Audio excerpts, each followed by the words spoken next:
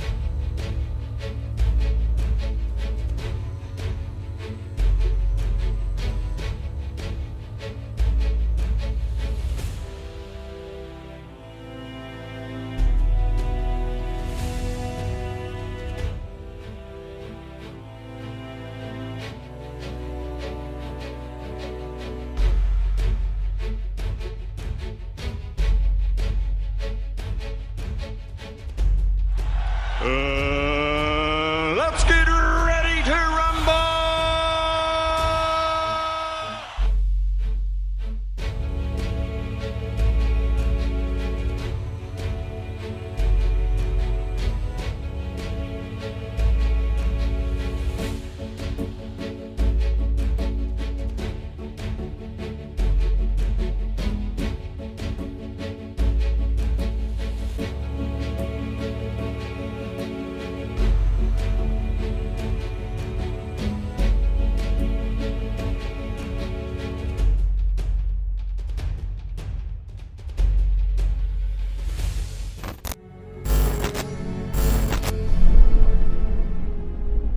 Hello, welcome. Don't forget to like and subscribe and click on the bell to receive notifications.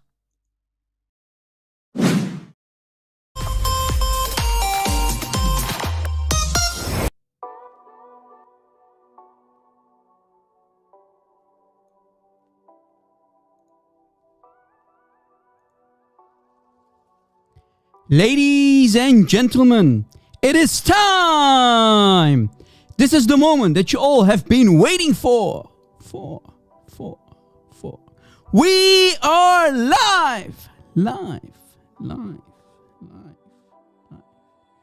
You are listening to the live broadcast of your friendly neighbor, stream doctor and Christian apologist. The warrior for Christ and the enemy of Allah and his messenger.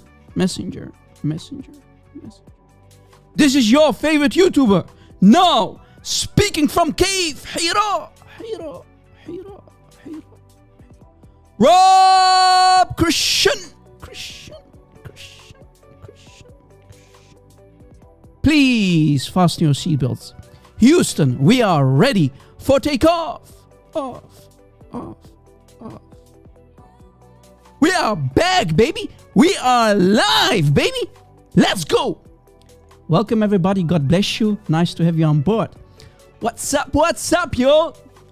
I hope you didn't miss me too much, but I did miss you guys. I hope everybody is healthy. I hope you're all whole, complete. I hope that you are all blessed in the name of our Lord and Savior, Jesus Christ. God bless you. And may our Lord and Savior, Jesus Christ, keep all of you safe and healthy. Keep us in your prayers. Keep the enemies in your prayers, guys. Welcome. We just started. Yes, we are live, baby. You are hearing it correctly. We are live. Speaking from cave. Hira. Welcome, everybody. God bless you. Thank you for being here. Let me first say hello to our admins, Dragon Daenerys. Keep the admins in your prayers, guys. Hello, Dragon Daenerys. How are you, sister?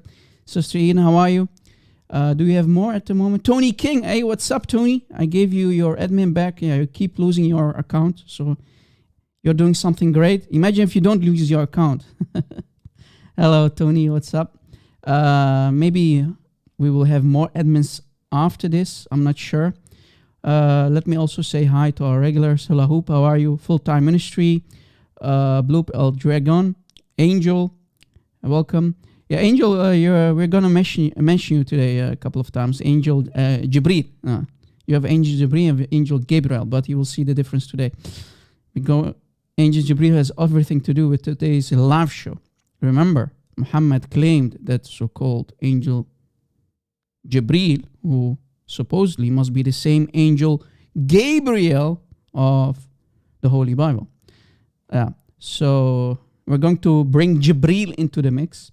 Among prophets, how are you among prophets? Guy knows, Just Janice, Any Abdul, I like that name. Tenshi Cannon. We have a lot of people, guys. Sorry if I'm not going to mention all of your names. Forgive me. Steve K, Max Copper, Kula Class, Alpha, welcome. Mikael Canido, Beju Chaco. Sorry if I'm butchering your names, guys. Forgive me. Junior, Edison. How are you, Edison? Welcome. Among Prophets, A. Melton. Safir al-Masih. Welcome. Salam al-Masih. Salam wa ni'ma. Let's see. Do we have more people? Dr. Critical Thinker, Bloody Wild, Mikey, Apai Franzai, welcome. Guys, please invite as many people as you can. Please share the link on social media. Don't be afraid. We are not afraid of Muslims, of course. This is why we are doing this, guys. It's 2021. Maybe they will send your IP address to the Taliban. So, hey guys, someone is asking me to talk about the Taliban. What do you want me to talk about the Taliban? I mean, things are clear. The Taliban just took power in Afghanistan. Everybody knows that right now. They are lying to everybody's faces, especially in the media. Don't forget, the media is the tool of Satan, the tool of the devil. Media itself, social media and whatnot. So they are using the media to show that they are really trying to be modern. They are not the same Taliban like 20 years ago. But you will see. By their fruits, you will know them. And since they are followers of Muhammad, you know, it's everything. Everything is taqiyya. Everything is makr, deception, right? Since they are followers of Allah and His Rasul, and Muhammad has Allah, there's nothing called Allah, it's Muhammad. But since Allah in the Quran claims that He's khayrul makirin, the best of all deceivers, I mean, if you're a follower of the best of deceivers, i.e. Satan, Allah, then you know that the Taliban, it's not hard for them to lie and to, to try to become popular among the Muslims. And let's see how many hypocrite Muslims will buy a plane ticket and move to Afghanistan because Taliban are about to implement Sharia law of Allah. Don't forget that Muhammad in a hadith, Sahih hadith to be specific, he said, I disown, mark my words, and I quote, Muhammad said, I disown any Muslim who lives among the kafirs. Meaning, if you are a Muslim, let's say you are Fifi, you are the golden shower boy, Mojab, you are Ali Drama, any Muhammadan, Adnan Rashid, all these hypocrite munafiqun, all of them.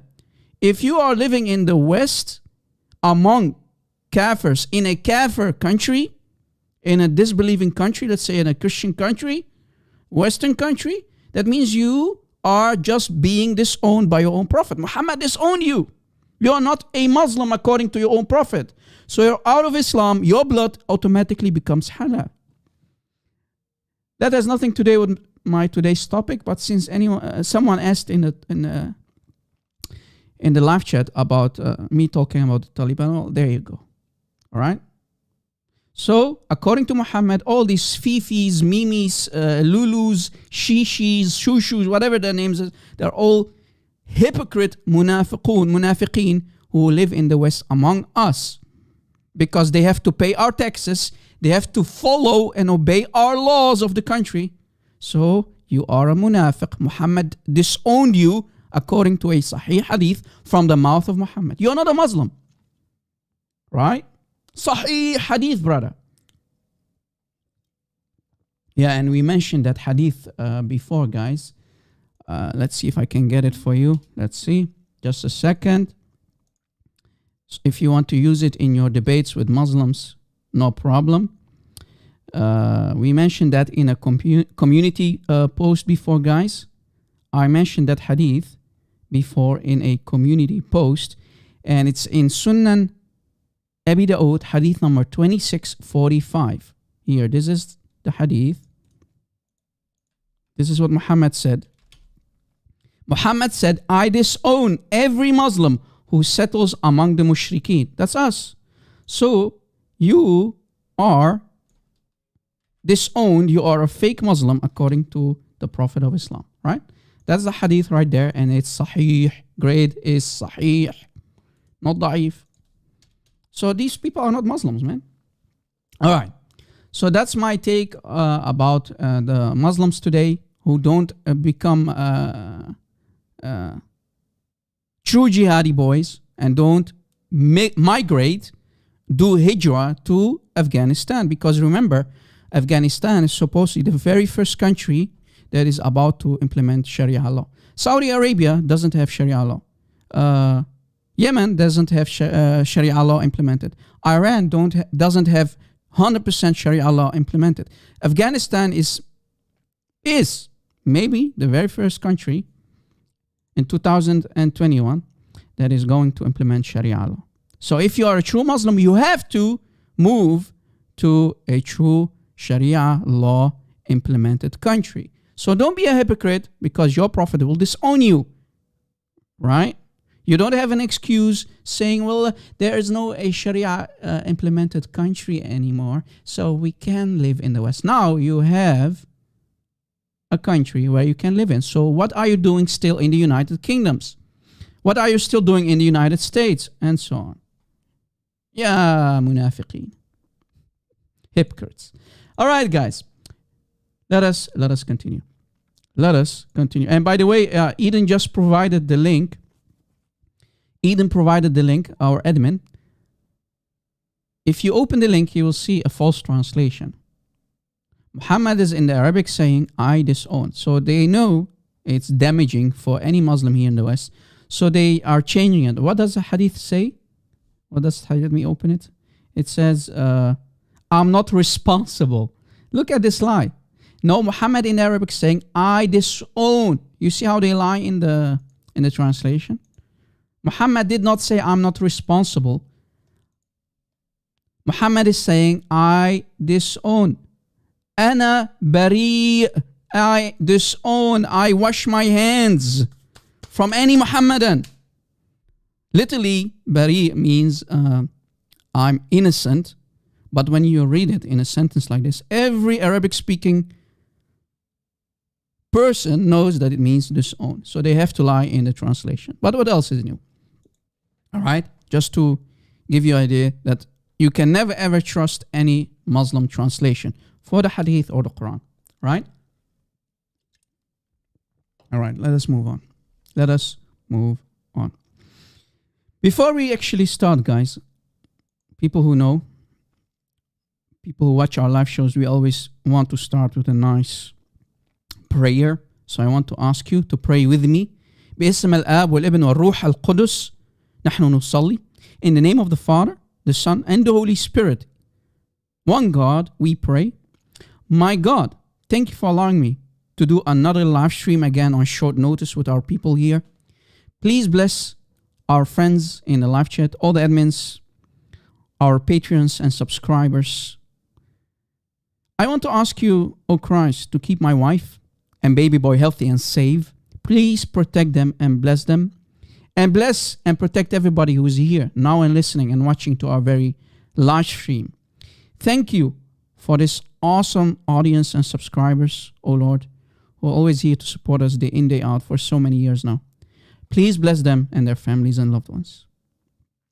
Lord Christ, I pray to you and ask you to shine your holy light on all of us. And please bless this stream so that we can share the truth, nothing but the truth.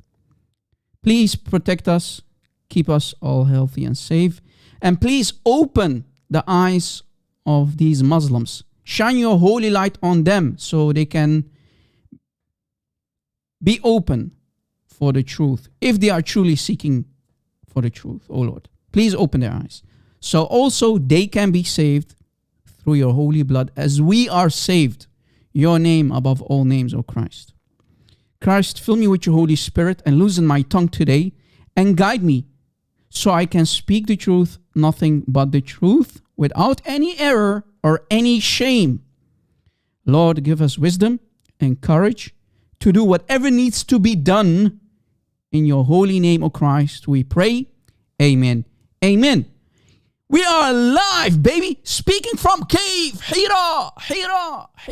We are live. Please invite, please share, guys. We just started, basically. Let us actually go to today's topics, guys. I have a couple of topics, at least two, but we'll see how far we'll get. We're going to talk about what is Ashura. If you have noticed, many Muslims have celebrated the day of Ashura. The Muslims, they celebrate, they practice something called Ashura. What is Ashura? We're going to talk about it. Is it pagan? What is it exactly, right? And what are the differences among the two versions of Ashura? Yes, there are two versions of Ashura, guys. I kid you not. Shia practice a different Ashura than the Sunnis. And we are also going to talk about, and it's going to be a long live show. So sit tight, grab some popcorn, because we're going to show you also how Muhammad failed his Jewish exam. And the Jews busted Muhammad and proved to everybody that he's a fake prophet. Muhammad had nothing to do with any true prophet. Muhammad is a self-proclaimed prophet and his Quran is man-made. So Muhammad failed the Jewish test and he got a huge F from the people of Mecca and the Jews because they worked together to set a trap for Muhammad. Yes, the pagans of Mecca, listen carefully guys, the pagans of Mecca, the family of Muhammad themselves, they went to the Jews to come up with a plan, set a trap for Muhammad so that Muhammad falls in that same hole that he dug for himself. Right? So Muhammad failed miserably. And I hope you can take notes today, guys, because this is going to be really, really damaging for Muhammad. All right? This is going to be really damaging for Muhammad. And you will understand why. You'll understand why. So I need you to focus, guys. Take some notebook or, take some screenshots, take a selfie. I don't know what kids call that these days, but you need to take notes because you can use it from now on in your debate with Muslims. The proof, the evidence that we are going to present to you today. All right. Today, as I mentioned, we'll see and we will conclude after today's live show why Muhammad again is the most obvious fake prophet in the history of any prophet. All right. Please invite. Guys, I think many people still don't know that we are live. So I want you to invite as many people as you can. For some reason, the number is really low today. But maybe later, when more people notice that we are live, many people don't know. And they always ask me, Rob Cushing, please go live. Whenever I can go live, guys, I have to set it up in a really short notice. I can plan things days and days ahead. If you understood my situation, this is what I can do, okay? So please bear with me. So please help me to help you. Share on social media. Share the link so that people are getting notified that Rob Cushing is live. And I think today's live show is a really important live show because we're going to bust Muhammad big time, all right? We are going to bust Muhammad big time. Steve K, I know. YouTube shadow banned me, right? YouTube shadow banned me. This is why many people don't get notifications. YouTube doesn't like us to expose their prophet Muhammad, the most obvious fake prophet in history, right? So YouTube is protecting Muhammad from my hands. Guys, about Ashura, let us start. About Ashura. Like I told you, there are two different types of Ashura. Why I'm saying that? Muslims will say, no, we have only one Ashura. No, you don't. Because the Shia, as you see, these are the Shia.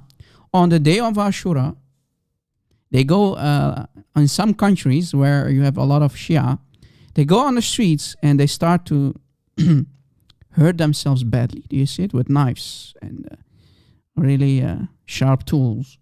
They are hurting their backs there, and they even cut their foreheads. Even babies, man. They make a tiny cut on the forehead of their babies and children to basically honor and mourn for the death of their Imam Hussein, the son of Ali. Remember Ali? That Ali. His son was killed by Muslims. His son Hussein was killed by Muslims. They cut off his head, and this is why Shia, since they followers of Ali and the family of Muhammad, Ahlul Bayt, they call them Ahlul Bayt, the people of the house, literally. So they are followers of Ahlul Bayt, and they mourn for the death of Hussein. So they go on the street and act like crazy madmen, cavemen, basically, to mourn the death of Imam Hussein, the son of Ali. That's what Shia do. But Sunnis do not agree with this act. They think this is blasphemy, basically. The majority of the Muslims, who are basically the 90% of the Muslim population on this planet, the 90%, they don't disagree. They don't agree with this. They disagree with this, what Shia do, basically. So they practice Ashura differently.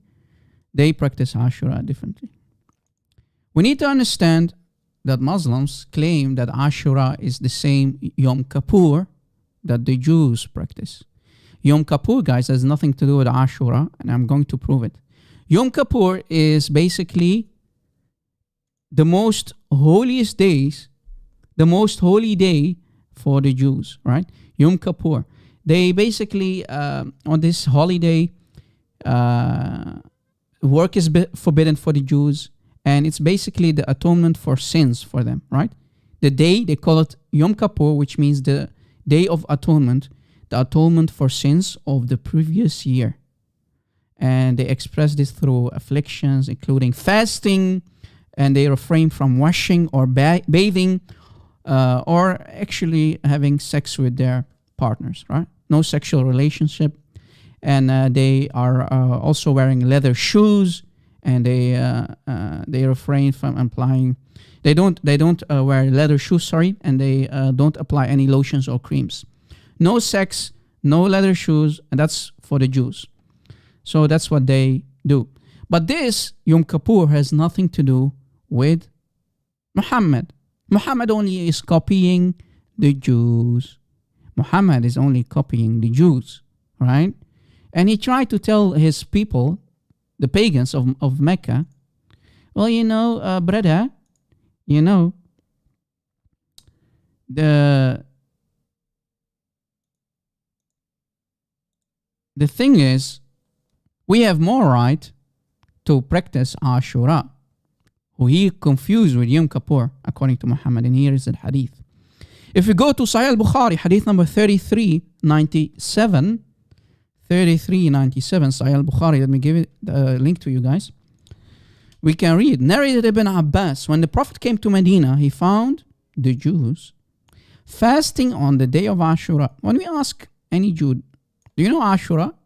A Jew will say, what? Ashura, what is that? Can you eat that? So they don't know what Ashura is. Yes, they have Yom Kippur. Yom Kippur is not Ashura, and we're going to provide evidence to destroy Muhammad. So according to Muhammad, when he went to Medina, he found that the Jews were fasting on the day of Ashura. And they are saying it's the 10th of Muharram. The 10th of Muharram. That's what they call it. So on the 10th day of Muharram. They used to say, this is a great day. So the Jews are saying to Muhammad, this is a great day on which Allah saved Moses and drowned the folk of Pharaoh from the Egyptians, right? So basically, that's what the Medina Jews were telling Muhammad. But little Muhammad knew that the Jews are setting a trap, always working with the pagans of Mecca, So the Jews of Medina are working with the pagans of Mecca, the family of Muhammad, to set up a trap for Muhammad so that he can fall in it and prove that Muhammad is a false prophet. Today is a day of days, guys. You'll see how smart the Jews of Medina were. They were always busting Muhammad. Right? And we continue reading. Moses observed the fast on this day. No, Moses did not observe the fast on this day of Ashura. He practiced Yom Kippur. A sign of gratitude to Allah. The Prophet said, I am closer to Moses than they. What? Muhammad, you're not a Jew. How are you close to Moses? How are you close to Moses than his own family? The Jews that come from the bloodline of Moses. How are you closer to Moses than them?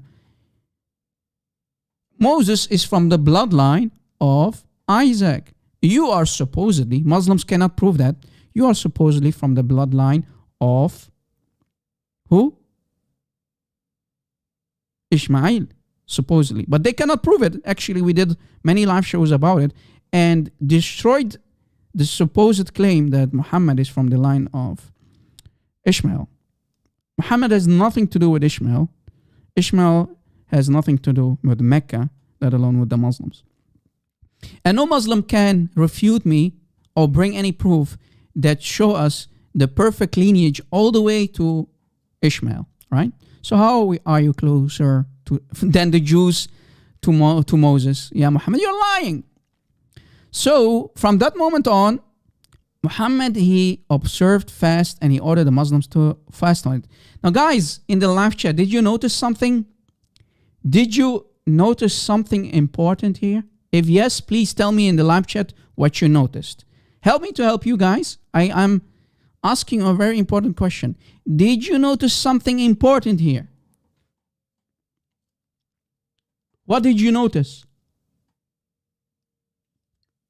When you read this very hadith on the screen, what did you notice? Very important thing.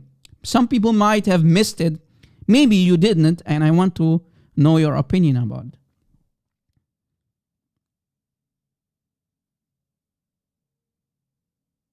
Hula hoop. No, Muhammad was always copying. Welcome, Adis TV. Welcome. Nice to have you. Welcome, all Indonesian Christians. Welcome. Wrong month.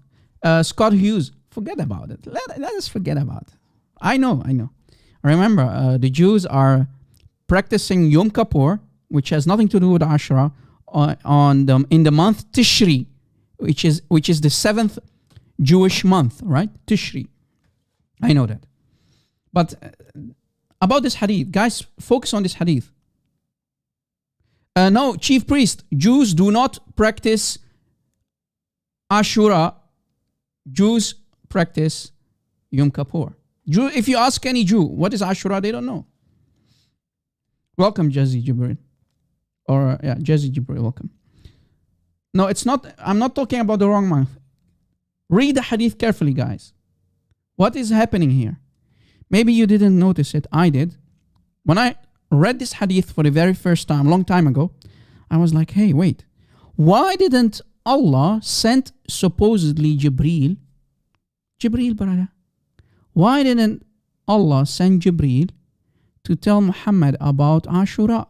Why Muhammad needs to go to Medina and then he find out that the Jews are doing fasting on the day of Ashura? Suddenly Muhammad needs to observe on that day and start to celebrate Ashura. Practice this ritual of Ashura. Muhammad always copying from the Jews, right? Someone already said it. But notice, why Allah did not inform Muhammad? Why did he not send Jibreel to inform Muhammad about Ashura? Why Muhammad is getting this information about Ashura, which he never heard of before, right? All that time he was staying in Mecca. He stayed in Mecca for at least 10 years when he was supposedly a prophet. All the time he never heard about Ashura. The moment he comes in contact with Jews of Medina, he starts to copy supposedly their most important day, which is Yom Kippur, not Ashura. Maybe Jibreel was sleeping. Maybe Jibreel was tired that day. I don't know, maybe Jibreel was tired for at least 10 years because Muhammad needs to go to Medina first. Remember, if you read the Quran is a really messed up book, but if you read the Quran in chronological order, you'll see that the Quran is basically a book that you can split in half. You have the Meccan chapters and you have the Medina chapters when Muhammad was in Mecca and when Muhammad was in Medina, right? All the time Muhammad was staying in Mecca for at least 10 years, Jibreel did not come to Muhammad and tell him about Ashura. Truly, there's nothing fishy going on here, right? Wow. Wow. Wow. Wow. Do you see how Muhammad is a copycat? Nothing but a false fraud prophet who is copying everything what the Jews told him. This is why was Muhammad called the ear. We know about these stories. They used to accuse him over and over. You're nothing but a copy-paste. You are a sha'ir. You are a poet. In Arabic, sha'ir means poet. You are a liar. When you call someone in the Arabic, guys, sha'ir, basically you're telling him straight to his face, you're lying. You are nothing but a storyteller. You are nothing but a storyteller. That was his nickname. Sha'ir Majnoon. A jinn-possessed man. Majnoon means jinn-possessed. You are a storyteller. You are a mad man. You are a Majnoon. You are possessed by jinn. You are nothing but a storyteller. You are fabricating. You are copying from here and there, and you call this Islam. Copy-paste. So did you catch it? I hope you caught it, guys. Again, Muhammad did not know about Ashura, but he found out 10 years later when he went to Medina about supposedly Yom Kippur. Yom Kippur has nothing to do with Ashura. And let me show you how the pagans of Mecca set a trap for Muhammad by working with the Jews of Medina. So again, the pagans of Mecca, the tribe of Muhammad, are working with the Jews, and I'm going to prove it, always setting a trap for Muhammad. Always. Don't forget this, guys. His whole life, Muhammad is, they are setting traps for him. The Jews were really, really genius, right? The Jews of Medina were genius, and they kept busting Muhammad. Now, guys, here is another problem. Here is another problem. Allah forgetting to send Jibreel. Watch. This is a hadith that you see on the screen. This is from Mashhad al-Masabih, Mashhad al-Masabih, hadith number 2041. This is the hadith. Let me give you the hadith and let us read it. Mashhad al-Masabih, hadith number 2041. He said that when God's messenger, Muhammad, fasted on the day of Ashura and commanded that it should be observed as a fast, after knowing it from the Jews of Medina, he was told it was a day held in honor by the Jews. Muhammad did not know about it. And Christians know you're lying. You see here, Muhammad again bust himself. Christians don't practice Ashura or Yom Kippur. No way. Here, Muhammad is failing miserably. And said, if I'm spared till next year, I shall fast on the 9th. What is going on here, guys? So Muhammad, here it says he was told. No, if you go to the Arabic, the قالوا يا رسول الله. This is the day that the Jews and the Christians are practicing. This is the day of the Jews and the Christians. So who are saying this?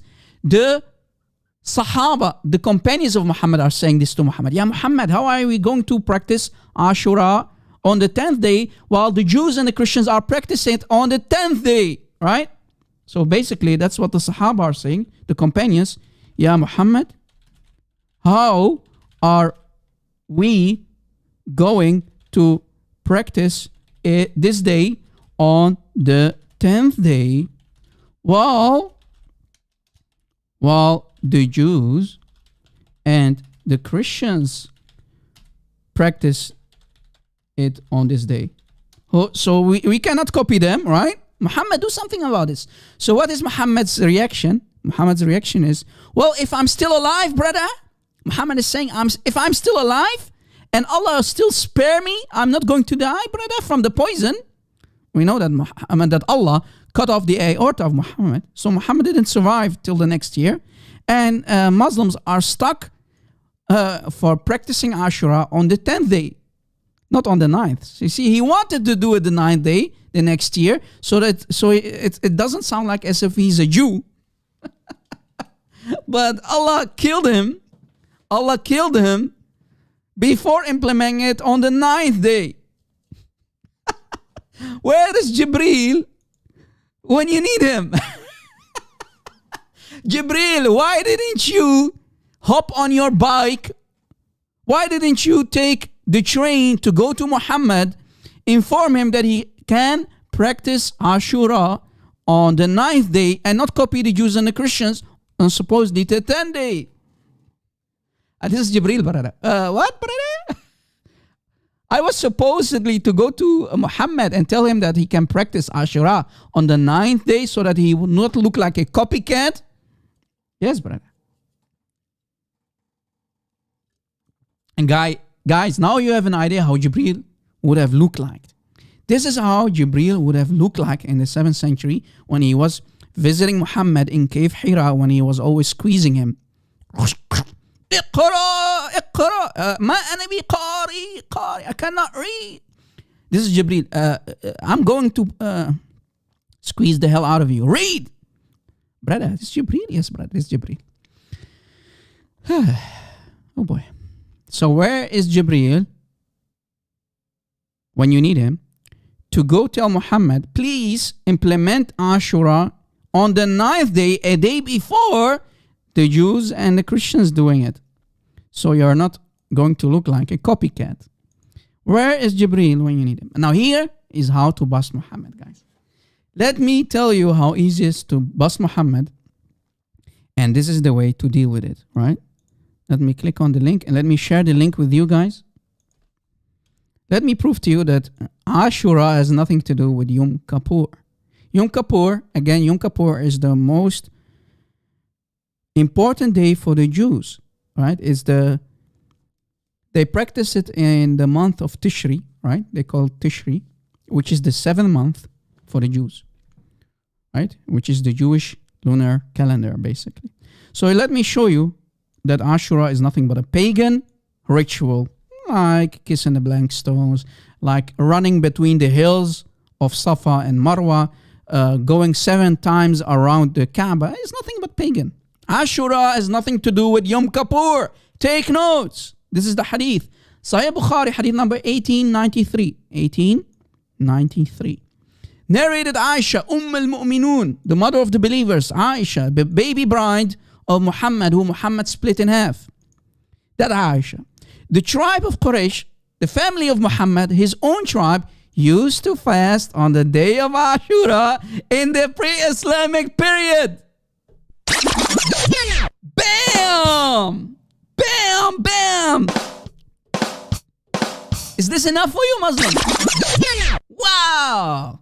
You see that even the pagans used to do that. So how is this Yom Kippur? Everything in Islam is nothing but pagan. Muhammad lying from the back of his teeth that the Jews of Medina are practicing Ashura. No, you liar. The Jews of Medina used to practice Yom Kippur. You are a pagan, son of a pagan. You are stealing the Ashura of the pagans. Ashura has nothing to do with Yom Kippur, guys. Wow! Pagan, crazy pagan cult. Exactly, Roy Butyong. Exactly. So do you see how we just buried Muhammad 10 feet under the ground? Proving that Ashura is nothing but a pre-Islamic pagan ritual that has nothing to do with the Jews or let alone the Christians. You see it? That's what Aisha, Muhammad's wife, is busting Muhammad. The Quraysh used to fast on the day of Ashura in the pre-Islamic period. Bam! Do you see how Aisha is actually an enemy of Muhammad? Proving that Muhammad is a fake, fraud, cult leader, pagan. Muhammad is pagan.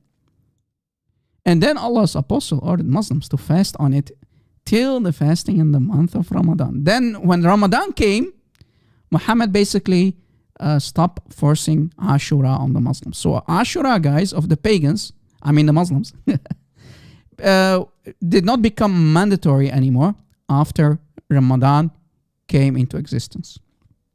And we proved in many live shows that also Ramadan is nothing but a pagan cult, which is basically celebrating the coming of the new moon.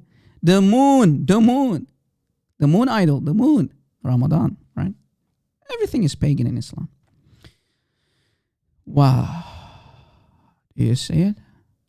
Bam, this hadith bury Muhammad, proving that it's nothing but a pagan ritual of the Quraysh, the family of Muhammad before Islam. Thank you very much. Thank you very much. All right. So, again, in conclusion, Islam is nothing but a pagan cult, and we proved that Ashura is nothing but a pagan new Islamic, basically a pagan ritual under a new pagan Islamic umbrella, versus the real Yom Kippur of the Jews, which is not pagan, which is a Jewish basically the most important celebration of the year for the Jews. Do you see it? Muhammad, the pagan of pagans, the king of the pagans, Muhammad, right? He is practicing a pagan ritual while thinking that it's the Jews. But little Muhammad did he know that the Jews were setting trap for Muhammad, working with the pagans of Mecca. They were always setting a trap for him because they knew Muhammad comes, we're going to set a trap for him. Hey, Muhammad, we are the Jews. You come here and, we need to tell you about Ashura. But they did not tell him that they were setting a trap for him, calling it Ashura while they are practicing Yom Kippur. They were working with the Quraysh, guys. Did you notice it? Guys, take notes. They were working with the Quraysh to set a trap for Muhammad. Muhammad had no idea that they were practicing Yom Kippur, not Ashura. But the Jews were really smart and busted him by telling him, we are practicing Ashura. But they lied to him.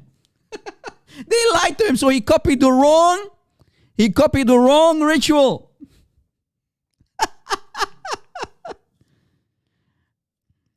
Thomas Matthew, I have no idea if I'm not sure if I don't think Yazidis practice Ashura. I'm not sure. I can't. When I don't know, I'm not going to say I know. Right? I have no idea, but I know that the Yazidis are considered pagans, right? According to Islam.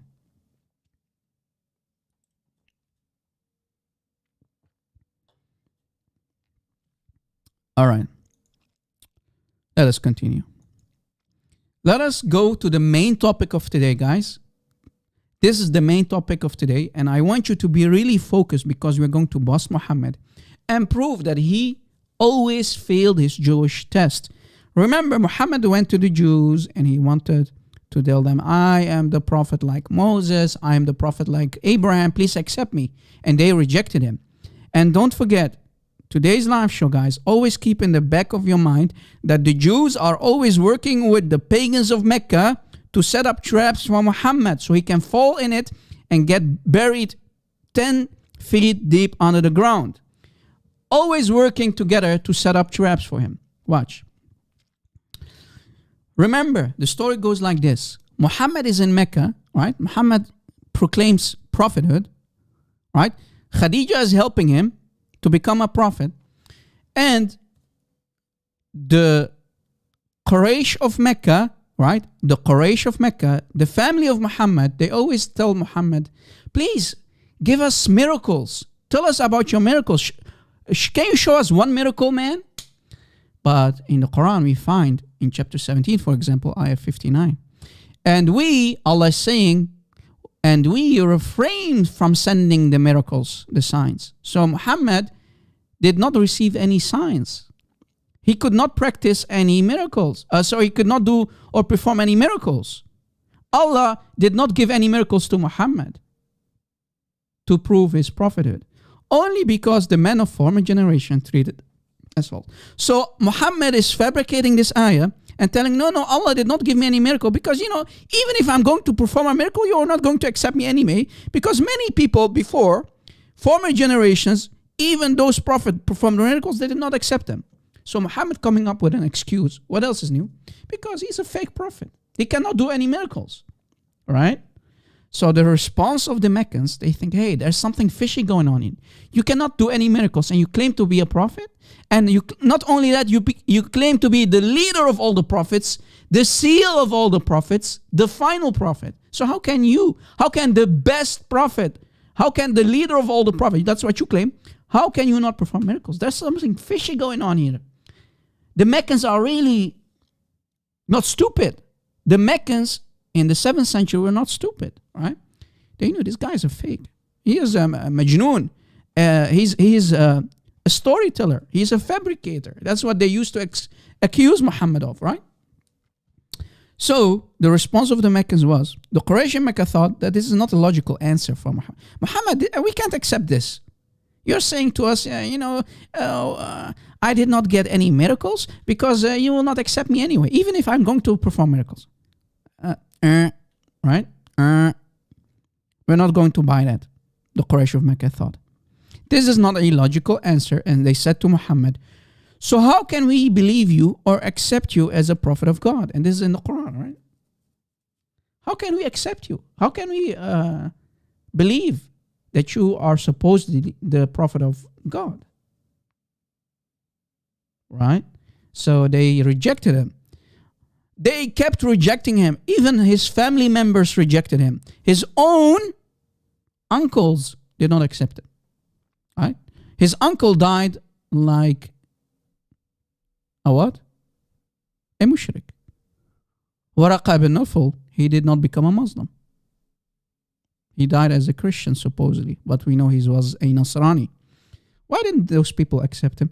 Only a few, guys, only a small group accepted him when Muhammad was in Mecca, right? Most Meccans, the overwhelming majority of the Meccans did not accept him. They were actually treating him like a joke. He was the joke of Mecca, right? He was the joke of Mecca, and they kept insulting him, right? So, now look how the Meccans, guys, are going to set a trap for Muhammad. How? It's very easy. There was a guy called Nadir or Nadir ibn al-Harith.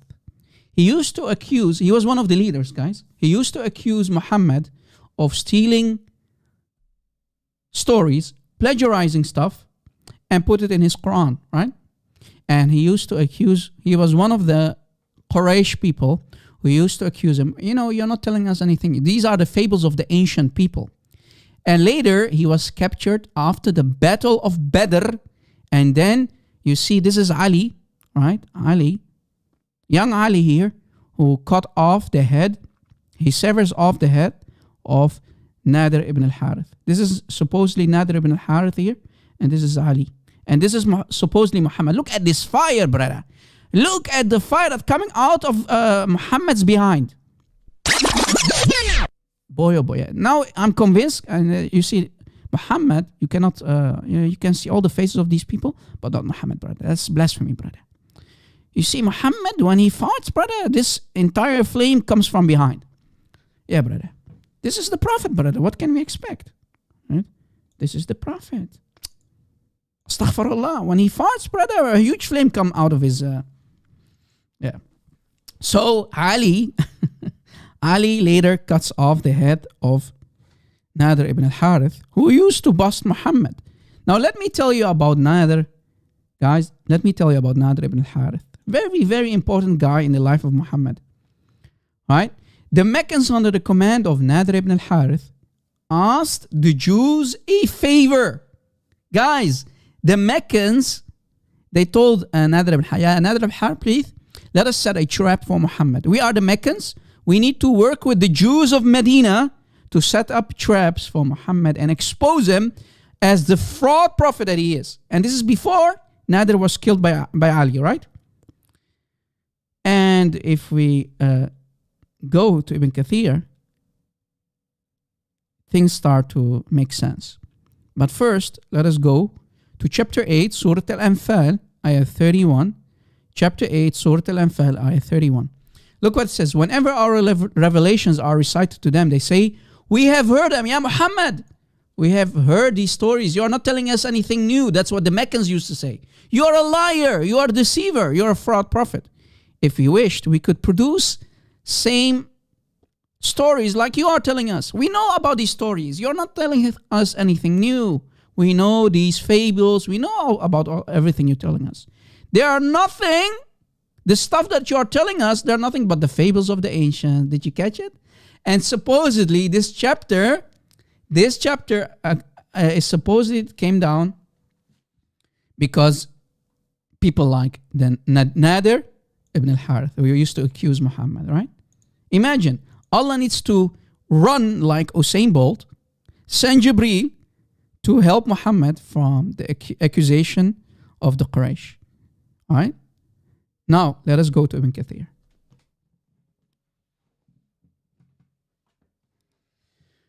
Before Abraham, hey Alexander, brother, how are you? Long time no see, bro. I hope you're doing okay. Alexander is saying, brother, sorry, I'm a few minutes behind. How come Muhammad took Ashura but forbids day of Arafah at Arafah? One was Jewish, the other Quraysh pagan ritual. God bless. I didn't talk about Arafah.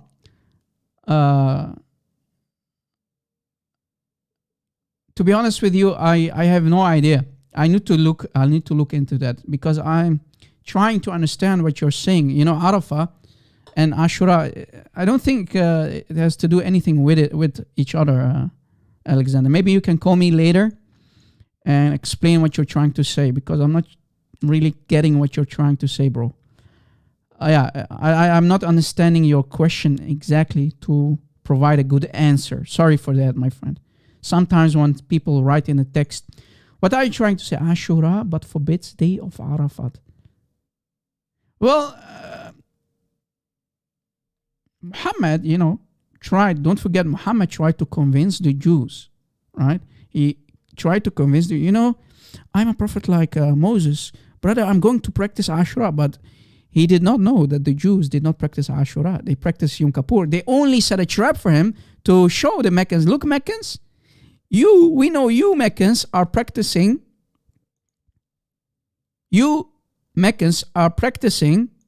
Ashura. So we Jews, we know we practice Yom Kippur, but let us tell Muhammad that we also practice Ashura. But you see, only the pagans used to do that, not the Jews. The Jews practice Yom Kippur, right? The Jews practice Yom Kippur. You see how they set a trap for him? Muhammad, little did he know that the Jews did not practice Ashura. They practiced Yom Kippur. So Muhammad failed miserably, right? And he tried, right? He tried his best, right? But he always failing. Jews were really, really smart, guys. Let us go back, guys. Let us go back. And later, maybe we can take some Q&A or something. We'll see. Guys, today's live show is very long, so I need you to be focused because you'll see how easy it was for the Meccans, together with the Jews, working with the Jews, how they set a trap for Muhammad. So, if we go to Ibn Kathir, the reason for chapter 18, Surah Al-Kahf, the reason why this surah was revealed. Now, guys, take notes. Let me give you Ibn Kathir. This is Ibn Kathir. This is Ibn Kathir. Let us read. Muhammad bin Ishaq mentioned the reason why this surah was revealed. So we're going to understand why Surah Al-Kahf, Surah 18 was revealed to Muhammad, supposedly. He said that an old man from among the people of Egypt who came to them some 40 odd years ago told them from Ikramah and that Ibn Abbas, Hibr al-Ummah, the ink of the Ummah, Tarjaman al-Quran, the translator of the Quran, that Ibn Abbas, the Quraysh, look, guys, the Quraysh sent a Nadir bin al-Harith, and Uqba bin Abi Mu'ayt to the Jewish rabbis in Medina. Okay, you see, the Meccans are starting to set their traps together with the Jews. So they sent a Nadir to bust Muhammad. They sent a Nadir from Mecca together with Uqba, and they went to Medina to set traps for Muhammad, to work with the Jews. Do you see it? To the Jews. Things are getting clearer now. And told them, ask them, the Jewish rabbis, about Muhammad.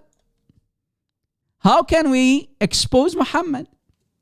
Watch out, watch guys. How can we expose Muhammad? So let the Jews help us, the Meccans said. So they said, An-Nadir, right? This guy that is, that Ali cut off his head. See it?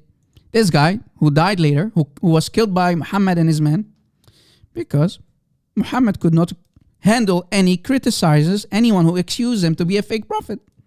So the Jews start to come up with questions to set a trap. The Jews said, we're going to give you 3 questions that you need to ask Muhammad, and then we will see if Muhammad is a false prophet or not. If he can answer those questions, then he must be a true prophet. But if he fails miserably, then he's a fraud. Right? If he can answer these questions, the Jews are saying that we are going to give you, then he is a true prophet. If he cannot, he is a lying scammer, he's a fraud. And describe him to them. So the Jews are now going to work with the pagans of Mecca, with the leaders of Mecca, and tell them what he's saying. So then you need to tell us what his answers are.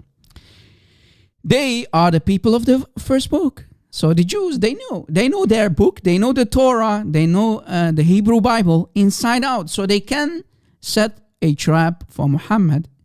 Or if Muhammad does not fail and he does not fall for the trap, he must be a true prophet, right? And they have more knowledge of the prophets. So the Jews more know about the prophets than us. The Meccans are saying, so let the Jews help us out. The Jews are more smarter than we are. So they set out, so they went to Medina, right? And Nadir bin al-Harith, he went to Medina. And when they reached Medina, they asked the Jewish rabbis, you see, they are about to work with them, about Muhammad. Let it sink in, guys. Now the Jews are going to work with the Meccans. They described Muhammad to the Jews of Medina and told them some of what he said. They said, you Jews are the people of the Torah. You are people of the Torah. You Jews are the people of the Torah. And we have come to you to ask a favor from you, right? So the Meccans are now the ones talking. We have come to you so that you can tell us about this companion of ours, this Muhammad. You can help us with him to set a trap for him. They, the Jews, you see the rabbis, the Jewish rabbis said, ask him about 3 things which we will tell you to ask. So you need to ask him 3 questions. You need to ask Muhammad these 3 following questions. And if Muhammad answers the 3 questions, this test, then he's a prophet who has been sent by Allah. Guys, look how smart the Jews are. The Jews who know their Torah inside out. They are going to set a trap for Muhammad. Right? They are going to set a trap for Muhammad. And watch how Muhammad from now on is going to fail every question. Every question he will fail. Watch. If he cannot answer, then he's saying things that are not true. He's a liar. He's a fabricator. If he cannot answer. Guys, are you still following or are we distracted? Are you still following? Are you still there with me, guys? Or am I putting you asleep?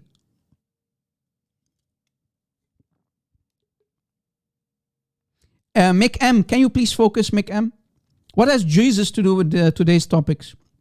Guys, please, admins, focus, please. We can answer questions later, but I want you to be focused so you can take notes to bust the Muslims in your debates. This is really important, guys. Please, help me to help you, okay? We cannot force anyone to be focused. I'm not Muhammad to force the sword on your necks, guys. But please, if you want to learn something, stay focused, please. All right? I love you, but stay focused. If Muhammad cannot answer these questions, then he's nothing but a liar. He is a deceiver, like as Allah. In which case, how you'll deal with him will be up to you. So if he is a liar, it's up to you, Meccans. The Jews are saying to how to deal with it. Maybe you can kick him out, whatever you want to do. Now here comes the 3 questions. Here are the 3 questions that the Meccans are going to ask Muhammad. Ask him, the Jews are telling the Meccans, ask him about some young men. That's question number 1. That's question. Let me copy. That's question number 1. Ask Muhammad about some young man in ancient times. If he's a true prophet, he can answer that question.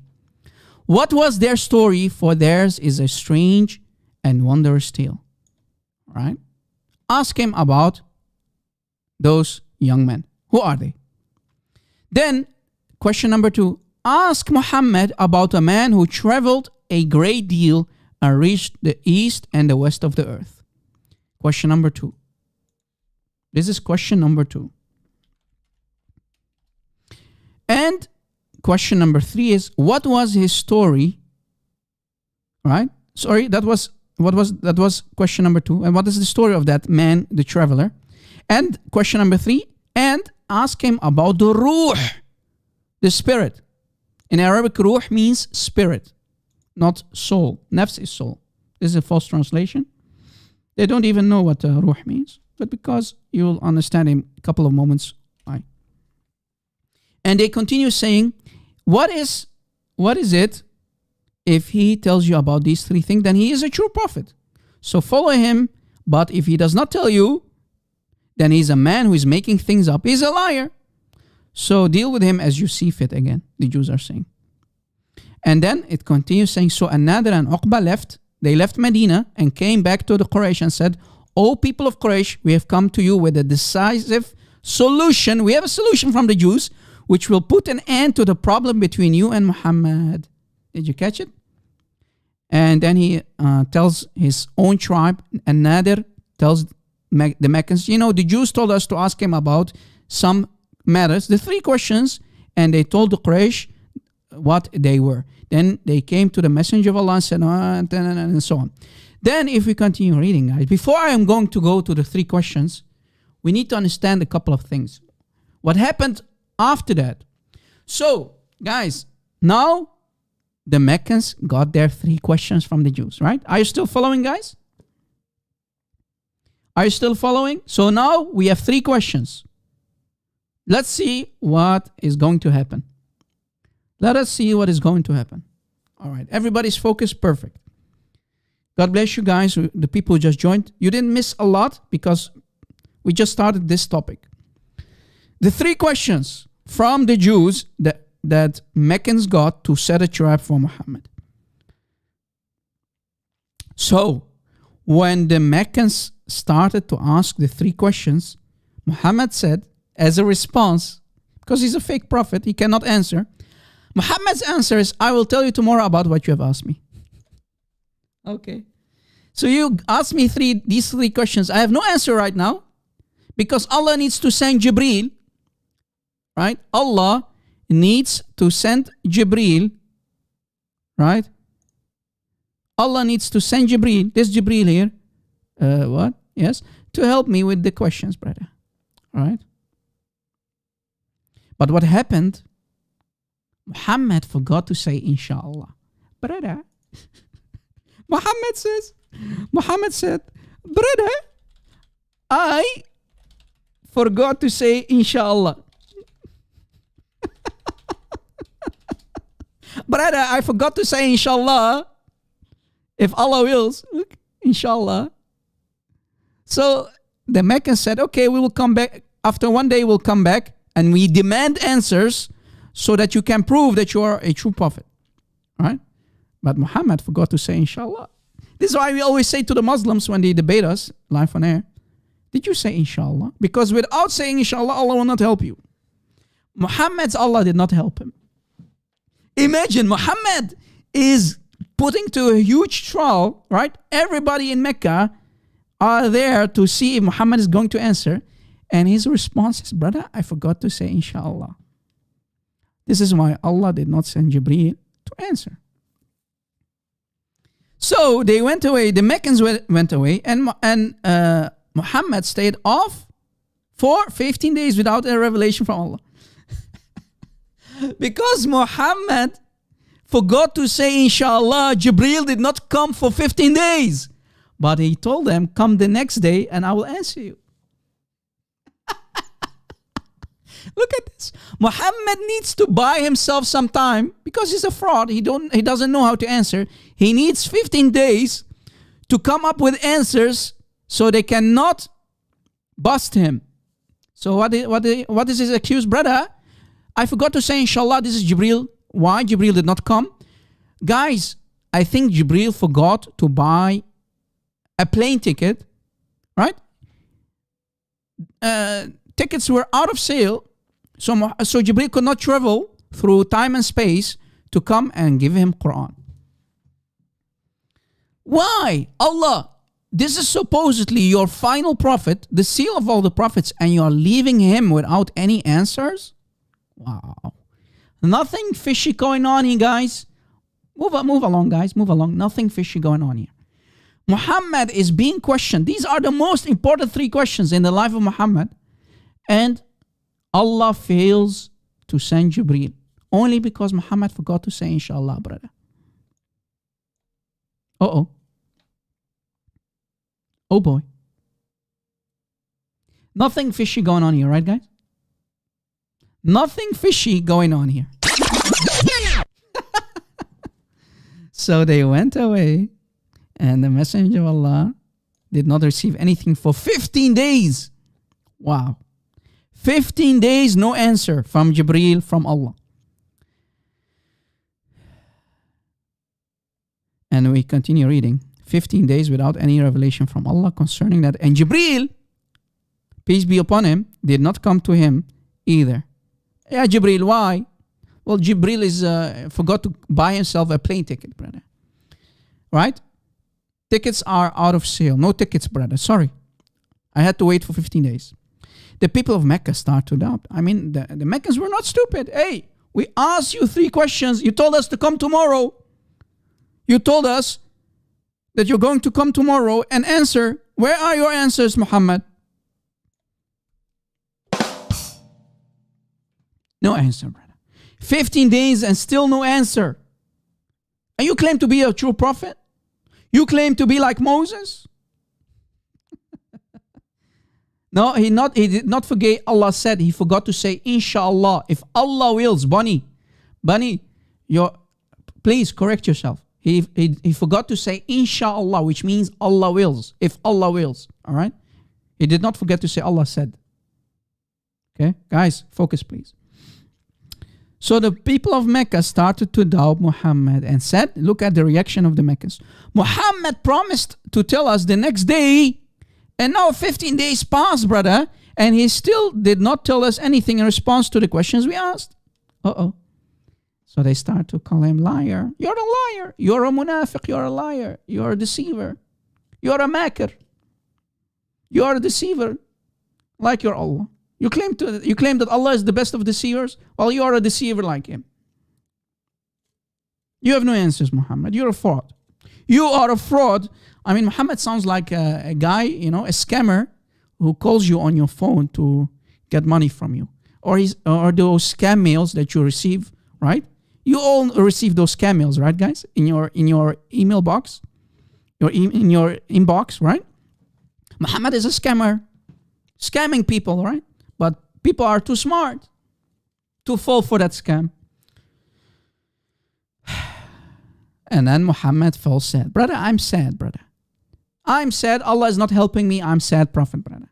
I'm the most saddest prophet of all prophets, brother. Because Allah is not helping me. Only because I forgot to say inshallah, brother. Do we have any Muhammadan guys? I know, Benny, but we are not Muslims. We don't lie. Okay, when we say things, we need to be correct. I don't want you to that Muslims. I know Muslims are watching. Muslims will always try to deflect and say, "Yeah, Benny, you're lying, Benny." You see? So help me to help you, bro. So focus. Muhammad forgot to say inshallah. All right, Muhammad forgot to say inshallah, and this is the reason why. What a fraud this fake prophet is. What a fraud, man. No answers for 15 days. Muhammad becomes sad because there's no revelation from Jibreel and was grieved by what the people of Mecca were saying about him. You're a fraud, Muhammad. I'm sad, brother. You are munafiq. I'm sad, brother. You are a liar. أنت كذاب ابن كذاب. I'm a sad brother. I can't do anything about it. I have no answers, brother. Then Jibreel, for some reason, look at the hypocrisy of this God of Islam and this Jibreel. Jibreel suddenly, okay, brother, no problem. You waited for 15 days. I won't come. Why are you waiting for 15 days? If you are truly going to visit him and help him, why after 15 days? Why are you embarrassing your prophet, Ya Allah? Jibreel, why are you embarrassing Muhammad in front of his own tribe, in front of his own family, in front of his own family and people? Why are you embarrassing him? Why did you come after 15 days? Wow. Jibreel embarrassed Muhammad by the help of Allah. Then Jibreel came to him from Allah. Okay. Allah needed 15 days, guys. No tickets for Jibreel to take a plane with the surah about the companions about Al-Kahf. So here, now, finally, we get the supposed answers. So, we'll see where the answers are. So the first question. Guys, take a screenshot. Take a selfie. These are basically the three questions. These are the three questions from the Jews to the Meccans that the Meccans asked to Muhammad. The Meccan asked Muhammad three questions which they got from the Jews, remember? To test Muhammad to see if he's a fraud or not. First question, what is the Ruh? What is the Spirit? What is the Ruh, Muhammad? Let's see if Muhammad got himself an answer. Let's see if Muhammad can answer. What is the Ruh? Here's the answer for this question. Chapter 17, Surah Al-Isra, ayah 85. This is supposedly the answer for this question, guys. What is the Ruh? What is the Ruh, ya Muhammad? Now Muhammad is going to answer. They question you concerning the Spirit, the Ruh, Ar-Ruhi, right? وَيَسْأَلُونَكَ عَنِ الرُّوحِ. They are questioning you about the Spirit. Say, now Allah is going to help Muhammad, right? After 15 days, not the next day, after 15 days, Allah is going to help Muhammad. Say, Muhammad, as an answer, the Spirit, the Ruh, is of the command of my Lord, and you have not been given of the knowledge except a view of you. What? That's the answer? Yes, brother. Brother, what is the Ruh? What is the Spirit? Well, brother, I don't know. Muhammad is saying, I don't know. Little knowledge has been given to you. Little knowledge has been given to you about the Ruh. What is it then? I don't know. Allah is saying, I'm not going to help you with it. Basically, right? The Spirit of the command is the command of my Lord, and you have not been given of the knowledge except. So how are you going to answer the question if there is no answer? Brother, please don't ask me about the Spirit. There's only little information about it. So, we can conclude. Muhammad, first question,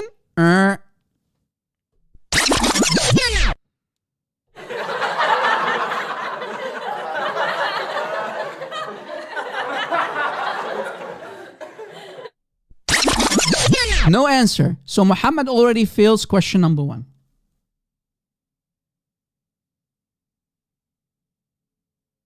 Do you see how Muhammad is failing miserably?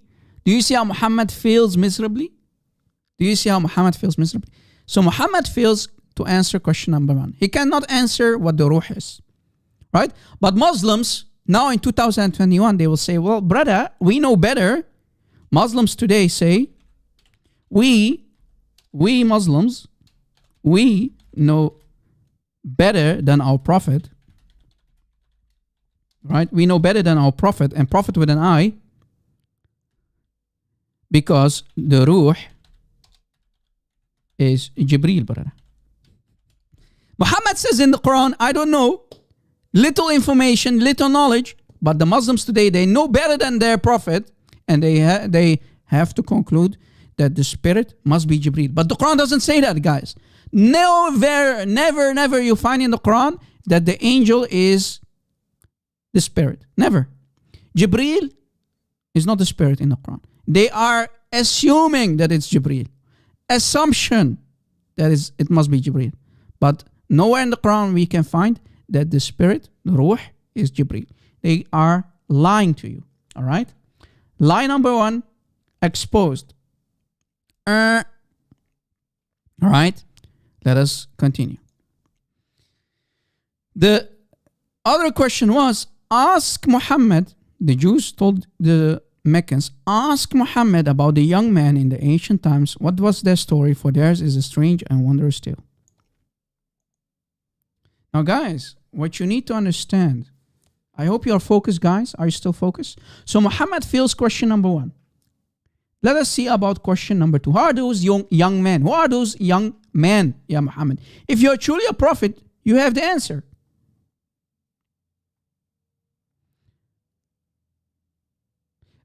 Why A? Your question has nothing to do with my topic. Is the Quran gave to Muhammad? What has to do with the topic, my friend? Please focus, okay?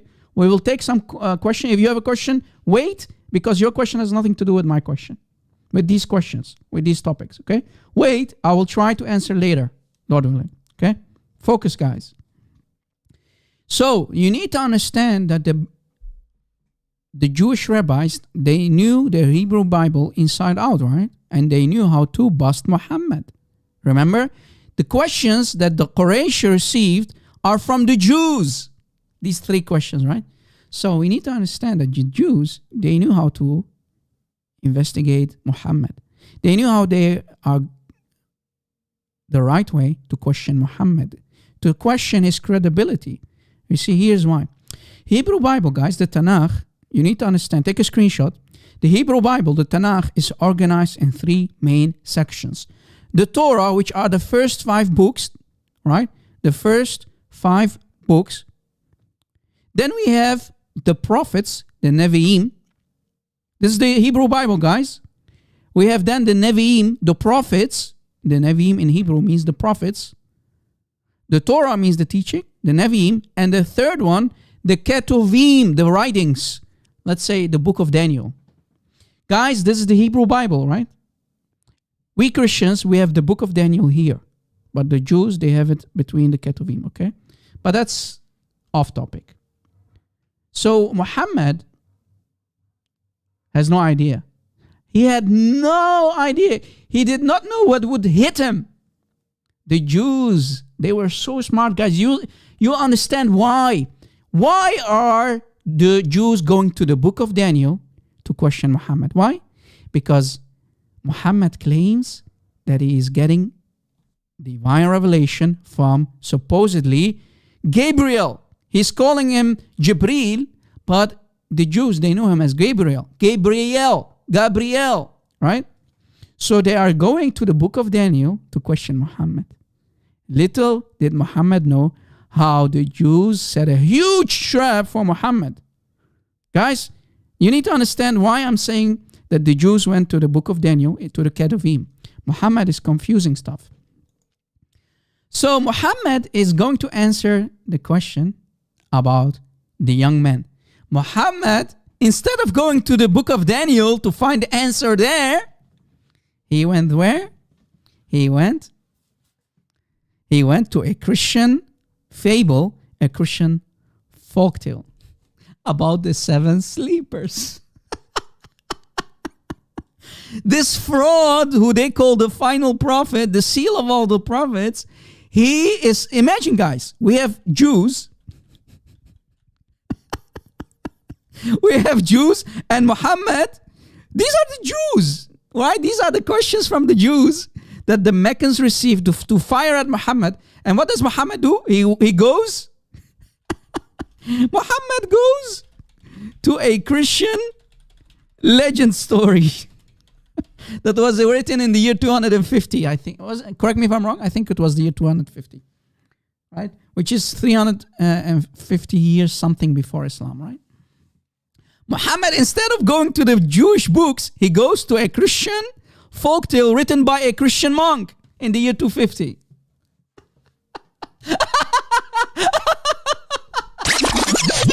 Oh man, you see what is going on, guys? You see how what is going on here? Muhammad is failing miserably. He doesn't even understand the question. The Jews are asking you about young men, and you go to a Christian folktale that the Jews have nothing to do with? Muhammad goes to the seven sleepers. Guys, this is the well-known Aramaic, right? Syriac, Aramaic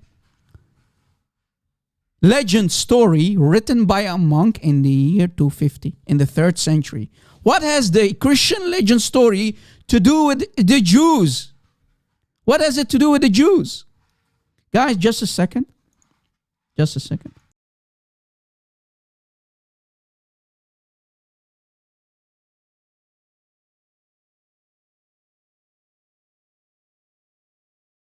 All right, sorry for that, guys. So what has a Christian legend story to do with the Jews? The Jews are asking you from their books. You see, Muhammad is failing miserably. So Muhammad starts to say, well, this is about the 7 sleepers, brother. And if we go to the Quran, Surah Al-Kahf, the chapter 18, right? The cave, right? The cave. Surah Al-Kahf. And he starts to talk about the 7 sleepers, which is a Christian folktale. Muhammad is failing miserably, question after question. Muhammad is saying, did you know that the people of the cave and the people close to the woods were our exceptional signs?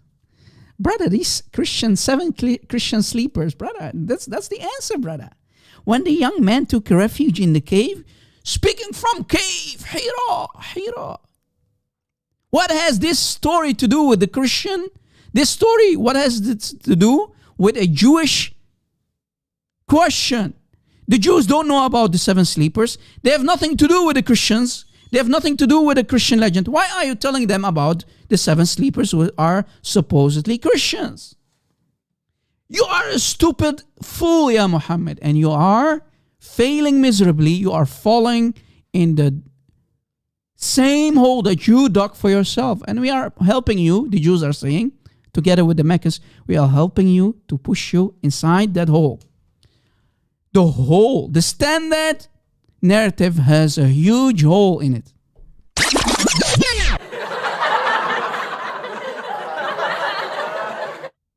Oh man, this is really embarrassing. Muslims, and you call this a prophet of God? You call this the final prophet like Moses? Like Abraham? How is this a prophet when he cannot even answer one question? Imagine, these are Jews. What have Jews to do with Christian sleepers? Right? And Muhammad continues embarrassing himself. And he still continues talking about the 7 sleepers. And you may think, in ayah 18, and you may think they are awake. Brother, they are asleep. Whereas they are asleep. They are asleep for hundreds of years. And we turn them over to the right and the left, brother. Look, Muhammad is quoting a very famous Christian legend story. But those are Jews who are demanding answers from you. And brother, their dog, وَكَلْبَهُمْ. Now, even the original, Muhammad even got the original Christian legend story, this Christian fable, he got it wrong, because the Christian fable is talking about an angel is guarding the entrance, not a tiny chihuahua, brother. What is a tiny chihuahua going to do? Protect 7 Christian sleepers from a huge Roman army. Remember, the story goes like this. You have 7 Christians go inside a cave because they are getting persecuted by a huge army of Romans. Do you have any idea how strong the Romans were? What kind of overwhelming power the Romans had? Firepower, brother. What is a tiny chihuahua going to do in the entrance of a cave? Brother, look at this dog, brother, in front of the cave, brother. And he has front paws, brother. The front paws, brother, is going to protect them, brother. And this must be a huge dog, brother. Maybe different kind of breed, Chihuahua, but very different, in a different way, right? Oh, my Lord. The Jews are asking you about their books and you come with a Christian folktale? Help me out here, Muslims. Please help me out here. How kind of logic, what kind of genius prophet you follow? Paul Tarsus, how are you following a man who cannot answer questions? And he claims to be a prophet.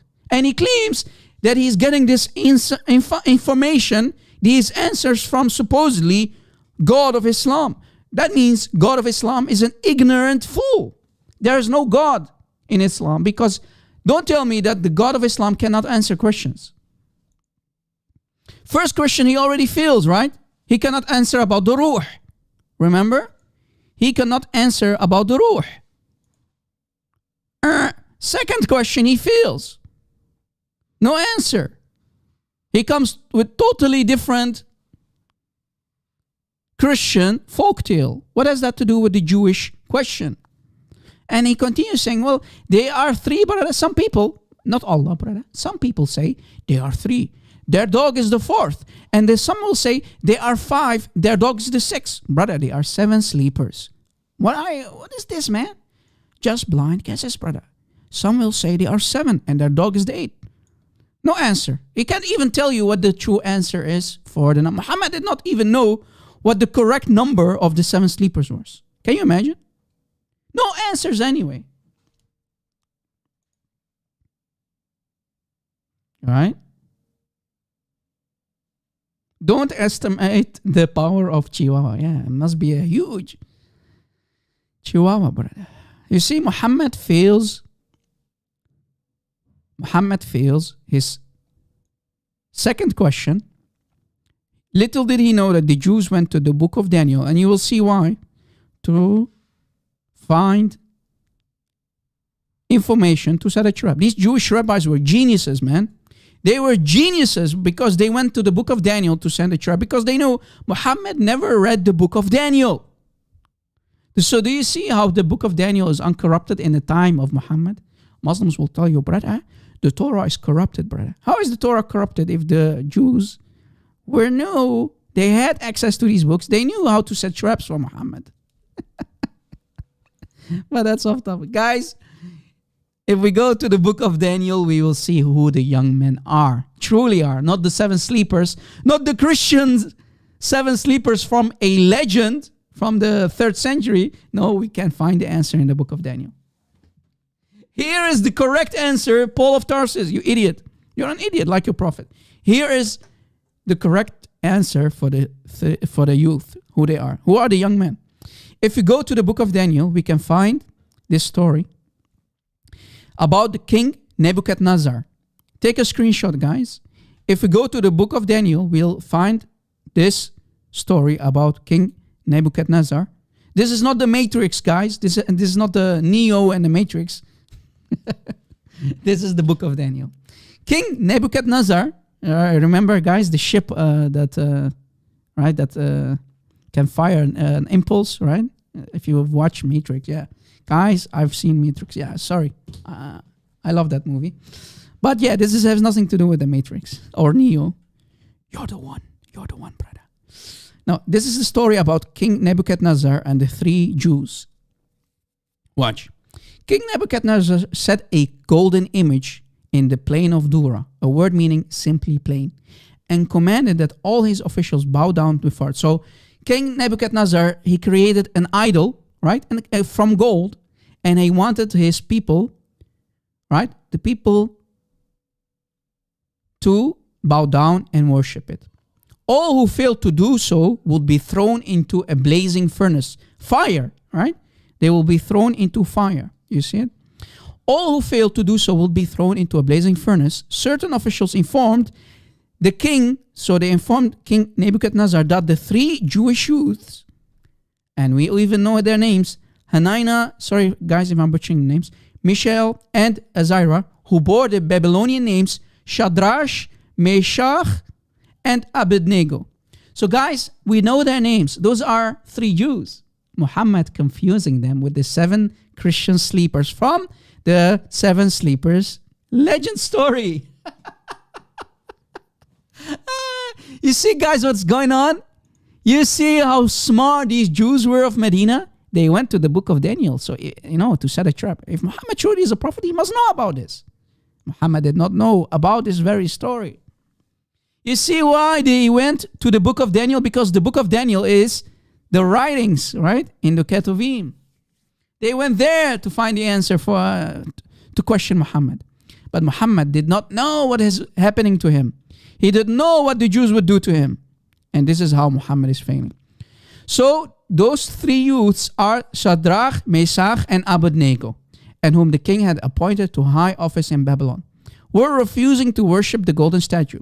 So guys, what is happening here? These three Jewish young kids, they did not want to worship the golden idol, the golden statue. They did not want to commit idolatry. The three were brought before Nebuchadnezzar, so they were captured, and they went and they brought them to the king, where they informed the king that God would be with them. King Nebuchadnezzar commanded that they would be thrown into the fiery furnace. You see, those are the three Jewish youths, the young men, that the Jews of Medina are questioning Muhammad with. Oh boy. Are you understanding what's going on? Do you understand now how Muhammad failed that question too? So they they were thrown in the furnace, heated 7 times hotter than normal. But when the king looked, he saw 4 Jewish youths walking unharmed in the flame. So the 3 were thrown and 4 came out. So we believe that was Jesus, guys. If we read carefully in context, we believe that it's Jesus, the Son of God. The 4th, like a Son of God, you see it? It's Jesus. Seeing this, and guys, this is Jesus before the incarnation, before coming into the flesh, right? Remember, the angel of the Lord, Jesus. And remember that God always promised the Jews that we would be always with them. Since Jesus is the second person of the Trinity, he went to see Abraham. Remember the one in the middle? That was Jesus before the incarnation. God can do whatever he likes. But the God of Islam, he cannot. He's the God of, he cannot. The God of cannot. That's what I call him, right? So seeing this, Nebuchadnezzar, he was shocked. The guys are not getting burned, and suddenly a far one comes out, who is nobody else than Jesus. That's what we Christians believe. Nebuchadnezzar brought the youth out of the flames and promoted them to high office, decreeing that anyone who spoke against God should be torn limb from that day on, right? So you see how Muhammad failed to answer. Little did he know that the Jews of Medina went to the book of Daniel to find that question about the 3. We even know the names, right? Shadrach, these are the Babylonian names. Shadrach, Meshach, and Abednego. That's what they were called, right? What did Muhammad do? Muhammad is talking about 7 sleepers. Lord have mercy. Lord have mercy, ya Muslimin. You see what kind of ignoramus Allah is, because supposedly Muhammad is claiming that he got the answers from Jibreel, from Allah, right? And everything that he gets is nothing but divine revelation. Chapter 53, ayahs 3 and 4, right? Chapter 53, ayah 3 and 4. وَمَا يَنْطِقُ عَنِ الْهَوَىٰ إِنْ هُوَ إِلَّا وَحْيٌ يُوحَىٰ. Everything that comes out of the mouth of Muhammad is nothing but divine revelation. Well, if you claim that the 7 sleepers is a divine revelation from Allah, that means Allah is a puny, tiny God, and he's nothing but an ignoramus, ultra-crepidarian, ignoramus, false God like you. False prophet. Bam! Do you see how easy it is to expose Muhammad? What has the story in the book of Daniel, in the fiery furnace, you see this is Jesus, who protected them from burning.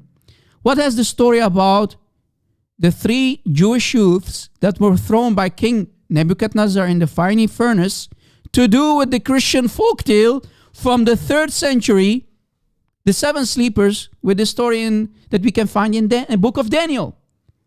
What has it to do with one another, ya Muslimin? Do you see how Muhammad failed miserably? Bam! Question number 2, he fails miserably. Another F. So Muhammad got himself the first F. He could not answer what is the spirit. He could not answer about the young man that we can find in the book of Daniel. He went to a folktale, a Christian folktale from the 3rd century, which has nothing to do with the answer that we can find in the book of Daniel. Now, question number 3. Question number 3. Question number 3.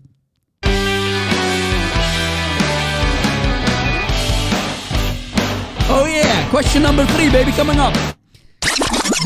Question number 3. Now they are questioning him about the traveler. Who is this traveler? Who is this traveler? Muhammad is going to answer. It's Dhul Qarnayn, right? Remember. Ask him about a man.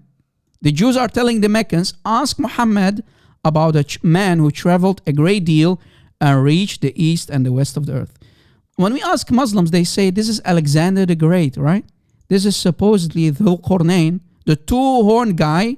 2 horns. Remember, 2 horns. Dhul Qarnayn. 2 horns. 2 horns. Dhul Qarnayn. The guy who has 2 horns. That's the answer, right? But brother, if we go to the book of Daniel, we will find the answer that Muhammad is failing again. Why? Look, this is the book of Daniel. You see, Daniel 8, guys, Daniel 8. See, in the 3rd year of the reign of King Belzahar, sorry guys if I'm butchering names, and vision appeared unto me. So that's what Daniel is saying. Even unto me, Daniel, after that which appeared unto me at the first. And I saw in a vision, so Daniel is having a vision, and it came to pass when I saw that I was at Shushan in the palace, which is in the province of Elam, and I saw in a vision, and I was by the river Olai. Guys, sorry if I'm butchering names, sorry. Okay, please forgive me. Then I lifted up mine eyes and saw, and behold, 3 stood before the river, a ram. Now, guys, focus on the ram. A ram which had 2 horns. Now, do you understand why the Jews went to the book of Daniel to set a trap for Muhammad once more? Dhul Qarnayn, 2 horns. 2 horns, Dhul Qarnayn, 2 horns, Dhul Qarnayn, 2 horns. Muhammad confusing Alexander the Great with what? You will see about in a few moments. Who are those 2 horns? And the 2 horns were high, but one was higher than the other, and the higher came up last. If you continue reading, guys, continue reading. Still talking about horns, right? We continue. 2 horns, you see, 2 horns. Daniel's still talking about the 2 horns. The ram and break his 2 horns, you see? Continue reading. Continue reading. Continue reading.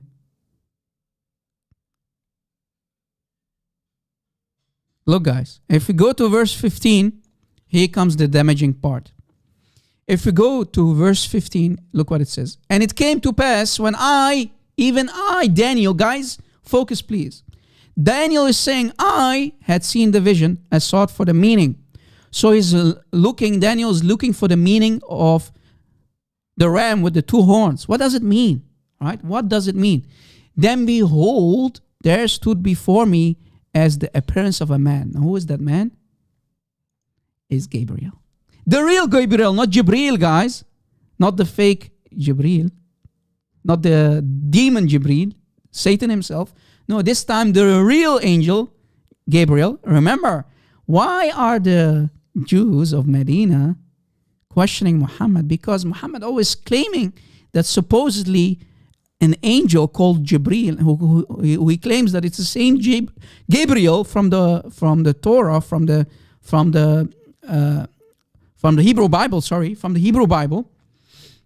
So they are questioning him about Gabriel. Do you see it? 1 + 1, right? See? You see here. And I heard a man's voice between the banks of Ulai, which called and said, Gabriel. Now I understand. Do you see it? Now the puzzle pieces are fitting the right places. This is why the Jews of Medina, the rabbis of Medina, they went to the book of Daniel. Right? And Daniel continues saying, make this man to understand the vision. So Angel Gabriel came to visit Daniel to understand, to teach him about the vision, what the meaning of the vision is that he received. So he came near where I stood, Daniel is saying. Gabriel came where I stood, Daniel is saying. And when he came, I was afraid and fell upon my face. But he said unto me, understand, O son of man, for at the time of the end shall be the vision. And we can read.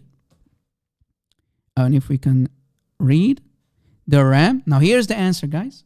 Here's the answer of Gabriel. The ram which thou sawest having 2 horns. Now what are the 2 horns, guys? It's not Alexander the Great. It's not Dhul Qarnayn, as Muhammad claimed. It's the kings of Medo or Media and Persia. So they were, guys, the 2 horns, Dhul Qarnayn is not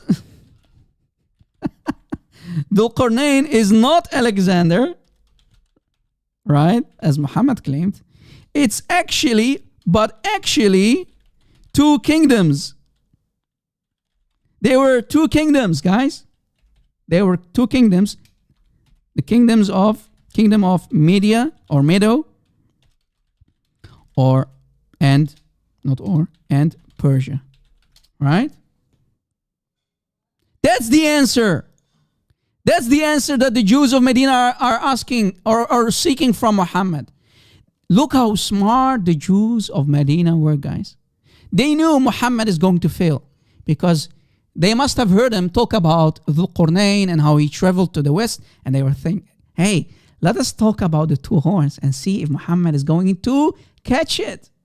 If he's truly a prophet. If he's not a true prophet, he will fail miserably. Look, Dhul Qarnayn, 2 horns. The 2 horns are the kings of Medo or Media and Persia. That's what the true Gabriel told Daniel. Oh boy. See? The Medo-Persian Empire. You see it? This is the Medo-Persian Empire in 539, between 539 and 331 BC. That's what it was called, the Medo-Persian Empire. Those are the 2 horns. Those 2 kingdoms are Dhul Qarnayn. Not an actual person, right, guys? Are Dhul Qarnayn.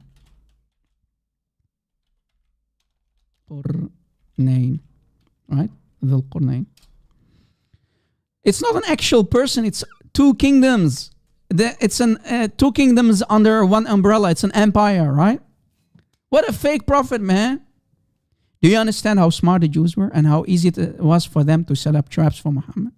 Muhammad confusing 2 kingdoms with Alexander the Great. You see, if we go to some historical evidence and we find coins, see, this is Alexander supposedly, right? Who was basically a pagan bisexual, and in Islam he's a man of God. A bisexual is a man of God, guys, and he has 2 horns, and he traveled from east to west, from west to east, whatever what the Quran is saying, right? The guy is a traveler. What has that to do with 2 kingdoms, what the Jews are talking about? You see how Muhammad fails miserably? Do you see why the Jews of Medina rejected Muhammad? They concluded he is nothing but a fake prophet. And this is why the Meccans rejected Muhammad, because they went to the Jews and they knew the answers. Wow. Yeah, Muhammad only knows about fables. Exactly. You see, guys? Benny, I have to give it to you. My hat off to you. You said the Jews knew the Torah. Muhammad knew fables. Exactly. That's the conclusion that we can take after today's lessons, right? Muhammad only knows fables, right? Muhammad only knows fables. He didn't know the Torah. He never read the Torah to find answers there. He went to all kind of fables to give them answers. After 15 days, and still Muhammad can't give us the correct answers, right? And look, if we go to the Quran, we see when Muhammad is talking about a guy, actually, Dhul Qarnayn. Not little did he know that the Jews are questioning him about two kingdoms, the kingdom of Medo and Persia. You see, in chapter 18, ayah 86, we can find, to the extent that when he reached the setting place of the sun, he found it sitting in a muddy spring. And he found a nation there. So he found people there. We said, "Oh, Zulqarnain, either punish them or choose kindness of them." What has this to do? I think, guys, if I was one of the Jews of Medina, I was like, oh man, this is a facepalm moment. Muhammad, you're an idiot. You just fall for our trap.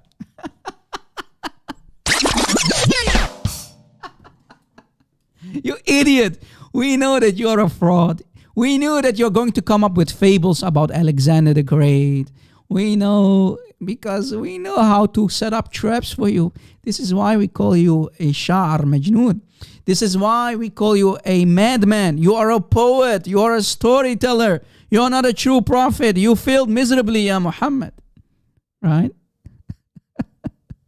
They talk about apples. Remember, the Jews are talking about apples. Muhammad is talking about bananas. And you call this a prophet of God, Muslims? You dare to say this is the seal of all the prophets? Well, it's your janazah, it's your funeral, ya Muslimin. We will never accept Muhammad because Muhammad is a fraud and the proof is in front of you. Guys, is this good or what? Is this good or what? You see how easy it is for the Jews to bust Muhammad? They were geniuses, man. Now, about, guys, about the sun in the muddy spring, Muhammad was a genius. Narrated Abu Dhar, if we go to Sunan Abi Dawud, hadith number 4002. See, it's Sahih. Sahih. See it? Let me give you the link. Muhammad is going to actually explain that the sun truly goes inside a muddy spring. Look, narrated Abu Dhar, I was sitting behind Muhammad, who was riding a donkey. And Muhammad is a donkey and he's riding a donkey. Yeah, Muhammad is a donkey, failed miserably the test, the Jewish test. He is a donkey and he's riding donkeys. The irony. While the sun was setting, Muhammad asked, Ya Abu Dhar, Ya Abu Dhar. Oh, guys, remember, Muslims love to tell you this is an atom. They try to force scientific miracles in the Quran. The guy is simply, his name is the father of the ants. Right? Muslims translate this to an atom. You liars. They're in Arabic the father of the ants. Yeah, you see here already you get the answer, what the dhar is. Muhammad was a genius, brother. How could he know about atoms, brother? You're right. People who know Arabic, they know that dhar means ants. So the father of the ants, that is the name of the Sahabi. Yeah. Muhammad asked, do you know, Ya Abu Dhar, where the sun sets? Abu Dhar says, Abu Dhar replied, Allah and his apostle knows best. I mean, here, did Muhammad say, no, don't say I know best, brother. Only Allah knows best. No, Muhammad did not rebuke him. But anyway, guys, move along. No, there's nothing fishy going on here. Allah and his apostle know best. How is that? How does Muhammad know? Muhammad doesn't even know the difference between fables, Christian fables, and Jewish stories that we can find in the book of Daniel. He said, it sets in a spring of warm water. So Muhammad makes it crystal clear that indeed the sun does go inside warm water, right? Ayn hami'atin. Right? Ayn hami'atin. Right? Ayn hami'atin. فإنها, right? She goes inside fi ayni hami'atin. Right? Inside a muddy spring. The what? The sun goes inside warm water. Ayn, guys, literally means an eye. So a warm eye. Hami'atin, ayn hami'atin, warm eye. In Arabic, it means water, right? Muddy spring water, right? Like hur al-ayn. Hur al-ayn. Again, ayn means eye, right? The huris. Hur al-ayn, eye. All right, so you see, Muhammad is all over the place, not giving the correct answers what the Dhul Qarnayn is. Dhul Qarnayn is not a person, it's a kingdom. That's what Gabriel told Daniel in his vision. These are the Medo-Persian kingdoms under one empire. What has two kingdoms to do with Alexander the Great? Nothing. Nothing. All right? Muhammad fails miserably again. All right? Muhammad fails miserably again. And we can see that, and Muhammad keeps talking about Alexander the Great, about this person, Dhul Qarnayn, who goes there and there. He talks about the fountain of youth, and he talks about, if you drink from the fountain of youth, you become immortal, like Al-Khudr, the green guy, right? There's a guy still amongst today, there's a Muslim guy called Al-Khudr. He's still alive. He never died because he drank from the fountain of youth. Truly, that's not fable that we can also find in the Pirates of the Caribbean, right? The Pirates of the Caribbean story, the fountain of youth, if you can find it, brother, you drink from it. Muhammad is saying in the Quran, brother, then you become immortal like Al-Khudr, the green guy, who smashed, by the way, a young boy, his face inside a wall. He killed him because, brother, the young kid, this innocent young kid, when he grows older, he's going to become very evil, brother. Yeah, true story, brother. And guys, about the hadith, some Muslims say, brother, this is da'if. No, this is very sahih. And if we go to many Arabic sources, we see that we can find it in the Musnad of Imam Ahmad, in his Musnad. We can find it in many, many places, you see. And you see, it's sahih. هذا حديث صحيح الإسناد. The chain, guys, the chain of narration for this very hadith is very sahih because it's reported in many books like Al-Mustadrak here, Al-Mustadrak, Al-Ahkam, في المستدرك, and Musnad Ahmad, all over the place. It's sahih. So Muslims can't say that Muhammad did not say it, brother. The hadith is da'if. It's very, very, very authentic, very sahih. هذا حديث صحيح الإسناد. This hadith is, and the chain of this hadith is very sahih, brother. Very, very, very authentic. So don't allow them to lie to you. Let me give you the link again, guys.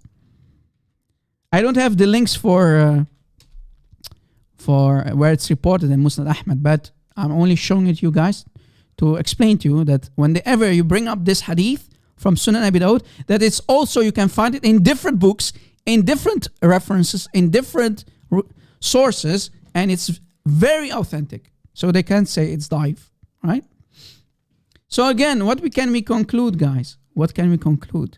Muhammad failed all of these questions that the Meccans got from the Jews to set a trap for Muhammad.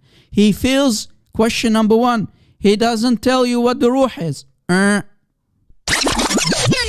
About the young man, instead of going to the book of Daniel to find the answer there, right? About the 3 Jews, young Jews who were thrown into the fiery furnace for not worshipping idols by King Nebuchadnezzar. What does Muhammad do? He goes to a Christian fable about the 7 sleepers that is written in the 3rd century. Bam! Question number 2 failed miserably. And the 3rd one about the traveler Dhul Qarnayn, thinking that Alexander the Great, a person who is traveling to see where a nation, and he finds he finds the sun setting in a muddy spring, in a muddy pool.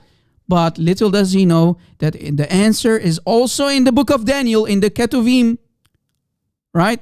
In the Ketuvim, in the book of Daniel, of the Jews in the Hebrew Bible, that the Dhul Qarnayn are the 2 kingdoms.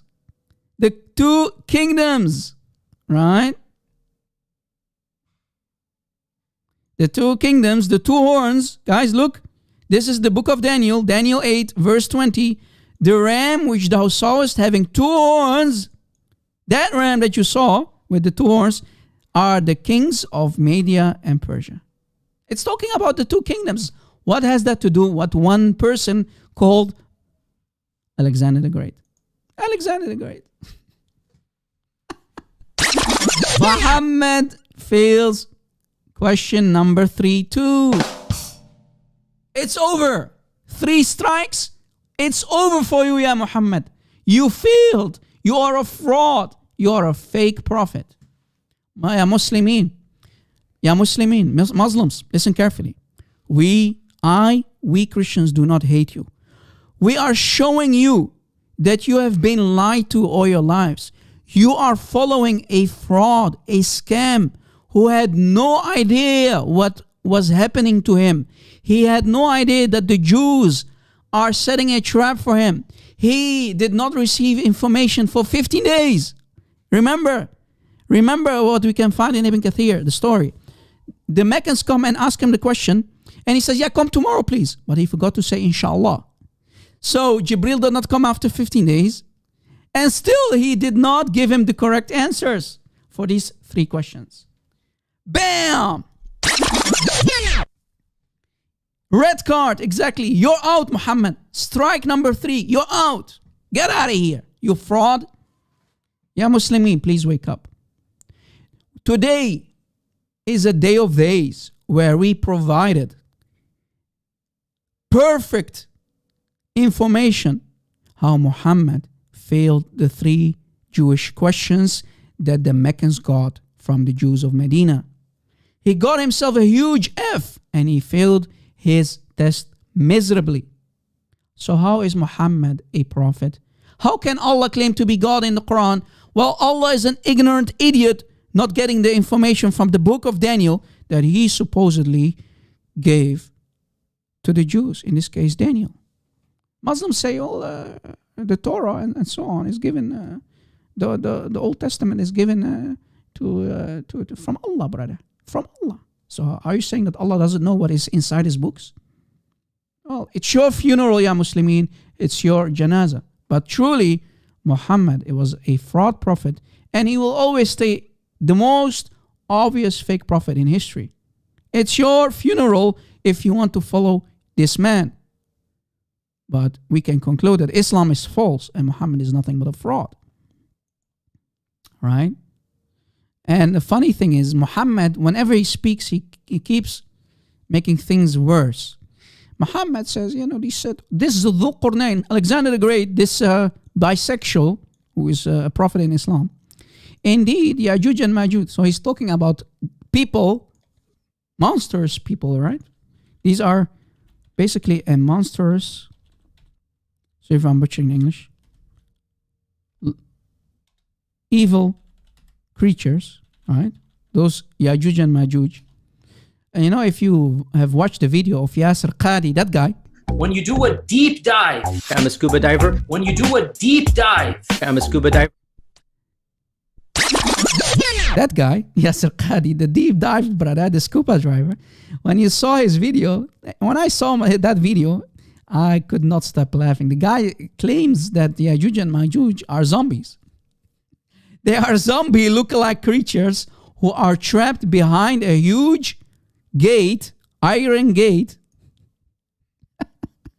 I mean, why didn't we find this so-called gate? Look, they are trapped behind a wall. The Gog and Magog, the Ya'juj and Ma'juj. Brother, zombies, brother. Allah trapped them inside a wall. He gave the power to Dhul Qarnayn to build a huge wall, a huge gate, so that he can trap them. And I mean, brother, this is true story, brother. This is not a fable. This is not a fable that Muhammad got from somewhere, right? Remember, Muhammad was working for Khadija, and as a merchant for working for the richest woman, of course he had access. He was talking to all kind of people. Muhammad, have you heard about Dhul Qarnayn? The guy, he went to a place and there were really evil creatures. They are called Ya'juj and Ma'juj. And this Dhul Qarnayn, he was so great. He trapped them behind an iron wall, brother. And now they will stay there for a very, very long time, brother. Eventually, they're going to escape. There's no a huge tower, tiny hole, brother. Tiny hole inside this gate, this wall. Eventually, this gate is going to break and they will come and they are going to overwhelm the planet, right? Because they are in the billions and billions of numbers and they will kill everybody. Truly, this is not a fable, right? This Yajuj and Majuj that were trapped by Zulqarnain, by Alexander the bisexual. Here, Muslims even draw pictures. You see? See, this must be Alexander the Great. Does he have two horns? I know, I don't see two horns. But this is supposedly as Alexander the Great, and he's trapping. You see, this is the Iron Gate. They are here building the Iron Gate to trap the Yajuj and Majuj behind the Iron Gate. Right? They are trapping them. These are basically the Yajuj and Majuj, if I'm not mistaken. You see? They are trapped behind the Iron Gate. They cannot come out. Until they break the wall, then they will escape and overwhelm the earth. Truly, this is not a fable that Muhammad plagiarized from here and there. Brother! Oh man, this is so funny. So again, we can conclude, guys. Oops, what did I do? We can conclude that Muhammad failed his Jewish test, right? Muhammad failed his Jewish test about Dhul Qarnayn because he confused the two horns, the two kings of Media and Persia, with Alexander the Great. With a person, right? The two kingdoms, the two horns. Does it ring a bell? The book of Daniel. You see how smart the Jews were? They knew Muhammad never read their Hebrew Bible, and they knew because he's a fraud, he only brings fables and call it divine revelation from supposedly Jibreel and Allah. They kept busting him, right? They kept busting him with the same supposed Jibreel that he is claiming. Brother, it's the same Gabriel from the Old Testament. No, you idiot. Your Gabriel is a demon, brother. Your Gabriel, brother, is a demon, right? Your Gabriel is a demon, brother. Do I have a... thought I had a nice picture for Gabriel. Where did I put him? Somewhere. Yeah, Islamic Gabriel, please pop out. Where are you, brother? Oh, here he is. Here he is.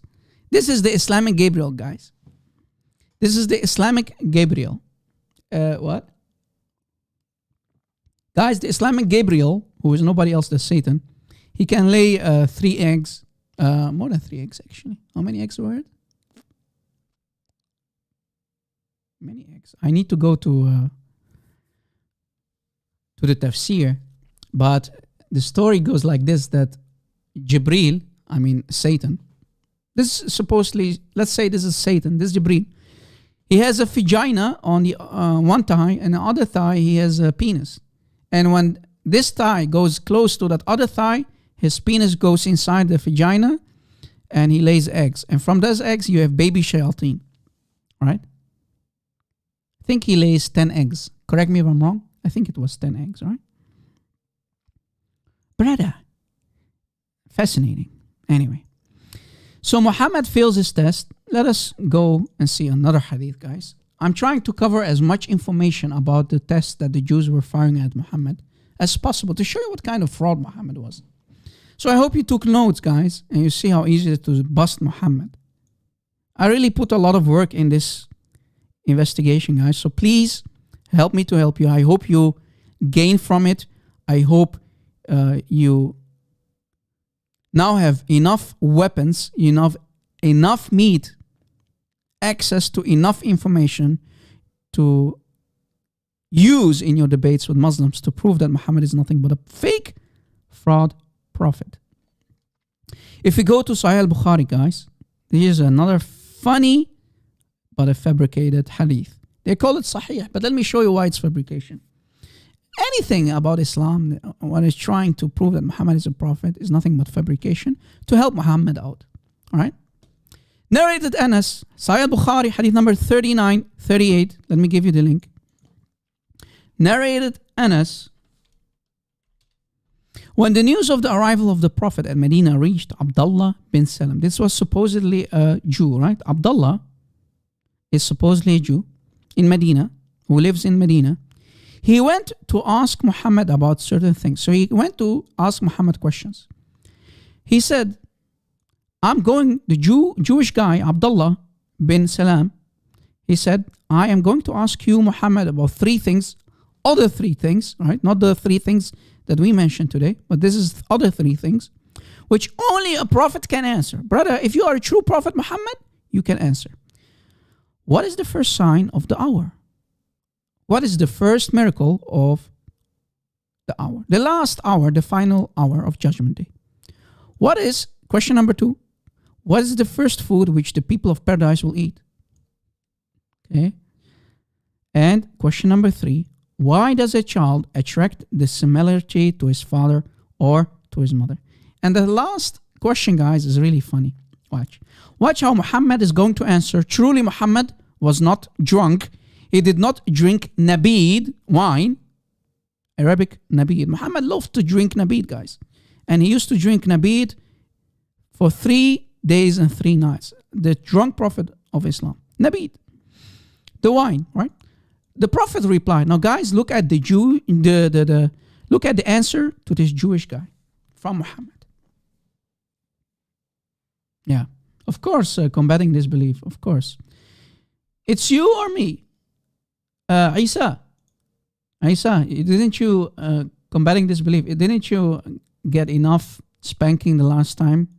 I think the spanking that I gave you the last time should keep you satisfied for at least 2 years.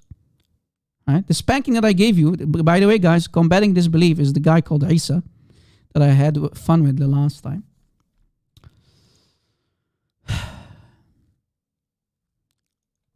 All right. Let's see if we can open Skype, actually. Let's see if we can open Skype.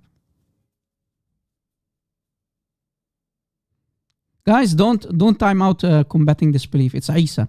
That Isa, yeah, that we had fun with. You've seen my debate with him, right? Funny. Let's see if I... Isa! You want to call me Isa? Just a second, guys.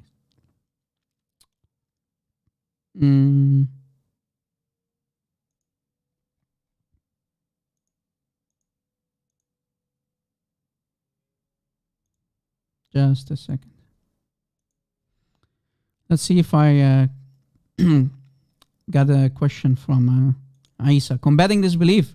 Or Isa, call me if you want to redeem yourself, because the spanking that I gave you last time should actually keep you in the corner for 2 years at least. About al-qahba, right? Yeah. Brother, Allah calls Muslim women qahba, but we Muslims, we have no honor, we have no dignity. We accept that Allah calls our mothers, our sisters, our daughters qahba when they go to Jannah. Yeah. Can you imagine? Paul Tarsus, you are a scholar, call me. My Skype is open, call me. My Skype is open for any Muslim to call me. Guys, no Christians for now.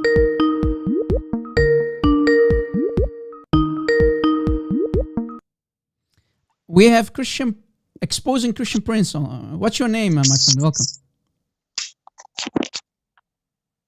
Ultimate Daddy, right? So it's you, right? Talk.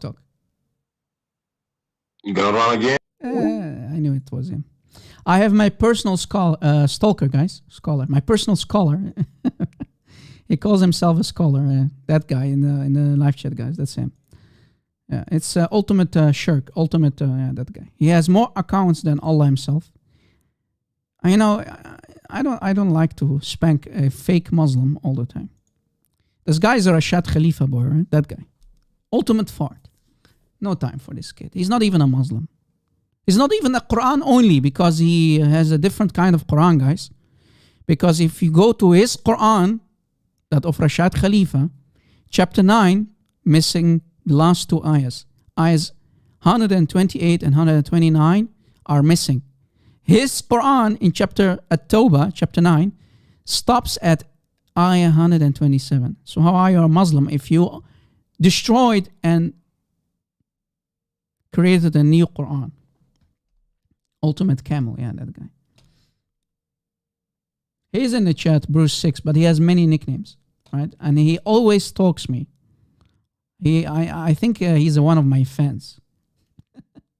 Anyway, Isa, are you there, Isa? You can call me Isa. Where are you, Isa?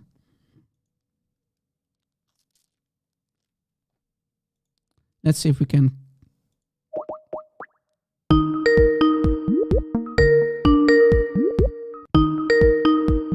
Isa, this is Isa, guys.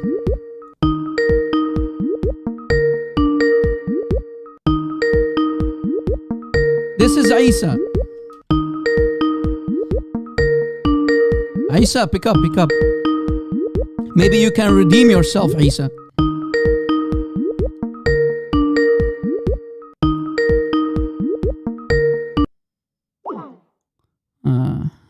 Isa is not there. Okay. Paul Tarsus, I'm an African blonde Japanese. That's what I am. Depends on what my VPN tells me where I'm at. At this moment, I'm in Japan. You know? Tomorrow, I might be in America. Depends, you know? I have more power than Allah because Allah cannot enter His creation. I am more powerful than Allah. I can be, in one click of a button, I can be everywhere. So I have more power than Allah Himself, who cannot enter His creation, according to you Muslims. He is the God of I cannot. Okay, Isa, yeah. Give me 10 minutes, brother. Guys, have you seen my debate with Isa? Surely you... Please tell me you didn't laugh. Right? Man. Yeah. If you didn't watch it, guys, here is the profile picture of that debate. And maybe the admins can provide. This is the debate between me and Isa, right? See? You can go and you see, you can find the video there on my channel. It was one hell of a debate, man. I didn't laugh for a long time. When I watched it again, man. Oh, man, it was too funny. I hope Isa this time can redeem himself, man.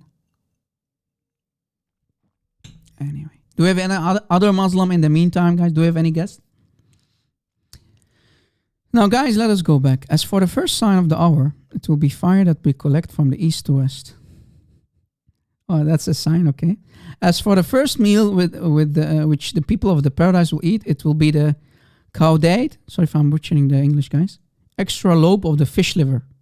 Fish liver, brother. You will eat fish liver when you go to the Islamic brothel of Allah, and where the Muslim women are called qahba. As for the child, question number 3, as for the child, if the man's discharge, so if a man comes first, I mean, brother, you are sleeping, and let's assume that you're a Muslim man who with an ugly face. If you come first, your seed will look like you. So if you're ugly and you have a beautiful wife, make sure to please your wife first. She can climax first, right? So that the child will resemble her and not you if you're too ugly. If you're an ugly man, don't come first, man. Okay? That's the genius answer of Muhammad. But modern science exposes Muhammad, right? It has nothing to do with who comes first, you idiot.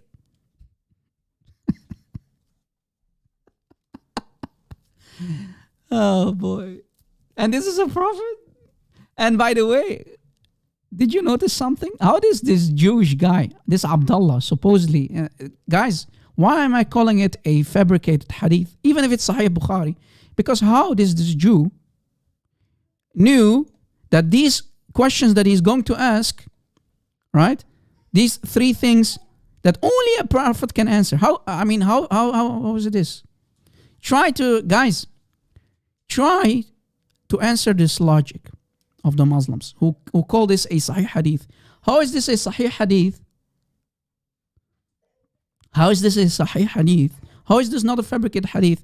If this supposedly, this Jewish guy, know the answers that only a prophet can answer. Not even a Jew, not even a Christian. So how do you know the answers? Then when finally Muhammad gives the answers, on this, Abdullah ibn Mas'ud, so Abdullah ibn Salam, sorry, not Mas'ud. On this, Abdullah bin Salam said, I testify that no one has the right to be worshipped except Allah and that you are the messenger of Allah. So, brother, this guy was convinced that he became a Muslim after reciting his Shahada, brother. Truly, this is not a fabricated hadith.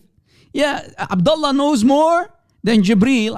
Abdullah knows more than Allah. And Abdullah knows more, right, than the prophets in the Old Testament. Right? Ya Muslimin, please convince me that this hadith is not fabricated. How does Abdullah bin Salam knows the answers?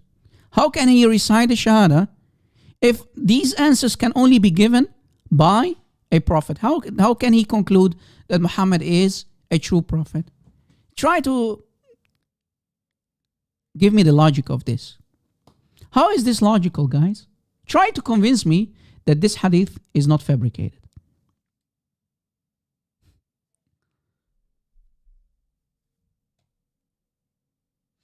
Guys, don't allow any Muslim to distract you.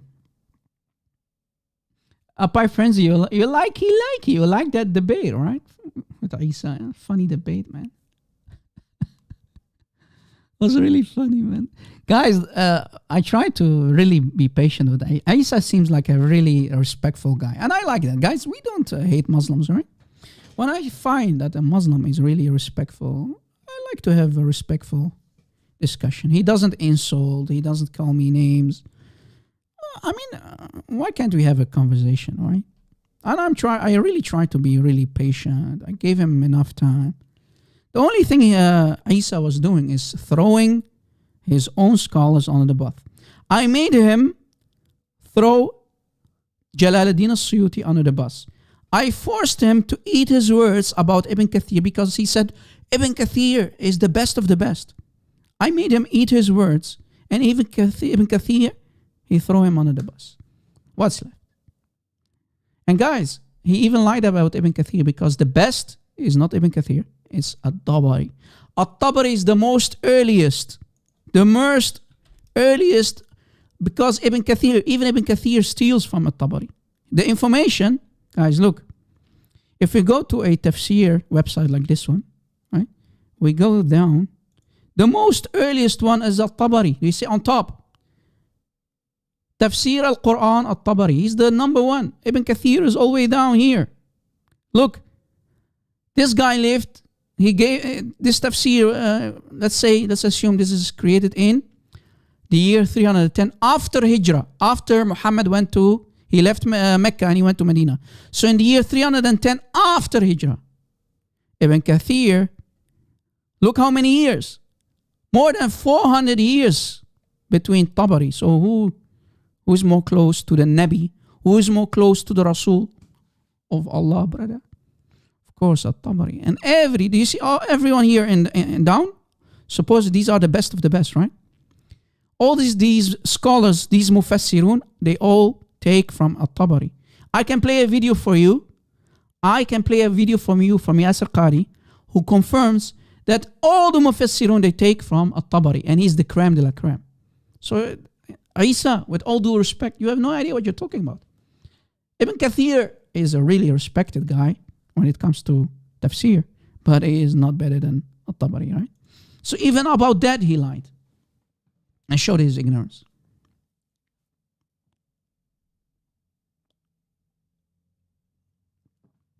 Alak bin Wahid, he said, brother, will you mind talk about Furat River? Yeah, according what I can tell you, what I know, if we go, let's see, if we can tap it out like that. Here, if we go to sunnah.com, for example, I only type 2 rivers, do you see it? In the search engine, 2 rivers, and we find immediately Sahih al-Bukhari, hadith number 5610. Let me give you the link. Let me give you the link. Guys, focus, please, because I'm trying to take Q&A sometimes, questions from the live chat. The Prophet added, look, Sahih al-Bukhari, I was raised to the Lot tree and saw 4 rivers, 2 of which were coming out and 2 going in. So this is talking about 2 rivers. Those which were coming out were the Nile. So Muhammad, according to Muhammad, these rivers, the Nile, river Nile, and the Euphrates, Al-Furat in Arabic, Nahr al-Furat, and the Nile, and those which were going in were 2 rivers in paradise. So, guys, can you imagine the Euphrates, which you can find basically in the countries like, if I'm not correct me if I'm wrong, Syria, Iraq, I believe also in Turkey. Those 2 rivers that are there, right? And the Nile in Egypt, so the Euphrates and the Nile in Egypt, those 2 rivers, they are paradise. Imagine. So, I mean, guys, if you go to these 2 rivers, if you keep swimming, maybe you will reach the Jannah of Allah, brother. Truly, Muhammad must be right here. I mean, why the Muslims don't go and swim in the Nile and the Euphrates? Maybe you will get access to Jannah, brother. These 2 rivers are connected to the brothel of Allah, the paradise of Allah, the pimp of pimps, Allah. Right? Muhammad is truly not drunk here when he was talking here, right? Yeah, Muslimin. This is about the Furat, the Euphrates, that I know of.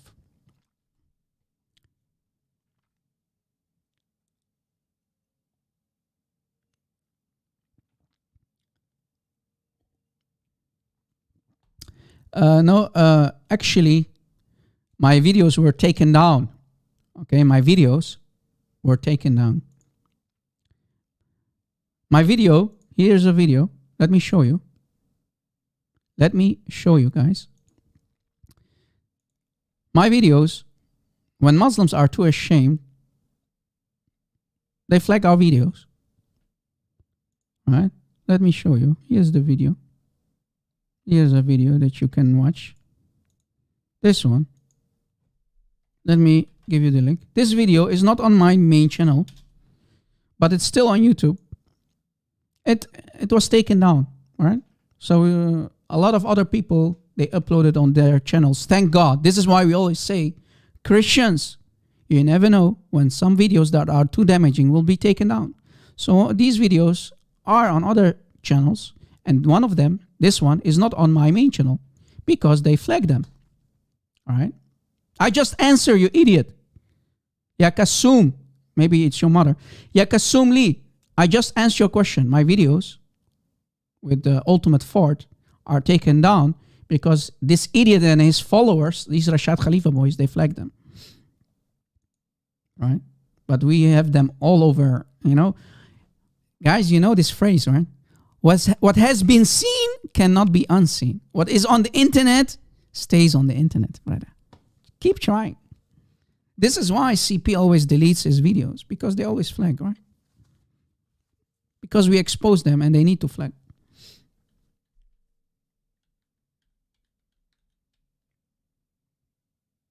Guys, you're talking about all kind of stuff in the chat. What's going on? Are we here to have some fun, or can we answer other questions? Maybe there are other questions. Aisa, you promised to call. Where are you, Aisa?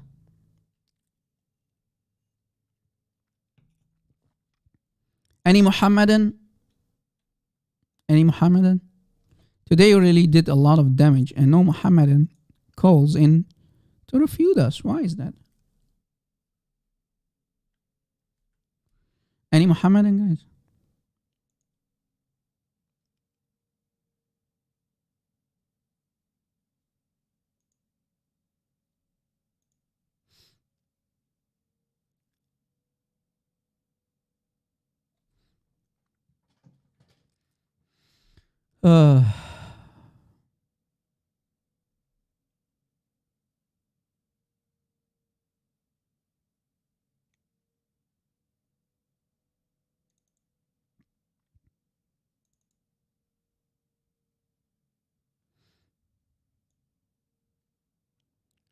Now, guys, I want to, let's see if we can play a video. I'm not sure if it's in Arabic only. Let's see. Just a second, guys. Just a second. Okay.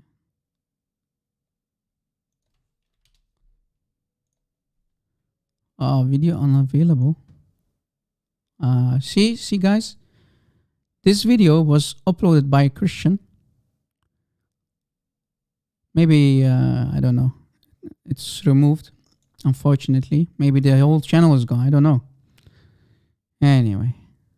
Sorry, guys, I cannot show you this video. But I wanted to show you a really damaging video. But, unfortunately, it's not going to happen. Sorry for that, guys. What can we do? It was a really nice video about the Islamic pregnancy. Right? About Islamic pregnancy. Funny stuff in Islam. In Islam, guys, women can be pregnant for unlimited number of years. Did you know that? Yeah. In Islam. Look at this funny stuff. This is Al-Qurtubi, guys, for Tafsir chapter 65, ayah 4. Imagine, guys, let's say you're a businessman, right? Let's say you are a businessman. Let's say you are a businessman, right? You go doing business in another country, and you come back after 4 years, you find out your wife is pregnant. Can you say, no, this is not my child? Could you dare in Islam as a Muslim man to say, no, this is not my child? Of course not. No judge is going to believe you, and here's why. Because in Islam, women can be pregnant up to unlimited numbers of years. If we go to Tafsir al-Qurtubi, for the Quran, this is Quran, right? Tafsir al-Qurtubi, one of the giants. If she has doubts, here in the Arabic, if she has doubts about a pregnancy, she wait 4, 5, or 7 years, depending on the different narrations of our scholars.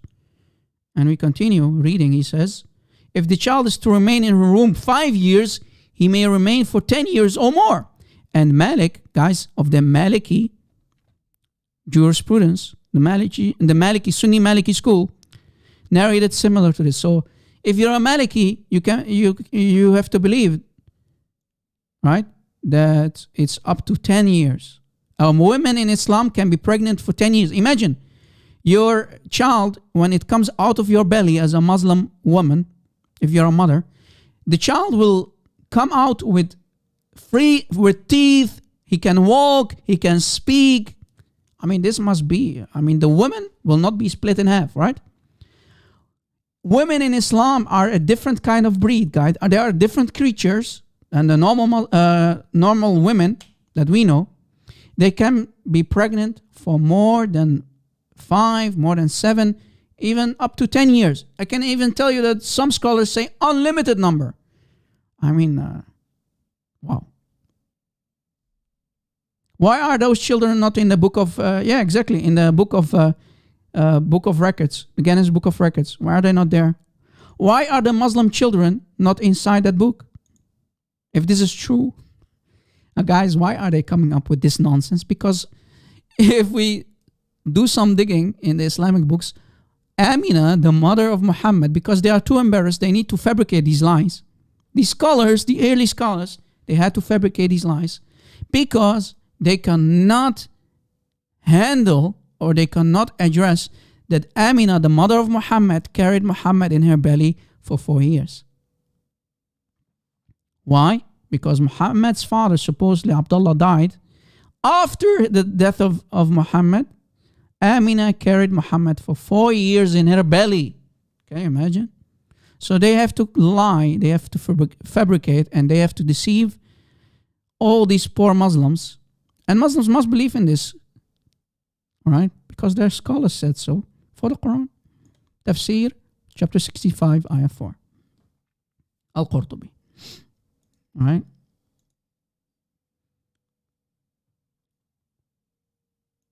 Right?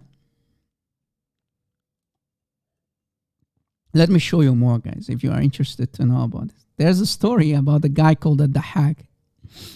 And I found this, guys. Look at this funny guy. Kuchiku, kuchiku. Oh, look at this cute baby. This is a dahag guy. This is a dahag. This guy is called a dahag. And I found this story. This hadith is sahih, guys. In this book,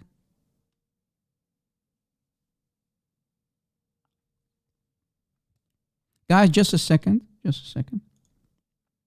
Bear with me.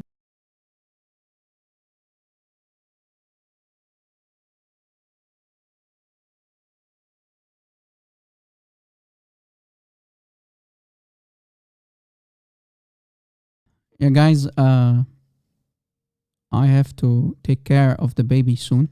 So my wife need to go do something, and I have to. The baby's asleep. Let's see what this is. Hello? Rob Christian, let's come daddy. Aha.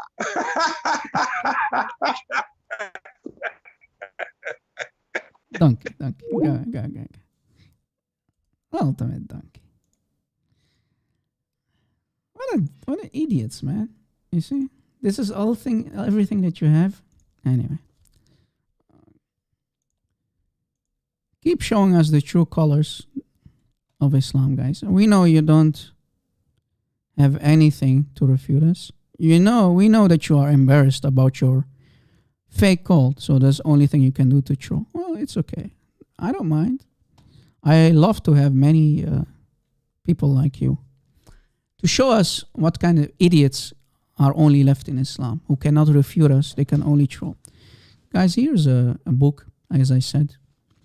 This is volume 4 of this book. This is the title. And this is written by Imam Ala ad-Din al-Kasani. Huge guy in Islam. Sunni. And he's mentioning a story in his book. Right? And saying that the Dahak said, my mother carried me in her belly for 2 years. Then she gave birth to me when me having teeth. So this guy called it Dahak.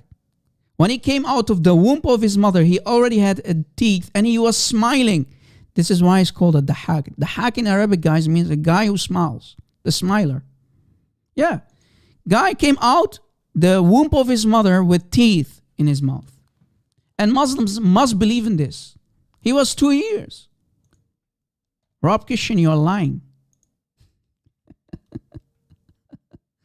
Brother, you're lying. No, I'm not lying. All right? I'm not lying. This is the book, guys. Here, this is the cover of the book. So you can't call me a liar. This is the book, the cover. And you can find this information where? Let me show you where. Here, this is the book. Page 4, the Arabic book. Page what? 484. On page 484. And he's saying that he stayed in the belly of his mother, right?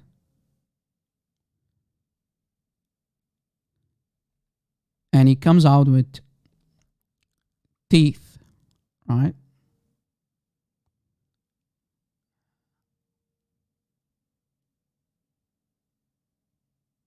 Any Muhammadan? Page 484. Hello, Isa. Hello. How are you, Isa? Hey, Isa. How are you? Rob. Yes. What's up? Okay, so Just a second, Isa. Let me finish what I just said.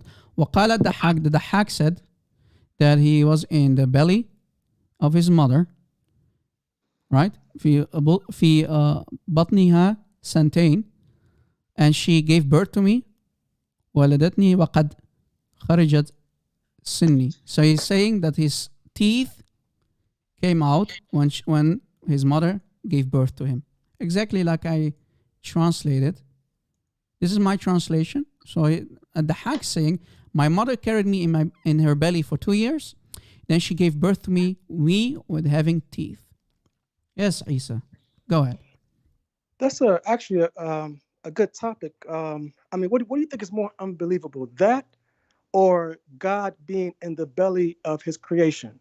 So you believe, Isa, you believe that Muslim women are a different kind of breed, and they can, babies in Islam can stay in the womb of their mothers for an unlimited number of years? No, You really- I'm just saying. so you- Hold on. Let me answer. Let Is me it answer. no? Is it a no or yes? No, I'm asking you a question. What's more? So your scholars are lying. Can you answer the question though? What's more unbelievable, that or What? that God can be in the belly of His creation? That God can be in the belly of Mary.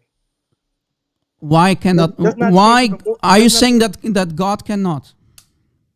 I'm asking what's more unbelievable. If you ask someone to believe one or two things, that a baby Mm-hmm. could be in its mother's womb Yes. for 2 years, or that God, the creator of the universe, can be in the belly of His creation, Mary, for 9 months. Well, I have the answer. Which one Yeah. is more unbelievable? What do you think if we can get the answer from the Quran? No, I'm asking you. Yeah, Rob Christian, what's- I'm not going to answer if I cannot show you from the Quran. you can answer now. Yeah, I It's can. not fun Look, anymore, huh? look. Where's all the laughter Easy, at? Isa. Take see a the chill chat. pill. Let me- Drink some camel urine. Take a chill pill. Oh, I'm hurt Look. so bad. No. What? Look. Easy, How old are you, like Isa. 13? I know What, you want to 12, redeem 13? yourself from the spanking that I gave you last time. I feel like I'm in middle school again. Look, according to I'm the being Quran, bullied by Rob according Christian. He said drink urine. Oh man, I'm so hurt. Easy, Isa, easy.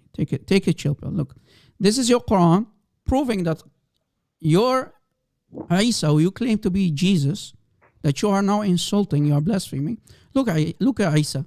This is the Islamic version of Jesus that we don't believe in, by the way. This is Surah At-Tawbah. Look, Surah At-Tawbah, Ayah 31. Read with me. اتخذوا أحبارهم ورهبانهم أربابا من دون الله والمسيح ابن مريم. Please read the Arabic and translate.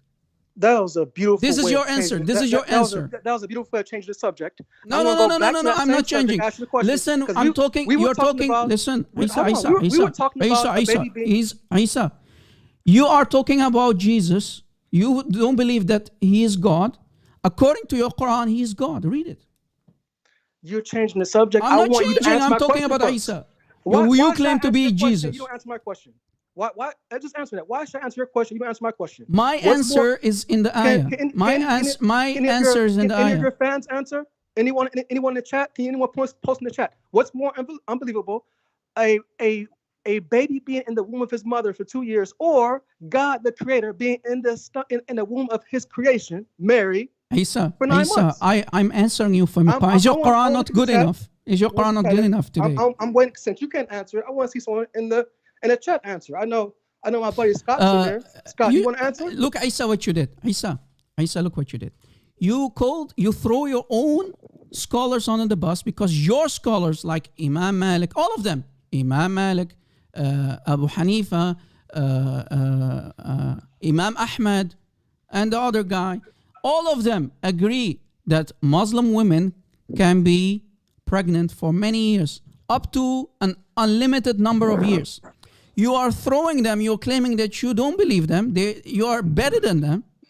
Who are you compared to them? Then you asked me, how is it possible? All right, you asked me, what is more believable? God can enter creation, that God cannot enter His creation, come from a woman, take on a flesh body. But according to the Quran, you don't accept the answer from the Quran because your Quran claims that the Messiah is God. Read it. So You change. are you the going by whole subject. no? I'm You not. changed the whole No, subject. you are saying I would love you're to talk saying it's about not that. I possible. have Your no Quran problem. says it's possible. I have no problem answering that question.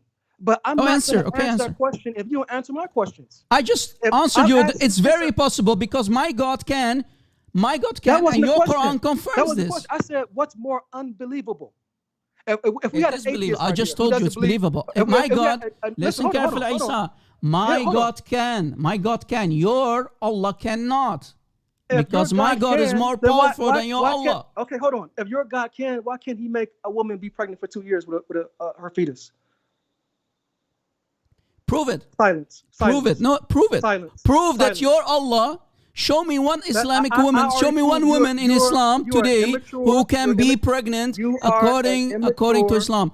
Are you saying if your wife, let's say you're a businessman. Oh no! No, listen. He's gonna go. So you're telling me you want to convince everybody go here? the emotional route. Isa, Your I'm not wife- emotional. I'm trying Yes, to sir. go Beautiful along with tactics. your Muslim You must- argument. You're must saying that debate if you are a facts, businessman, you go, let's say, do business in Saudi Arabia. After 4 years, you come back. You come back and your wife is pregnant. Are you telling us that you cannot accuse her of idolatry?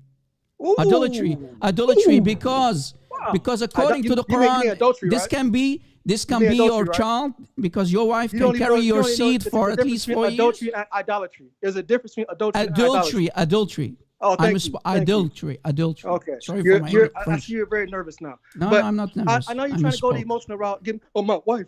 My wife, adultery. I meant to say it's not gonna work. It's not adultery. gonna work. So I'm gonna are go you saying right that back. you must believe your wife that she can carry your seed for 4 years? It's not going to work. I Why want to not? know You must what's believe in this, more right? unbelievable that God, the creator of the heavens and the earth, can be in the womb of his My little God creation, a can. woman Move that he- on, that move on. he's I supposed answered to your create. question. So answer this question. Or You that don't woman believe was pregnant for 2 years. what you're But saying is twice as Isa long as cannot she be said God, that she right? normally But your is. Quran says Isa is God. So you don't want to answer my question then? I'm answer your question. What's Now more answer unbelievable? my question. So, tell You me, brought so Isa what up. you're telling Listen, me with- Abdul, stop running. hold on, Isa, hold on, Isa. hold on. No, you hold on. Tell me with a You straight hold face. on, Isa. You brought Isa. Now I want you to address the ayah here in front of you. This Quran. You can see the screen. Answer why Allah is claiming that the gods in Islam are Allah and the Messiah. Go ahead. Is this ayah da'if? I would love to answer that question, but Okay, I answer. refuse to Answer. unless you answer my question. It's Answer. only I fair. answered your question. It's only, I answered your question. My so God tell me. can. Listen, My okay, God tell me. can, and we believe it. Yes. Okay, so tell me, it's And more more believable than your Hold on, fabrications. Hold Yes. on. So you're telling me it's more unbelievable Isa, that a woman. I Let me answered your finish. question. I No, you answered your didn't. question. You still didn't answer. Yes, You said- I you believe said it's God can do everything. possible. My God can, and we Christians believe it because That our wasn't scripture the- says so. that's not The the eyewitnesses question. said so. The church fathers said so. Enough. That's We have not- more that's than not the evidence. question. That's not the question. The question is which one is more unbelievable?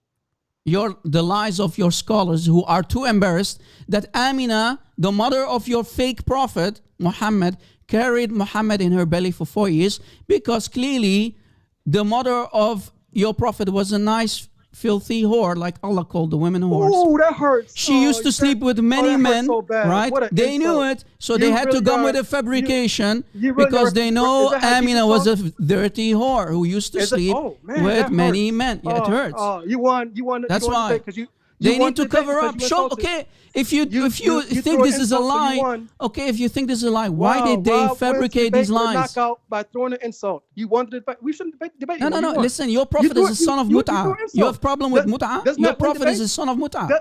Oh man, that hurts. That Yeah, hurts I real know. bad. Can you So can you you're- prove so me you're wrong? saying Can you you prove me win a wrong de- that your prophet is not Do son you- of mut'ah?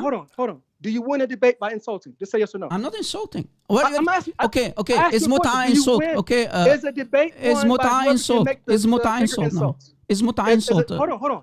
Is a debate won by the one who can make the bigger insults? Yes or no? No, wait. Are you So what's- embarrassed of you mut'ah? say no? You said no? Are you embarrassed? Isa, hold on. Yes we or cannot no? speak like this. Are you embarrassed of mut'ah? You said it hurts. How do your followers know who wins a debate? Is it by whoever can make the bigger insults? Yes or no? I'm not insulting. I'm quoting your scriptures. It's quoting your insult. use some Look, very this is profane Quran. language. This isn't Quran. You, فما استمتعتم به منهن فأوتوهن أجورهن فريضة فأوتوهن أجورهن فريضة. If you enjoy of it, the vagina, then give them their wages as agreed. Is it insult? how old are you? Is How mut'ah old of are you? Allah an insult? Go ahead. Please How answer. old are you? Who was more brave, the Prophet Muhammad or you? Are you going Did to the Prophet- answer? did the Isa, Prophet every Muhammad- time, listen, did he- Isa, did everything he you call- say, I'm using did it he call against you to- and your fake prophet in the Hold court on. of law. Who- Today is who's court more of law. brave? Who's more brave? You or Prophet Muhammad? Did Prophet Muhammad go Your behind prophet, a screen your prophet somewhere, was a you know, fraud anonymous? of frauds. Show your Your face. prophet was a What? scammer. Hold on, What are you hold on. going to do What? about it? Okay. You Sue threw me, insults. man. Sue me. That means okay. Go debate Sheikh Uthman in person. Okay, If you're not a coward. okay, I'm here. Call him and He's- let him he's- debate me. you I said know, you- I know. no, You're go. getting Are spanked you a left and coward? right. Bring your Are you a scholar. coward? Bring Ibn Go Fibin, to San Diego. and I am I know going how to much money you embarrass make him to your and your followers. prophet here, right here. Ignorant Bring followers him. Who give you money Bring every him. day. Bring use him. Some of use some of that money. Isa, you're going to waste my time. Isa. Go to Isa, San did you Diego call me? Did in you call me person. to debate? What? Or Why did you can't you call debate in me to waste my time? Last Why warning, can't you Isa. debate in person? All the money. Go get Ibn Fib. I have no time for a waste of time, man. Isa, I thought you're going to redeem yourself. I am spanking you again. I was really hoping that he could redeem himself. Let me call him back, guys. Let me give him second chance. So, guys, you see how patient I am with Isa? I'm losing my voice, right? I'm trying to have a conversation. Everything he's saying, I'm using it as against his prophet, right? And the only thing he can do is cry. Brother, why don't you debate Ibn Fib? I am having live shows almost every week. Where is Ibn Fib? Where is he hiding from me? Yalla, Isa. Bring Ibn Fib, yalla. Okay, so my question: why can't you debate in person? Go to Rob Christian. You have all this evidence. Okay, bring. I'm sorry. Go to bring Ibn Fib. Let us. Okay, Go- do you have go the to number? him. Do you have the number Go of to Ibn him. Fib?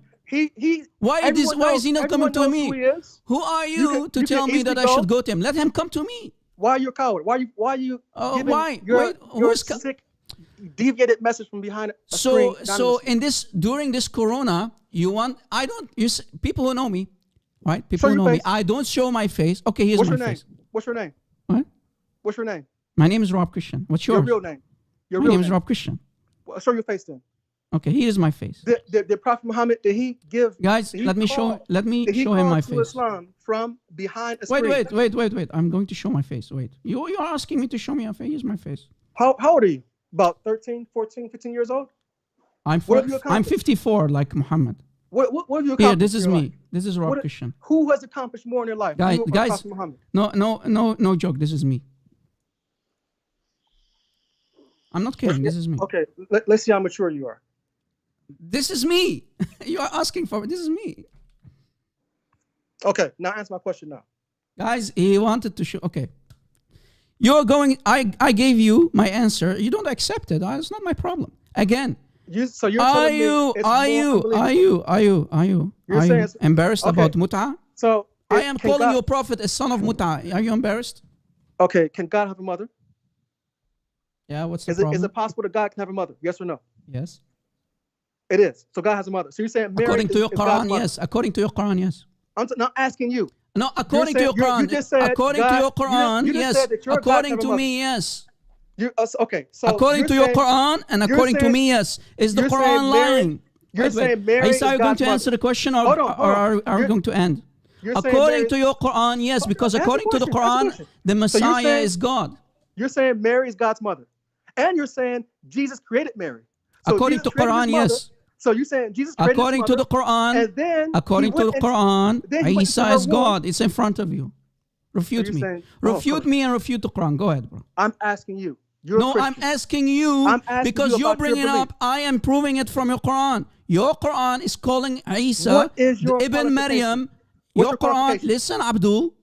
Don't waste my time. Your What's your Quran in qualification? chapter 9, ayah 31 in Surah At-Tawbah is calling Isa God beside Allah. Am Okay, I have saying you- it or is have Allah you saying it? studied the Arabic language? Yes. What's your qualification? Bachelor, master, Who PhD, cares? what? Should I give you my bank account too? You A don't bank know account Arabic. number? You're ignorant. You No, don't know no. Arabic. So don't- اتخذوا don't أحبارهم ask me- ورهبانهم don't ask me أربابا about من the دون Quran. You الله don't know Arabic. والمسيح is not Arabic. Okay, waste of time. Enough for today, guys. Enough for today. Any other Muhammadan guys? Enough for today. Stupid man. He doesn't even accept his Quran.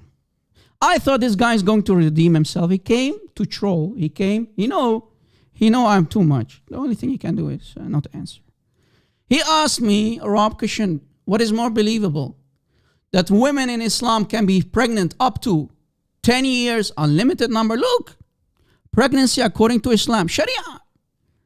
You can start. The minimum is 6 months, 2 years, 3 years, 4 years, 5 years, 6 and 7. And I'm even giving you the names. Aisha, look, Aisha says 2 years. Ibn Sa'ad says 3 years. Al-Shafi'i of the Shafi'i madhab, 4 years. Imam Malik from the Maliki madhab, 5 years. Az-Zuhri, 6 to 7 years. And others even claim, other scholars even claim even 7 to more than 7 years, and unlimited number actually. So what is more believable that my God, according to the Bible and according to the Quran, can as the eternal word of God. Kalimat Allah, as in the Quran. Kalimat Allah, eternal word of God, can enter his creation because my God can and become a perfect man. What's the problem in that? Are you saying that your Allah is a tiny, puny God that cannot? Well, my God can whatever he wants. Why not? We have eyewitnesses. We have even the Father from heaven saying, this is my beloved Son. Remember when Jesus was getting baptized in the river Jordan by John the Baptist. God the Father from heaven says, this is my beloved Son. And how many eyewitnesses were there? Hundreds of eyewitnesses. We have the eyewitnesses. We have the students of the eyewitnesses. We have the church fathers. We have Ignatius. We have Polycarp. We have many church fathers. Who should we believe? Your fake prophet who did not know Jesus and need his imams of today to lie, to fabricate these lies about Muslim women because they know that Amina was a whore in Mecca who used to sleep with many men. And they have to lie, say, Amina carried Muhammad for 4 years in her belly. And guys, he is hurt because of muta. Well, this is my face, guys. I kid you, this is me with a nice filter. I'm putting hijab on my face, right? A filter. This is me, guys. No, I'm not kidding. This is me with a filter, with an anime filter. Yeah, I use a Japanese anime filter. Right? I'm putting hijab on like Allah, who is talking behind the hijab through Jibreel. If Allah removes this hijab, I will remove my hijab too. Is that a good deal, guys? And we showed you the Quran. This is Quran chapter 24. Chapter 4, ayah 24. Chapter 4, ayah 24. Rob Kushner finished. Chapter 4, ayah 24. Yeah. Sorry, guys. فَمَا أَسْتَمْتَعْتُمْ بِهِ, the vagina. If you enjoy this vagina, this is Allah talking, guys. Allah, look at the words of Allah, man. This is the filthy Allah and Muhammad. فَمَا أَسْتَمْتَعْتُمْ بِهِ مِنْهُنَّ فَأُوتُهُنَّ أَجُورَهُنَّ فَرِيدًا. Rob Kishan, you don't know Arabic, Rob. You cannot read and understand. Oh yeah, I can read and I understand and I can translate better than any lying and deceiving scholars of yours, because they will not dare to translate literally what it says. It says, if you enjoy of it, اسtamta'tum bihi, of them, the women, minhunna, the women, the Muslim women, then if you treat them like little whores, then, only then if you had pleasure of their vagina, then give them their money. Maybe you, agreed on 5 cents. Maybe you agreed on a robe or a coat. Maybe a goat. Maybe a sheep. Guys, I have to look at the monitor. I have a small monitor for our baby. If he's awake, I have to wrap up, okay? He is asleep and my wife had to go. We bought, those baby monitors, guy? You have a cam, baby cam? Yeah. It's in front of me. So if he's awake, I have to shut down, okay? Yeah, guys, I'm a father. Thanks to the Lord, our Lord and Savior Jesus Christ. He made me really a happy dad with a really beautiful baby boy. So keep us, guys, keep the warriors in your prayers who are risking their lives, all right, doing this. And please keep our families in your prayers. The admins who are always doing an amazing job. Hey, Sister Carolina, long time no see. Eden, all the admins guys in the live chat. Dragon the Nearest, all of them, one by one. Always doing an amazing job taking care of our live chat, our YouTube channel. Admins, I want to ask you, since you're here and listening, please can you more look often to the comment section, on our videos, because I don't always have time to respond to comments, take care of the comments under the videos, after the shows or after, premieres and so. So if you have time or, help me to help you guys. Yeah, and by the way, guys, our admins also provide the timestamps when we are done with the live show. It takes a lot of time. So this is why we always say thank you, admins, for your hard work. You're always here with us, support our ministry, taking care of our people in the live chat. They provide the resources after people like Phil Herrera. We have also C1. We have brother Sheikh Omat, who always provide. And Deborah Rai, didn't see him for a long time, by the way. I hope he's okay. They always provide the timestamps too. Sister Carolina, who always setting up beautiful live shows. And all the backup, all the support. You know, true warriors, man. Yes, maybe doing ministry like me is maybe not for everybody, but everybody has a job, guys. And you Christians have a job too. We need your support. We need you to share our videos, because you never know when YouTube, or I better say Sharia will shut us down, take our videos down, because Muslims are too embarrassed. They will always flag our videos, right? What do you expect from the people of the cult of Islam of Muhammad? Yeah, the guy is embarrassed of mut'ah. Muhammad practiced mut'ah. His father and mother, right? Muslims can't even tell us that Muhammad's father is truly Abdullah. They can't confirm it. Right? But we know, in the time of Muhammad's mother and father, supposedly Abdullah, he's nothing but a John Doe. Women used to sleep around with many men. Even when they used to go around the pagan Kaaba that had 360 idols in it, they used to have sex orgies around the Kaaba. Guys, the black stone, as it is now, you remember, Al-Qurmati stole it, cut it into pieces, and he peed on the Kaaba, and Allah did not send his ababil, his small, tiny birds, to throw stones at Al-Qurmati and his soldiers. He destroyed the Kaaba. He stole the stone for more than 22 years. And no ababil to be found to protect the Kaaba. The ababil, right, the birds of Allah, did not come and kill him. Why is that? Anyway. So they used to, guys, the pagans of Mecca, they used to circle around the Kaaba. They performed the same circulation around the Kaaba, having sex. Women used to rub their menstruation blood on the black stone, and Muslims today kiss that same black stone. And they don't even have the complete rock anymore, right?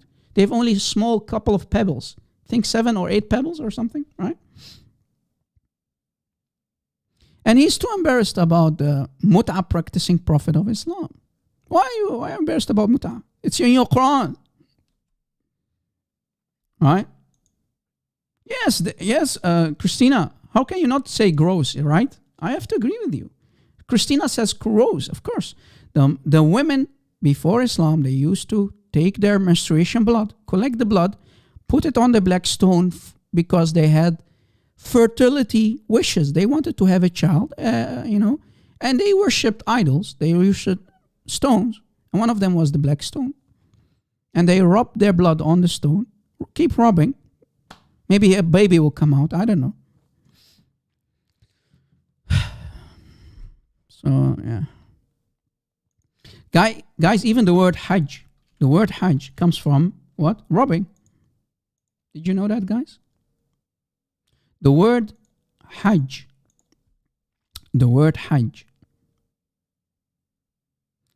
Let's see if I can find it, guys. Just a second.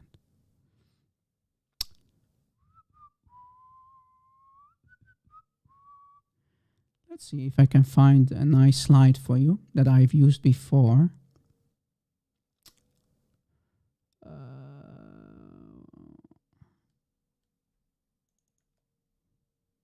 No, that's a different one. I'm not sure where I put it, but what I wanted to show you guys is the word Hajj, right? The Islamic pilgrimage comes from ihtikak. I don't have the slide now. I can't find it. Ihtikak. Ihtikak. Arab Christian, you don't know Arabic. Ihtikak, guys, means rubbing. Rubbing of what? Menstruation blood. Menstruation blood on the black stone. Right? That's where the word Hajj comes from. Ihtikak. Ihtikak, Hajj. And the Muslims, guys, in the time of Muhammad, they used to go do Hajj, where their penises dripping. Did you know that? Did you know that? They used to practice mut'ah. Let me see if I can find it, guys. Let me see if I can find it. Here. Man, I'm fast. Rob, you're fast. Yeah. We should thank Allah. It's the decree of Allah for me to spank Muhammad, who used to practice mut'ah. Look, it was narrated that Abu Musa, let me give you the link. Before Muslims will call me liar. Look, it was narrated that Abu Musa said, he used to issue fatwas concerning tamattu'. Tamattu', mut'ah, practicing mut'ah, tamattu', pleasure. Pleasure of the vagina, tamattu', to have pleasure with the vagina of Muslim women. Then a man said to him, withhold some of your fatwas, for you do not know what the commander of the believers introduced into the rites subsequently. Then when I met him, I asked him, Umar said, Umar bin Khattab, that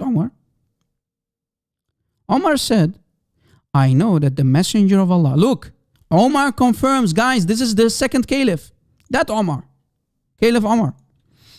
I know that Muhammad and the Sahaba, his Sahaba did it. Who? Muhammad practiced mut'ah. The Sahaba practiced mut'ah. Umar practiced mut'ah. Abu Bakr practiced mut'ah. All of them. Even Muhammad. Look, Umar said, I know that Muhammad and the Sahaba, the companions, practiced mut'ah. But I, Umar, did not like it. I did not like prostitution because it's nothing but prostitution, right? Mut'ah is nothing but prostitution. But I, Umar, did not like the people should lay with their wives in the shade of arak trees. You know, you go under the tree, you say, you know what, I'm going to pay you 5 cents. I'm going to have sex with you for 2 hours and then we divorce because it's only temporarily enjoying your vagina. That's what mut'ah is. And then they go out. Muhammad, guys, this is Muhammad and the companions did it, right? And then Muhammad and the companions go out for Hajj with their penis heads dripping. What? With the penis heads dripping? Yes, brother. Guys, they just climax. They just did mut'ah. Muhammad and his Sahaba did mut'ah. You know, while the penis heads are dripping, they're going for the Hajj. Please tell me this is the religion of God. Please convince me that Muhammad is a true prophet. The true prophet is going around whores, sleeping with whores, paying them money, doing mut'ah with them, with his men, the Sahaba. Muhammad doing it, the Sahaba doing it, and you call this the man of God? Practicing mut'ah, which is nothing but a prostitution. And guys, for the people who want to know, you have the normal, the regular mut'ah, and you have the mut'ah of Hajj. There are 2 types of mut'ah. Watch. If we type in 2 types, I hope we can find it like this. Let's see. Mut'ah. I hope I can find it. No. How should I write? Maybe tamattu.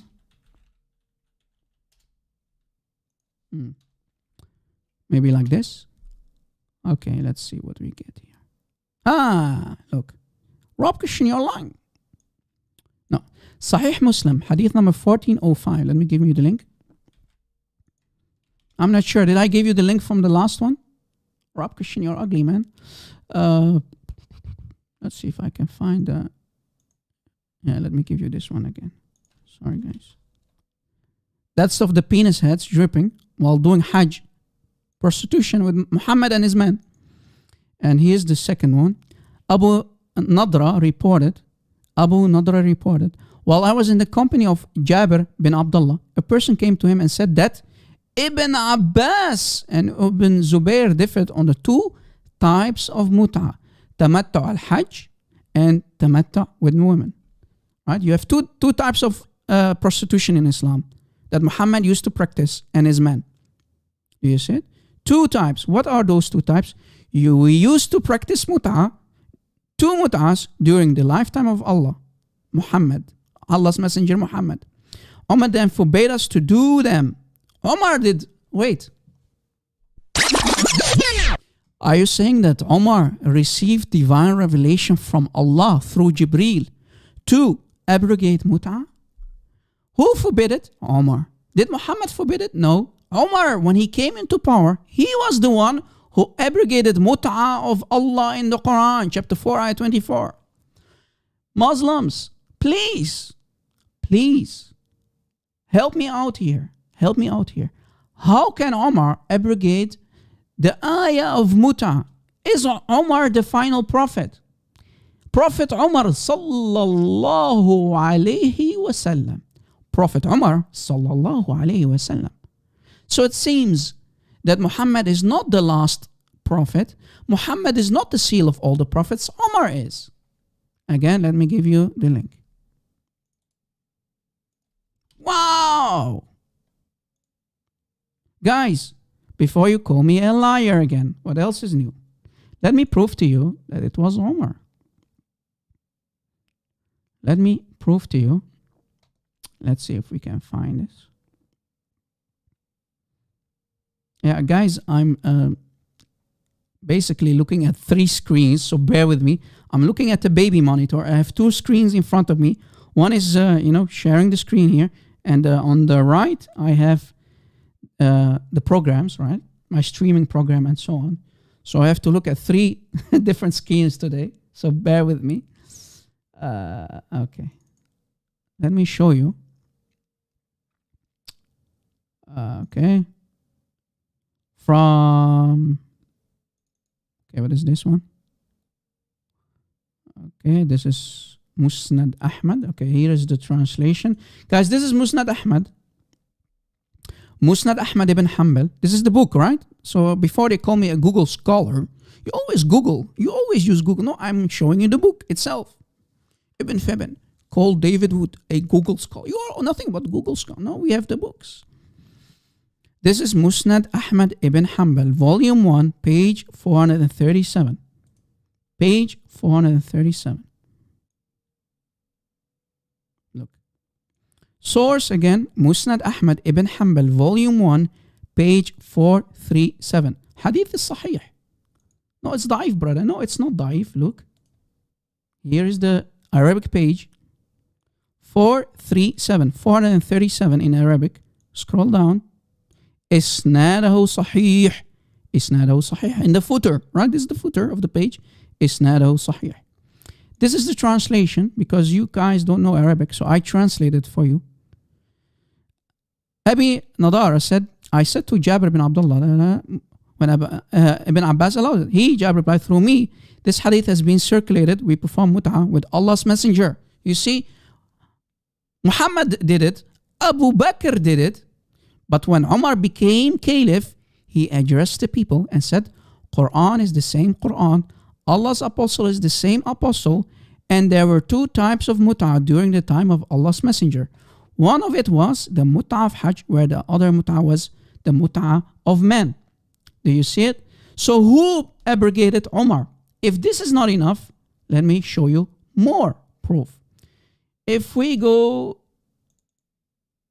to Fakhr ad-Din al-Razi. Fakhr ad-Din al-Razi, a giant scholar in Islam. This is his book. This is the front page. See, I took a screenshot of the book. This is his book, right? Look, this is the book. You see, this is the book. Don't say, Rob Christian, you're lying. This is the book. This is my translation for the page. I'm giving in the source, Muslim. So before you call us liars, go check it. If I'm lying, please call me on my show and say, Rob Christian, dare to say to me, Rob Christian, you're lying. I challenge you. In his tafsir for the Quran, Fakhr ad-Din al-Razi, in his tafsir al-Kabir for the Quran, volume 4, page 41. Rob Christian, you're a Google scholar. No, I'm having the book in front of me. Okay, this is the book. Ali said, who? Ali said, had Omar not banned the mut'ah, then the only person to fornicate will be a wretched person. Who abrogated mut'ah? Omar did. Did Muhammad do it? No. When Muhammad died, mut'ah was not abrogated. It was Umar sallallahu alayhi wasallam who abrogated mut'ah. Again, my baby, guys, is awake. I think. I just heard him scream. Or is he asleep again? Baby do do do do do. Baby shark. Baby shark do do do. Yeah, guys, sorry. I'm not sure if he's awake. Let's see, guys, sorry. Yeah, I'm looking at his bed in my monitor, baby monitor, but no, he's not awake. I think only, I think he's dreaming. He's having a dream. Maybe we'll get a dream from Jibreel, a vision from Jibreel to abrogate or to make the mut'ah halal again, because it was Omar, the final prophet, who banned it. I mean, Omar is not a prophet, ya Muslimin. Why is Omar banning mut'ah while Muhammad and Allah did not abrogate it? Maybe my baby will get a divine revelation from Allah, brother, to make mut'ah halal again, because it was Omar. Allah maybe will say to my baby, baby brother, Omar is a filthy kafir, a munafiq. He had no right to abrogate my mut'ah, my prostitution, brother. Chapter 4, ayah 24. Who is Omar? Who does Omar think that he is? Is he my prophet? No. I told Muhammad, mut'ah is halal, brother. But this filthy kafir, Omar, banned mut'ah, brother.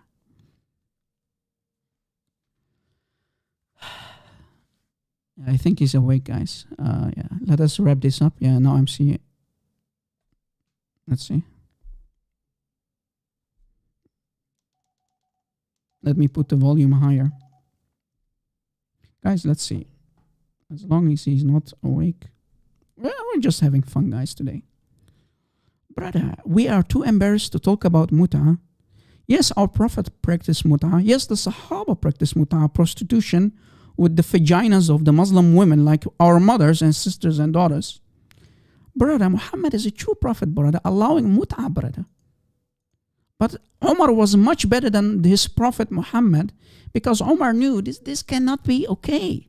Prostitution is not okay. Allah is a filthy God, nobody else than Satan in disguise, allowing prostitution. So Omar knew this cannot be from God. Omar knew that Muhammad is a scam. Omar knew that Muhammad was what wanted his jihadi boys to fight for him. So he came with the mut'ah to convince them, it's okay. You can capture women, or you can, have sex slave. But also you can go to Muslim women and practice mut'ah with Muslim women like your mothers and sisters. It's okay, brother, as long you keep fighting for me. Right? Omar knew this guy is a fraud. But Omar did it for other reasons. Omar wants to be a caliph. He wants power. It's all about power. After Muhammad died, first Abu Bakr became a caliph. Then we have Omar, and Omar thinks, hey, it's, mut'ah is no. So he abrogates it. He's the final guy.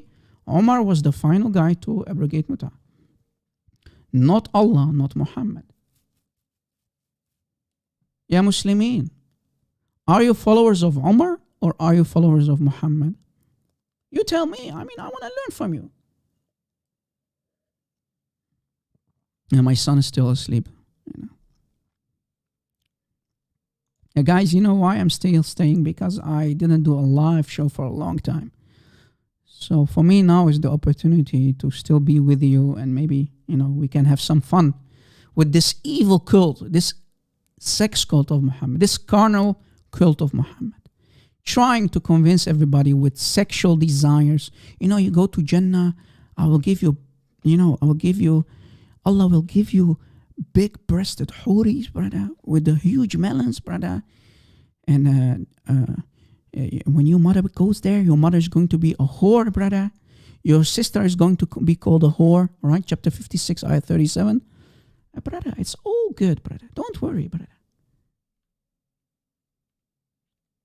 Yeah. Omar had many. Omar had a lot of sex slaves, of course. But brother, prostitution for Omar is no. Omar needs to abrogate mut'ah. It's raisins, yeah. It's raisins, brother. Yeah, some embarrassed Muslims, guys, in the past, because they are too embarrassed, because they know Quran is nothing but a porn book. They came with the idea that it must be raisins, right? Raisins. Not the houris, brother, with big breasts. No, raisins. You will get the raisins only. Are you saying that all these jihadi boys who are killing themselves, they go and bomb themselves like these Taliban and whatnot, the ISIS boys, they go blow themselves up for a couple of raisins?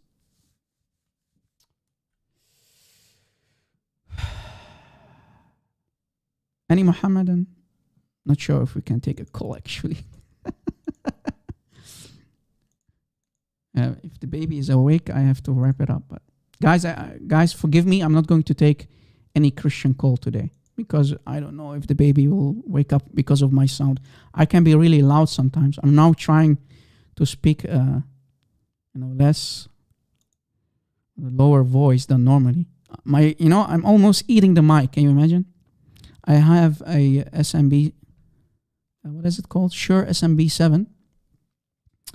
And this mic is really good for rejecting background noises and whatnot. But you need to have, if you want to have this voice, you need to come really close to the mic. For the people who are interested, because of you guys, because of your financial support, I was able to buy this mic. Let me show what mic I am using now. If you have an idea maybe to ever start a podcast or, basically I'm using this. Let's see. This kind of stuff. This is the mic that I have, guys. And a lookalike arm like this one. So if you want to really do some nice quality streaming, and because of you guys, we can do that now. I bought this mic. First, I used a Rode mic, but it wasn't working for me. Let me show you what I used before. I used this one. Also, a good mic, actually, but not for my sound. Sometimes it doesn't work for your sound. Mic is really a personal thing. Sorry, what am I doing? Copy image address. Okay. It wants me to download. Why? I don't want to download. Okay, this one. I used this one before, but it didn't work for me. It wasn't not working. So I'm now using the other one, okay? I'm using this one. Shure SM7B. Do we have any Muhammadan guys? I think maybe we should wrap this up. What do you think, guys? The baby is moving, but I'm not sure if...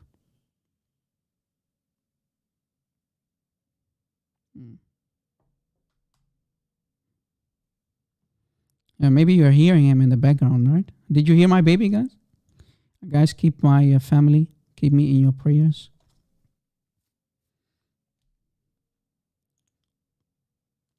Any Muhammadan?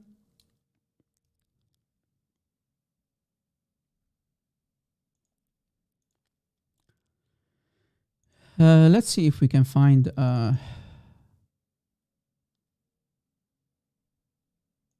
Can find more stuff.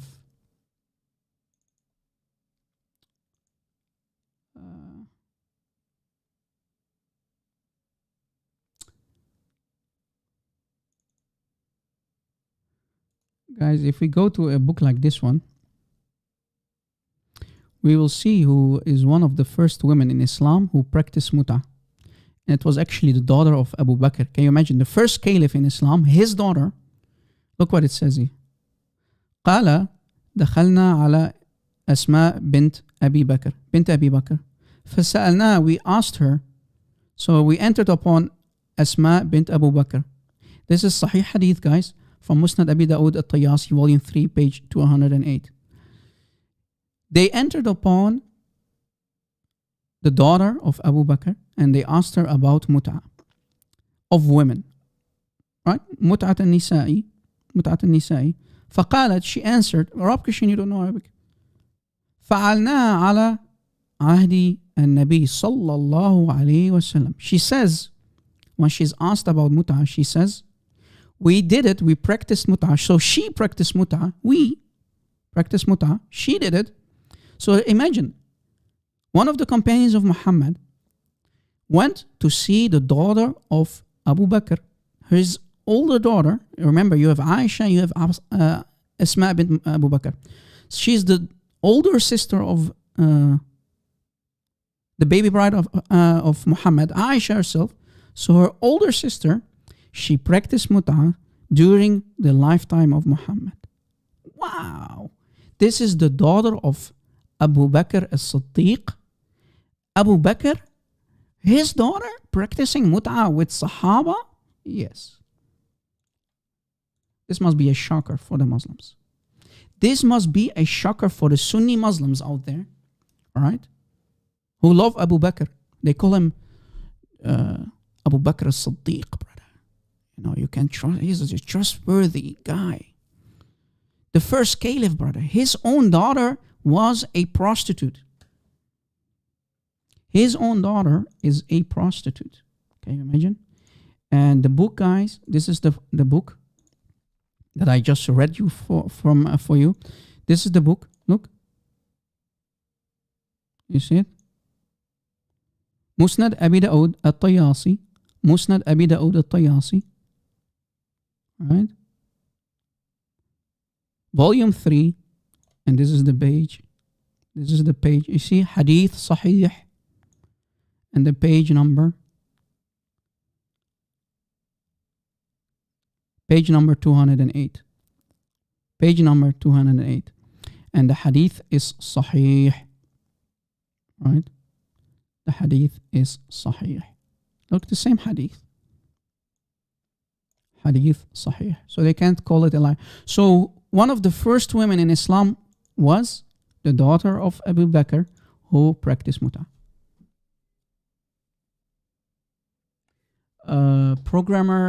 Egbert programmer says, Rob Christian, do you have a dictionary proving that the Quran marries in fact the F word? You know what? Let's see. Let's see, brother.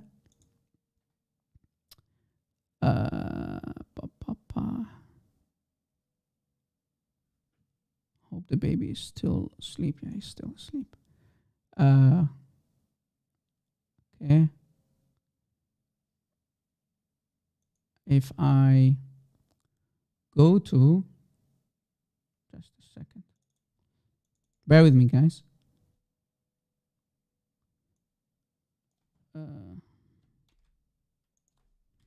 Let's see if we can find. Okay. This is Sunan ibn Majah, guys. The book. Don't say, Rob Christian, you're a Google scholar. This is the actual book again. Brother. Rob Christian, you're something, man. You're really the enemy of Allah today, man. Volume 3, guys, Sunan ibn Majah. Let me make it bigger. Let me try to answer the question of Mr. Programmer here. Sunan ibn Majah. Sunan ibn Majah.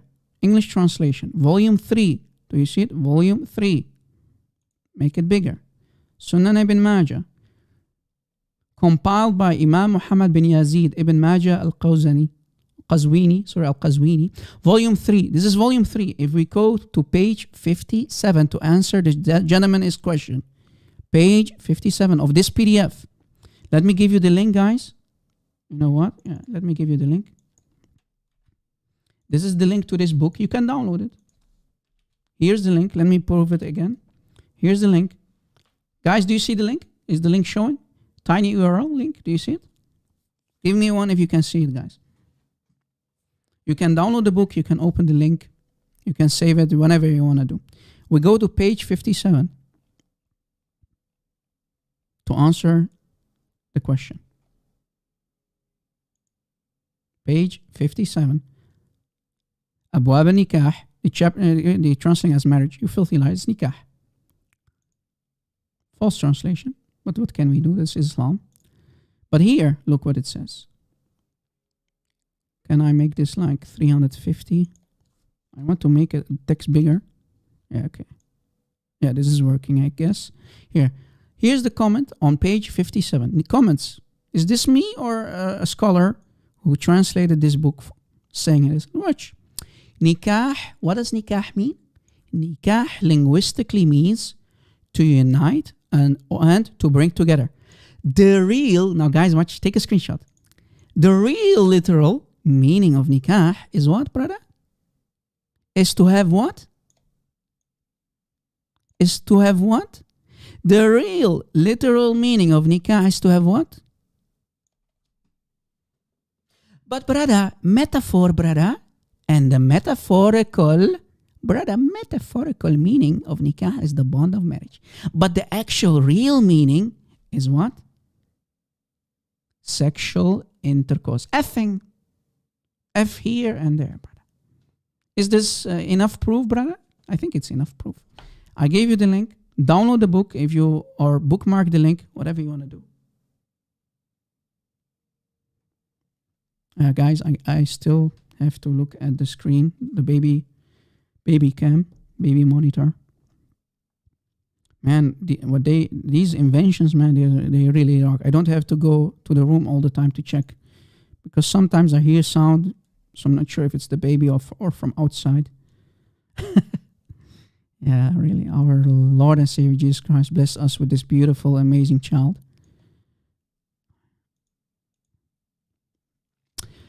So this is the meaning right there. I hope, okay, Egbert, programmer, I hope you're satisfied with the answer. The effing book, yeah, the effing book. The chapter of effing, guys. Abwab nikah. The chapters of effing. Not the marriage, you filthy liar. The real, literal meaning of nikah is to have sexual intercourse. There you go. Oh boy. Rob, you're lying. No, it's not me. This is, again, Sunan ibn Majah. Actual book, Sunan ibn Majah. Printed by Darus Salam, or published by Darus Salam. See, everything. Sunan ibn Majah, volume 3.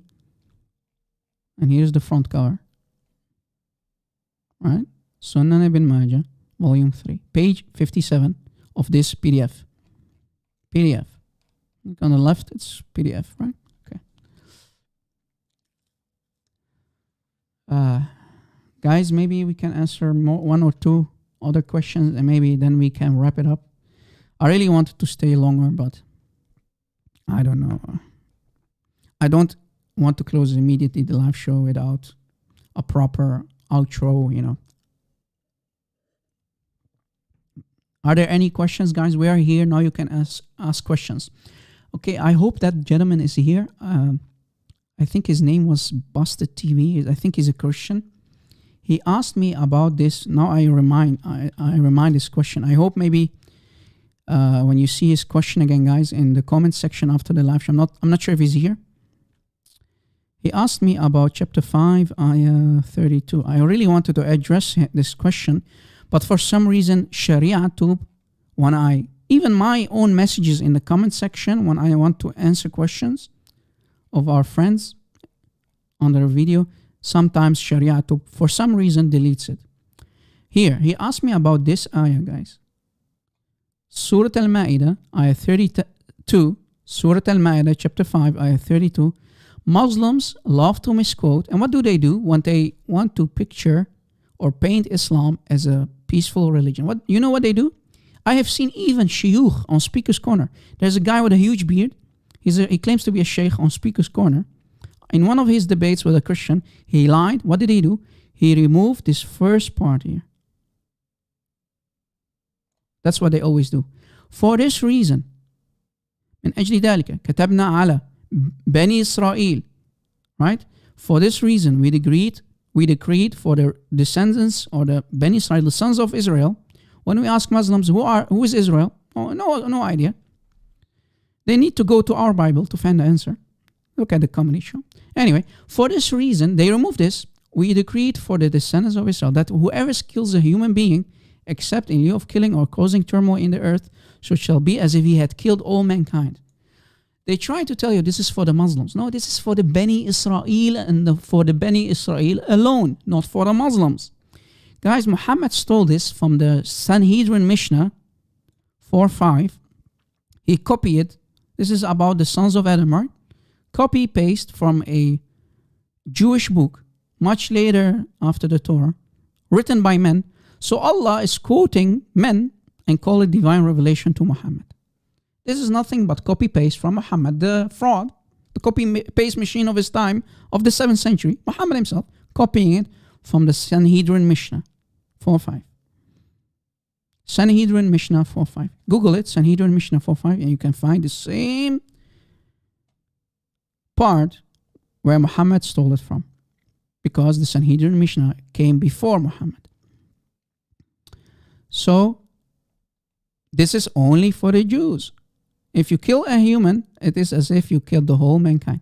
They want to tell you, Islam is peaceful, brother. You're not allowed to kill human. No, if you go to the second ayah, to the next ayah, ayah 33, you see, this is for the Muslims. Now look what it says. The only reward for those who make upon Allah and His noble messenger and cause tumult in the lands that they will all be killed, or crucified.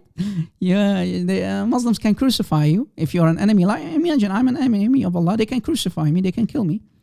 Or their hands and feet cut off from alternate sides. Oh boy.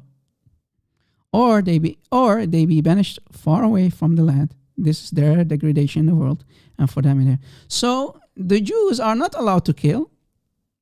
Right? We decreed for the descendants of Israel, Beni Israel. If you kill, but the next ayah for the Muslims, if there's someone who is going to cause mischief in the land, kill him. If you're an enemy of Allah and His Rasul, you insult Muhammad, kill him. If you criticize Muhammad, kill him, crucify him, cut his hands and feet. You see how they play with the Quran, guys? Do you see how they do bid'ah to the Quran? They remove this entire part from chapter 5, ayah 32, entirely. Even their sheikh do it to deceive you.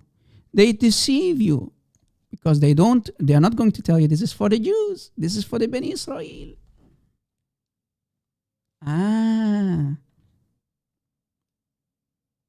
Yeah, guys, I'm, for the people who are asking where I'm from, I am an African blonde like CP from Japan. We are from Japan, brother. But according to my VPN, I'm now from, let's see, can I change it? I'm now from the UK.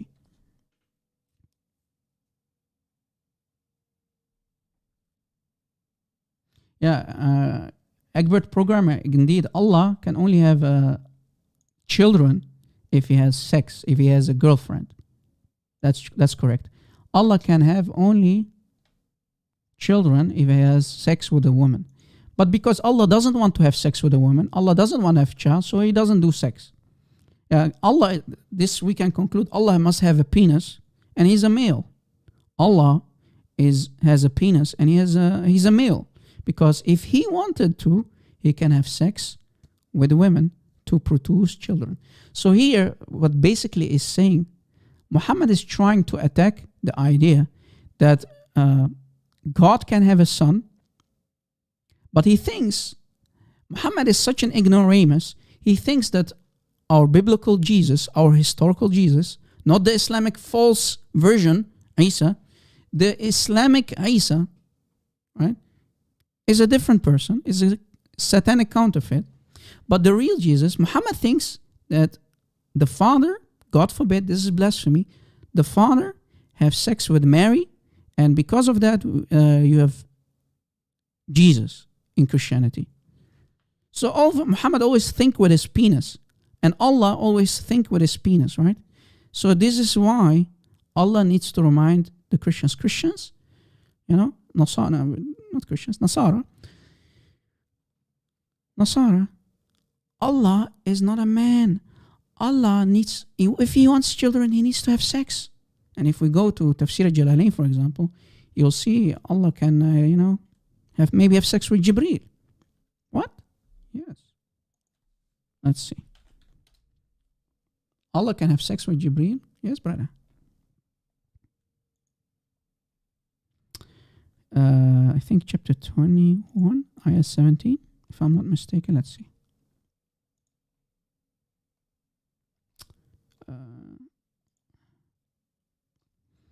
English. Tafsir al-Jalalain display.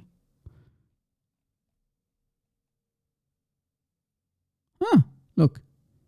Tafsir al-Jalalain, Jalaluddin al-Suyuti, that guy, that I used against Isa the last time, but a different book of Jalaluddin al-Suyuti. This is his tafsir. This is another book called Tafsir al-Jalalain. The other book was a different book. Here, this is in this tafsir, it says, had we desired to find some diversion, that which provides diversion in the way of a partner, if Allah wants to have a sexual partner or a child, we would have found it with ourselves. Muslims, Who is the ourselves that Allah is talking about in chapter 21 of the Quran, Surah Al-Anbiya, ayah 17? Who is the ourselves? Are you saying that Allah has multiple kind of entities beside Him? So there's Allah 1, Allah is a male. There's Allah 2, who is a female. What is ourselves here? Allah is saying ourselves in the Quran. If you don't believe me here, chapter 21, this is Quran, ayah 17, ourselves. If we would to have a pastime, sexual partner, we could have chosen it from ourselves, Allah is saying, if we wanted to. Now, if we go to the tafsir, we see that those must be divine beings, the beautiful-eyed huris with the big breast, brother. Allah recycles for Himself. If He wants to, a beautiful-eyed huri, make her a virgin again, give her big boobs, boing, boing, boing. Or maybe Jibreel, Allah can have sex with him to have children. Else, Allah cannot have children, brother. This is Tafsir al-Jalalain, chapter 21, ayah 17 of the Quran. Allah is really picky, yeah. Nur al-Masih, Salam al-Masih, Habibi. Allah is really a picky God. You know, sometimes if Allah loves, maybe. But Allah for now doesn't want to. But He's talking about ourselves. Until now, after 15 years, guys, I have no answer from any Muslim who can explain to me what ourselves are. Who is ourselves? Allah, when Allah says we, ourselves, who are the ourselves? Is it another Allah, a female Allah? Is it a female Allah maybe with two sexual organs like Satan? Remember, Satan in Islam, the Satan, the shaitan of Islam, has a vagina. Satan of Islam has a vagina. Let me prove it.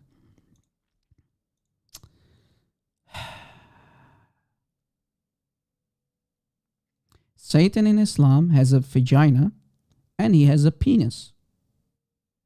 When Satan shakes this with this, the penis of Shaitan goes inside his vagina on the other thigh, and then he has sex with himself.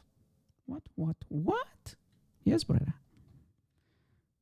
I hope I can find it, guys. Hur al-Ain. Let's see.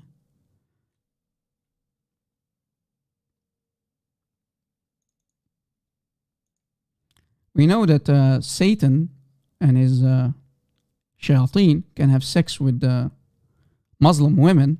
Remember the vagina of a Muslim woman can be set on fire because shayateen are created from from fire, right? From smokeless fire. So when they Muslim women, the vagina will be set on fire. A man was talking to Ibn Abbas. But I'm trying to find the hadith, the tafsir.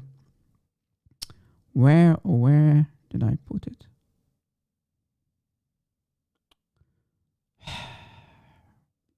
Sometimes when you look for something, brother,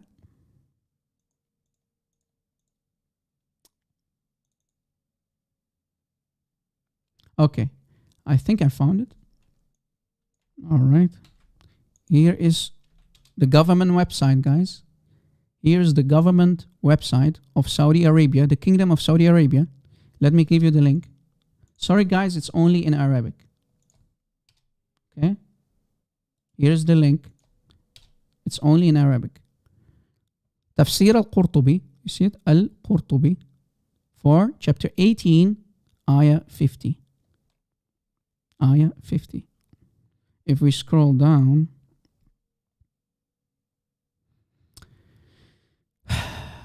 man, this cult, you know. Oh man, try not to get disgusted of this cult.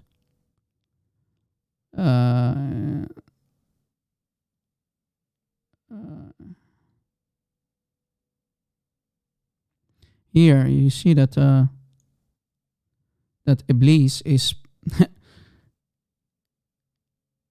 he put his penis inside nafs, right in this farj, and in other farj he put it, and then he gets 5 eggs. What? Yes, brother. Here. If we copy this part, guys, if we copy this part and we go to Google Translate, okay? Help me to help you. Google Translate, brother. Yes, here's Translate. All right, beautiful. Here. The devil, Shaitan, in Iblis, the devil, inserted his private part into the private part of himself. So his penis goes inside his other penis, inside his other private part. In the farj, look, farj means vagina, or it can be penis, depends. If it's a female or a male. But in this case, you see you have a male inside the female part, and then he laid 5 eggs. Brother, this is Quran. Yes, brother. I challenge any Muhammadan to say, Rob Christian, you're lying. Oh, how can they look? And then says, I mean, it's in front of you. How can they lie? We even use Google Translate to show you.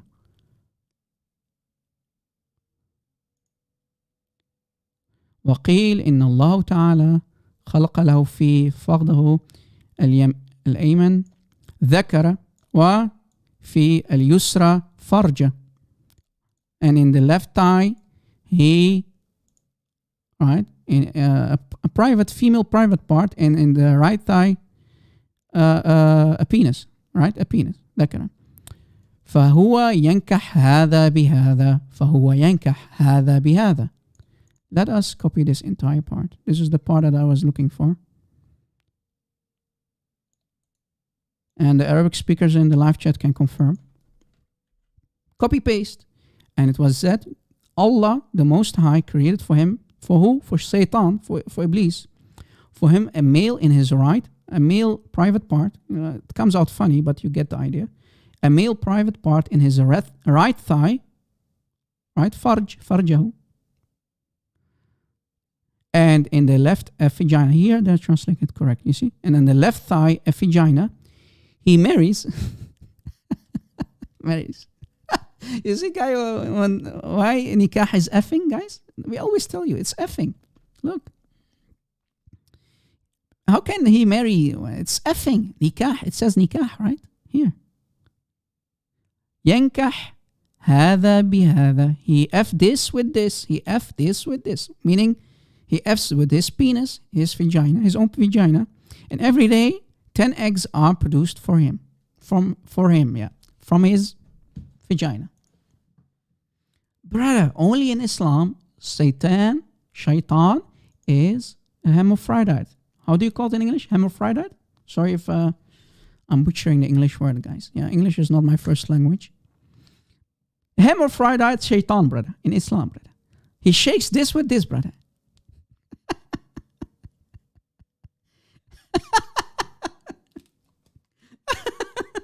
Try not to laugh at this evil cult of Satan, man.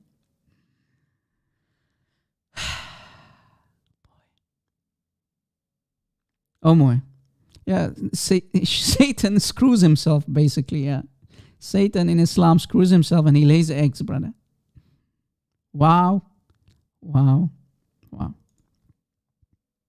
admins will have a lot of work to do, guys, with the timestamps. One of the admins who is going to produce the timestamp, I wish you a lot of luck because we're alive for a long time. And everything that we talked about will be a really hard job for... this is why I always say, guys, keep our admins in your praise. They always do an amazing job, man. Guys, are you enjoying this or what? Satan F himself, of course, yeah. The first leg humper.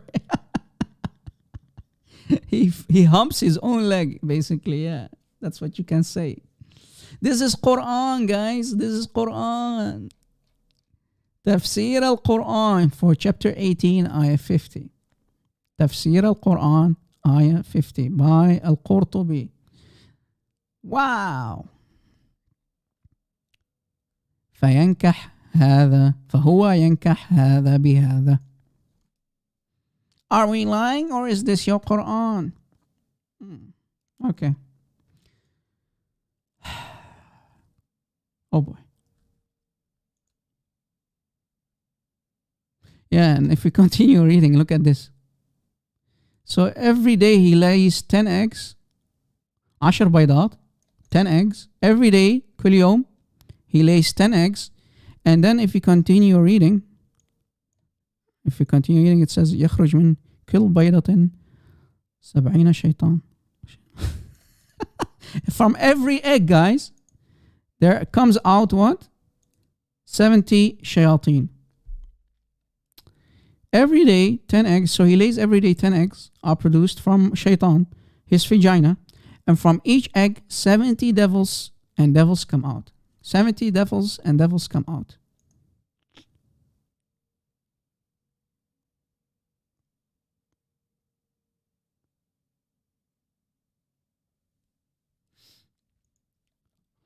Any Muhammadan brother? I mean, even Hollywood cannot produce. I mean, if let's say someone would have produced for every chapter, every ayah, every tafsir of the Quran, a Hollywood movie, Hollywood would not come up with this nonsense. Hollywood even themselves would scratch their head. What are we going to do with it? Imagine if Hollywood would create a movie about the Islamic shaitan. They will scratch their head. I mean, come on, man. Muhammad was really having a beautiful fantasy to come up with this nonsense. This is Quran. This is so-called divine book. Oh, well. And they claim that Allah, God forbid, look at this blasphemy. They claim Allah is the same God of the Bible. We believe that Satan was a beautiful angel. He went against his creator, God, and he became a fallen angel. But in Islam, a totally different concept, guys. In Islam, you have something called angels, and you have something called jinns. Totally different religion, totally different cult. So how dare you to say that this is an Abrahamic faith? What has this evil cult with the Abrahamic religions? What has Islam to do with the Abrahamic religion? Well, everything is different. Have you ever seen a Christian kissing black stones? Have you ever seen a Jew kissing black stones? Not me. Of course, Akbar programmer Muhammad was basically a walking, talking,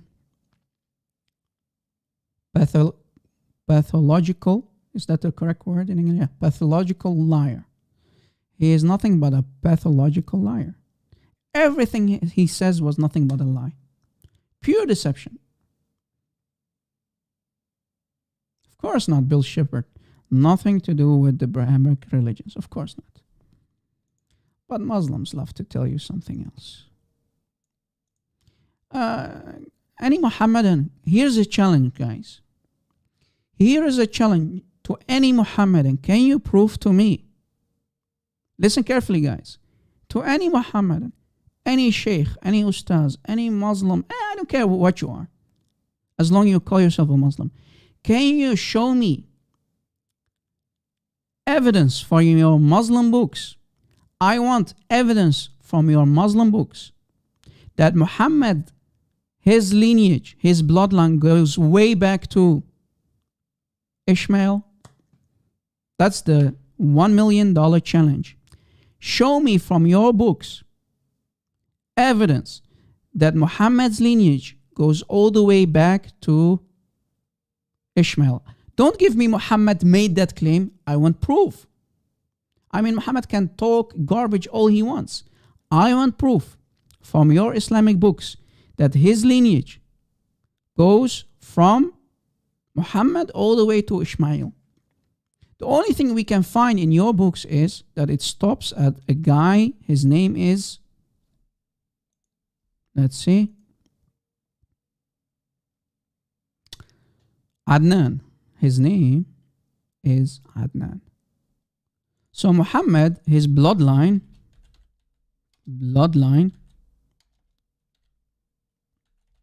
stops at a guy called Adnan. Right? That's what their scholars say. That's what the Sahaba say. Muhammad's bloodline stops at a guy called Adnan. They don't have anything going back to Ishmael. But yet Muhammad dares to claim that he comes from Ishmael.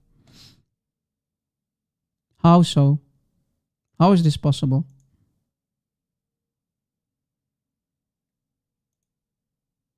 How is this possible, Ya Muslimin? How dare you to claim that his blood goes back to Ishmael while you don't have any single proof for it?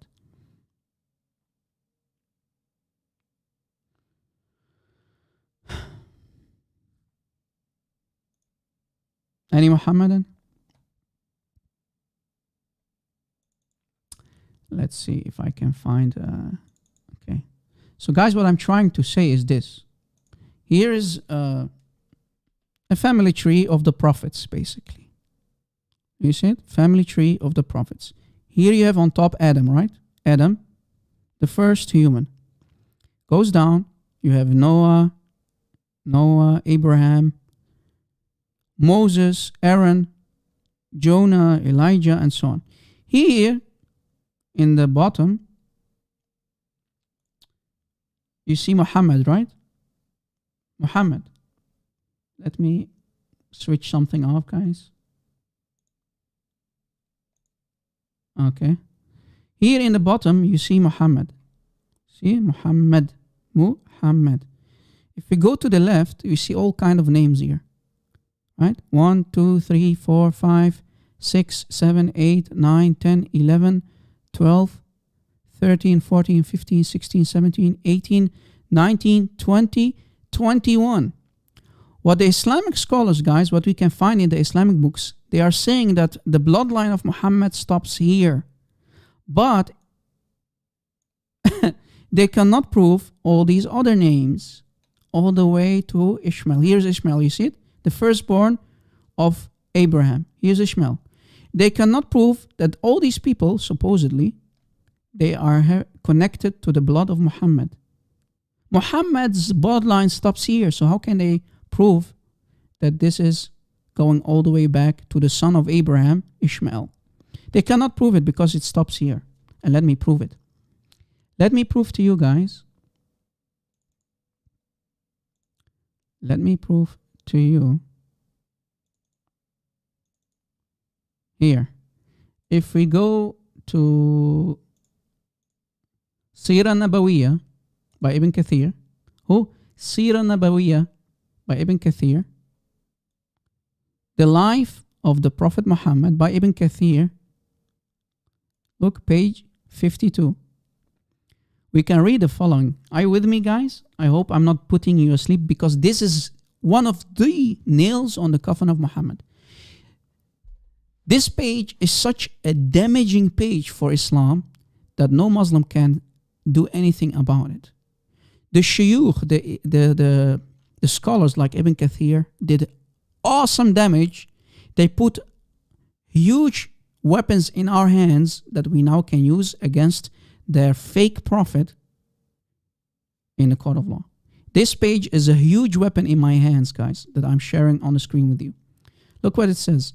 Abu Umar bin so and so stated in his book, blah blah blah, okay, that Ibn Laha, what I don't know what, if it was Arabic I could have read it, Lahiya or something, I don't know in English what it means in Arabic, but you get the idea. Related from Abu al-Aswad, the father of this the black.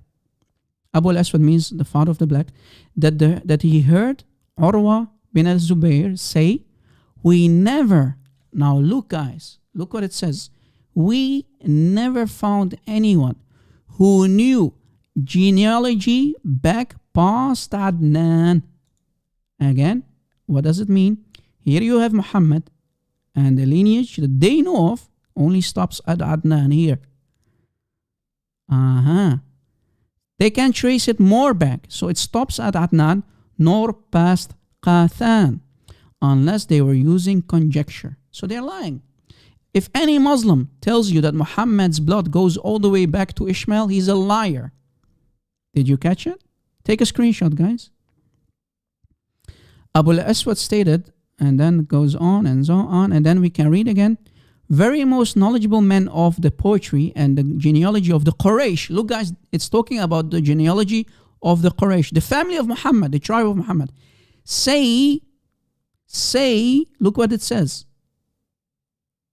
Say, we never knew anyone with information going back beyond Mu'ad bin Adnan. Mu'ad bin Adnan. So, over and over and over, the Islamic books confirm that the genealogy supposedly goes only way back to Adnan. And I think my baby is back. Just a second, guys. Just a second.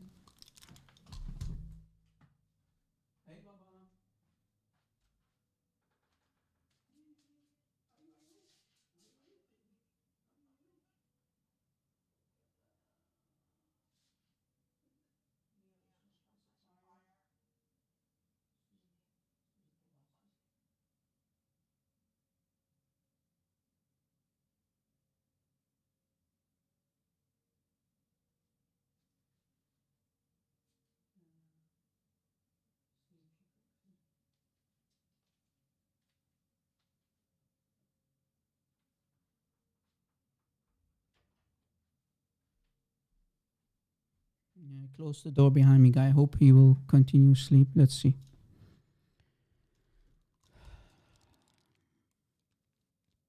Okay, so guys, again, it stops at Adnan. You see it? Abu Umar said, there was a group of predecessors, including Abd Allah bin Mas'ud, Amr bin Maymun al-Azdi, and Muhammad bin Ka'b al-Quradi, who, when they recited the verse from the Quran, and those after him, no one but God knows, Surah Ibrahim, verse 9, would comment, the genealogists lied.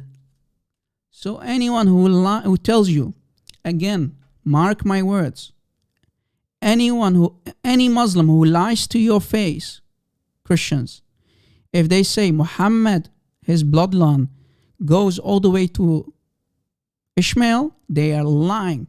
Look, they all lied. They cannot trace anyone's bloodline from the Quraysh, including Muhammad. Muhammad is from the Quraysh. But to Adnan and Adnan alone. So for Muhammad, it stops here. Muhammad has nothing to do with Ishmael all the way there. All these names, they don't know. So basically, what can we conclude? We can, from Adnan on the way to the top, we can put crosses, basically. I did not finish the crosses, but you get the idea. It stops here for Muhammad at Adnan. Here is Ishmael. Boy, oh boy, this destroys Muhammad. This destroys the standard Islamic narrative. When you do a deep dive, I'm a scuba diver. when you do a deep dive, I'm a scuba diver. things get very, very Yeah, awkward. boy. When you do a deep dive, I'm a scuba diver. when you do a deep dive, I'm a scuba diver. things get very, very awkward. When you do a deep Boy, oh boy, when you take a deep dive in the Islamic books, things get really awkward for Muhammad and Islam. So Muslims, how dare you to say and lie to our faces, lie to yourselves, that Muhammad's bloodline goes all the way back to Ishmael. Well, you cannot prove it, while your books say it stops at Adnan. when you do a deep dive, I'm a scuba diver. when you do a deep dive, I'm a scuba diver. things get very, very awkward and difficult. When you do a deep dive, I'm a scuba diver. when you do a deep dive, I'm a scuba diver. things get very, very awkward and difficult. I'm more than happy to go diving anywhere. If I were to give you a blank Muslim, Let's not. I'm a scuba diver. I'm more than happy to go diving anywhere. if I were to give you a blank Mus'haf, Let's not.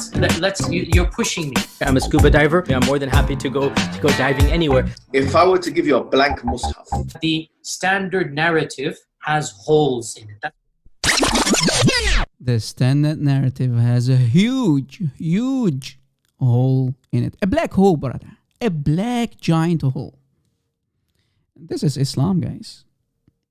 You see, when we always say Islam cannot be defended, and this is why. Islam can truly not be defended. Right? And the proof is in front of you. You likey. You like this mix, guys? Maybe I should upload it on YouTube somewhere. Yeah, I'm using this, guys, on my... let me try to share something with you. Anyway, since we are having fun anyway. I'm using this stuff. If you are interested in the future to do live streaming. Because of you guys, because of our patrons, I bought myself this kind of stuff. With the mic that I showed earlier, a Shure SMC 7B. This thing here. A Rodecaster. Rodecaster, that's what it's called. Rodecaster Pro. And you have these things here. They call it pads, if I'm not mistaken. And when you press like this, on this one, for example, you know, I have this programmed. Or this one. And of course this one. When you do a deep dive, I'm a scuba And then diver. look what I when can you do. do a deep, Yeah, you can do all kind of stuff. You can also do this. when you do a deep dive, I'm a scuba diver. Yeah. So yeah, there are endless possibilities. But thank you guys. Because of you, we can provide quality streaming with such equipment. You can record. I even can use the Bluetooth option. You see it? I can do phone calls actually, if I'm not mistaken. Yeah, I can do phone calls. Let's not try that, guys. Yeah, let us not try that. Yeah, this is the mic for the mics. So you can have 1, 2, 3, 4 mics. And this is for the PC, if I'm not mistaken. And this is for the sound pads here that you can program. Yeah, very handy. Is there any Muhammadan, guys? Is there any Muhammadan who maybe have evidence for us? Maybe you can provide evidence from your books proving that Muhammad's bloodline go all the way back to Ishmael, because the only books that I found, the books that we found claim that anyone who says to you, any Muhammadan who tells you that the bloodline of the Quraysh, look, the Quraysh, this is the Quraysh, right? The bloodline of the Quraysh, who tells you that the bloodline of Quraysh go all the way back to Ishmael, they are nothing but liars. That's what they said. We never knew anyone with information going back beyond Ma'ad bin Adnan. You see it? Beyond Adnan. We never knew anyone with information going back beyond Ma'ad bin Adnan. And anyone who said that it goes back to Ishmael, they lied. The genealogists lied. Wow, this is damaging. This is damaging to Muhammad and Islam, guys. It stops here and here alone. Any Abdul. Egbert Programmer, I myself believe that the real father of Muhammad was probably Waraqa ibn Nawfal, yes. The real father of Muhammad was Waraqa ibn Nawfal, because you know why? Let me try to tell you why. In the time of the Quraysh in Mecca, before Islam, and I did a live show with our brother Adam Seeker the other day about this. Before Islam, you had practices, yes, you heard it correctly, you had practices that Muslim women, they went to nobles. Remember Waraqa ibn Nawfal, the Waraqa ibn Nawfal, Ibn Nawfal is family of Khadija, right? He's family of Khadija, the richest woman. And women, poor women, who wanted to have quality seed, children from nobles, like Waraqa bin Nawfal. They used to go to such men. Even if you're married, let's say you're a married woman, like Amina, the mother of Muhammad, you're a married woman, you go to a noble guy, noble man, from a noble family, rich guys. Maybe in your mind you think, hey, if I get a child from him, maybe when he grows older, He can get rich, he can get smart, because he's from the bloodline of nobles of the Quraysh, like Waraq bin Nawfal. So Waraq bin Nawfal, I believe that he had sex with Amina. Amina used to visit Waraq bin Nawfal while supposedly Abdullah was still alive. She went and she kept going to him to get a child. She did not sleep with her husband. She kept visiting Waraq bin Nawfal in his bed to get Muhammad. That's what I believe. Why am I saying this? Why, oh why? I hope that if the baby doesn't wake up, I can try to prove it to you. Let's see. Where did I put that slide? Because when we say something, guys, you know us for a long time now.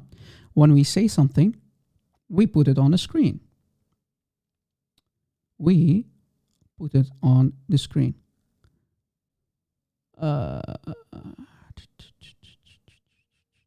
Where? Man, I need to do something about my slides. It's becoming really overwhelming. I have so much books, guys. You have no idea. I have so many slides that I created in the past for you guys during my live shows. Sometimes it's like trying to find a needle. All right.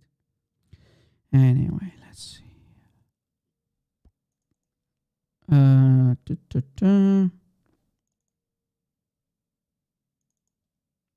Where did I put it, man?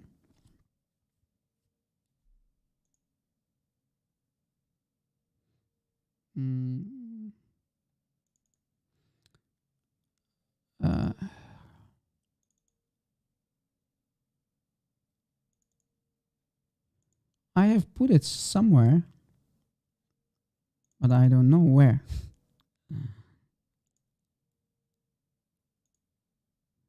Because I didn't use that kind of stuff for a long time. The only time that I used it was on one of my live shows and on the live show of Adam Seeker. Maybe I should go click on that YouTube video again to see what material I used, man.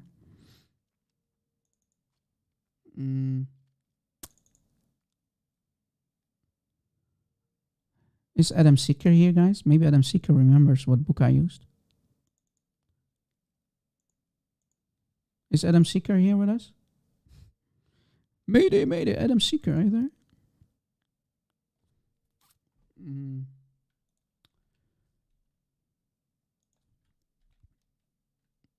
Let me go to YouTube, guys. Because if I say something, I need to clarify it.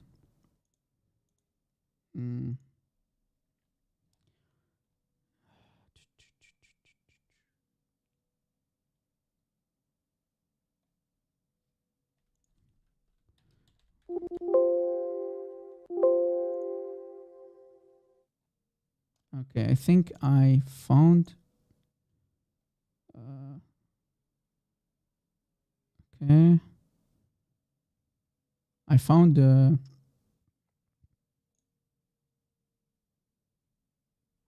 okay.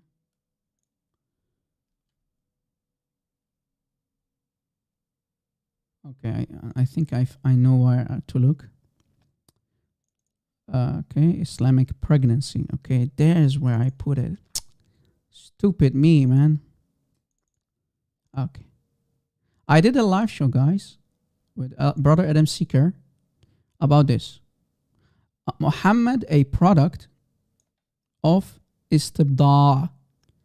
Muhammad, a product of istibda'. Now, what is istibda', guys? Are you focused, guys? I hope you are interested to know why we claim that Muhammad was a product of istibda'. What is istibda'? Let us first learn about what istibda'. Are you still with me, guys? I hope I'm not putting you asleep.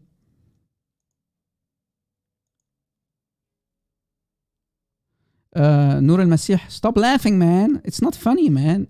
Muhammad is product of al-istibda'. Come on, man. Nikah al-istibda', yeah, sex of istibda'. There are several types in the pre-Islamic Jahiliyyah. In the Jahiliyyah, the pre-Islamic period, before Islam, that's what they call it, Jahiliyyah, there were several types of nikah, sexual intercourse. I think a lot of people never heard of this before. If you didn't watch that live show, maybe I should do another live show again. Yeah, I think I should. Because we humans, we need to remind our friends, our people, hey, do you remember? So it's not bad to sometimes do another live show about the same topic, right? Just to remind people. Or maybe people who missed our live shows, they can get it. Nikah al-istibda', that the Quraysh, guys, the Meccans, the people of Mecca, the Quraysh, the tribe of Muhammad, they used to practice it. They used to practice nikah al-istibda'. What is it? Nikah al-istibda', as I explained earlier, guys, is the type of marriage, sexual intercourse, I called it marriage here, where a husband sent his wife to someone else, any man. Best is to a noble man like Waraqa bin Nawfal. He is a filthy rich man, family of Khadija, right? To have sexual relationships with that person. So, what happens? His wife, let's say you are married, you're a married guy, you live in Quraysh, in the time of the Quraysh, in Mecca. You sent your wife to another man. You're married to her, right? She's your wife, but you sent her to another man to have sexual intercourse till your wife becomes pregnant from that other man. You are not allowed, right, to have sex with your wife, because if you want to have the seed of that man, if you're going to sleep with your wife, maybe she will become pregnant of you. So during that time period, her husband refrains from any intimate relationship and sexual intercourse with his wife. So she can become pregnant of that other man. That's what nikah al-istibda' means in a nutshell, guys. Sending your wife, again, in a nutshell, sending your wife to let's say, a noble man from a noble bloodline, like Waraqa, to have sex with your wife so you can get seed, noble seed. That's what the Muslim women, may God correct me. Sorry, I didn't mean to say Muslim man. If you are a man that used to live in the pre-Islamic period, okay? I'm correcting myself. Rob, you're finished, no? That's what I meant. If you're a man who lives in the Jahiliyyah period before Islam. So when Muhammad came, he started to forbid all this. So let's say this is Amina, the mother of Muhammad.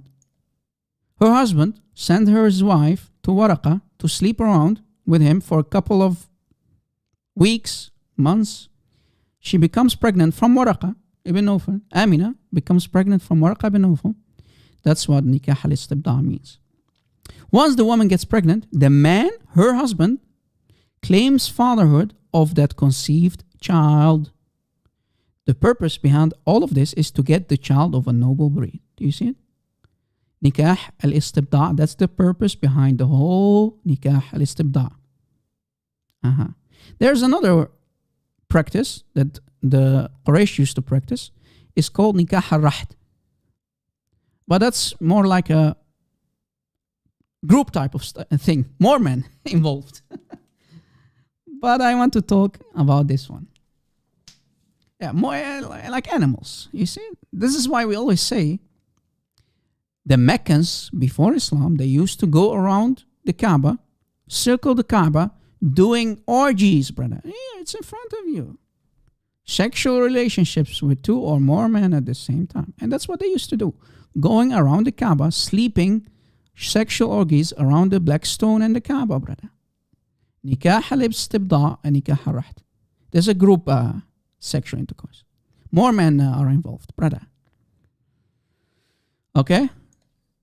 I believe, if I read the Islamic books, Amina slept around with a noble man to get noble blood. This is why Muslims cannot prove to us that Muhammad is actually the son of Abdullah. We believe that Abdullah is a John Doe. And this is why they need to come up with fabrications that Muslim women can be pregnant up to 4 years, up to 7 years. Remember, I mentioned this earlier today. Muslim women can be pregnant for 7 years, 10 years, and so on and so on. So now, okay, let's see. Now that we got the idea, let's see. And I go to a book that I found online. We go to a book that I found online. Let's see if this is the book. This is the book. This book that I found online, this is actually the book. You can't call me a Google scholar, brother. I found the book. This is not Googling. This is a real book in front of you, brother. Here, this is the book title.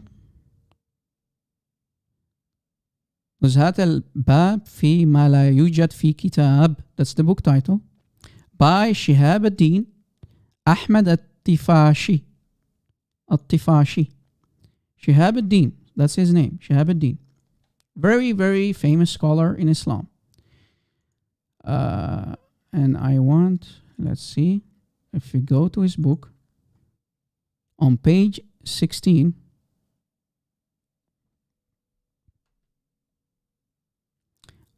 page 16 of this book, the title on top, you see, Nikah al-Istibda. Nikah al-Istibda. Nikah al-Istibda.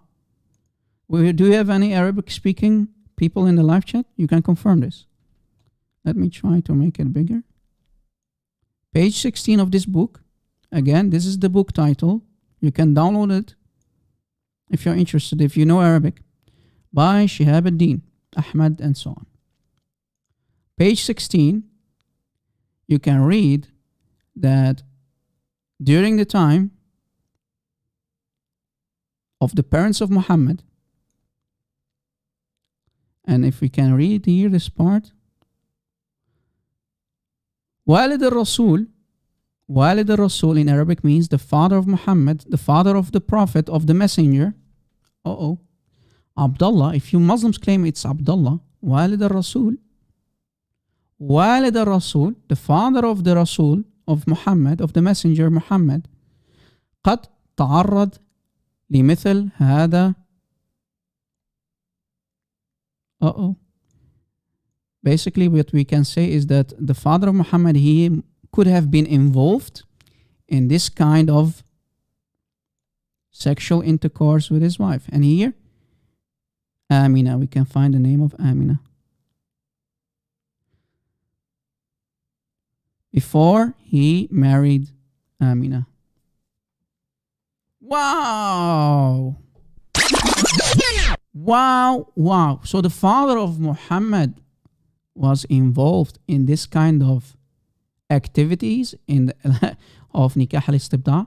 Yes. So he could have sent Amina, his wife, to, let's say, Waraqa ibn Nawfal. I believe it's Waraqa ibn Nawfal because Muhammad was basically raised up by Waraqa ibn Nawfal, right? Muhammad went all the time to Waraqa ibn Nawfal. Muhammad worked under Khadija, right? So, a huge possibility that the father of Muhammad sent his wife Amina, that's what it's saying here, to a man because he was involved in Nikah al-Istibda. And this is in Al-Jahiliyyah. Look at Jahiliyyah, the pre-Islamic period. So I believe that Waraqa ibn Nawfal is the true father of Muhammad. Again, the book title is Nusad al-Bab fi ma la yujad fi kitab by Shihab ad-Din Ahmad. Page 16. I'm not the one saying this. That's what the scholars say.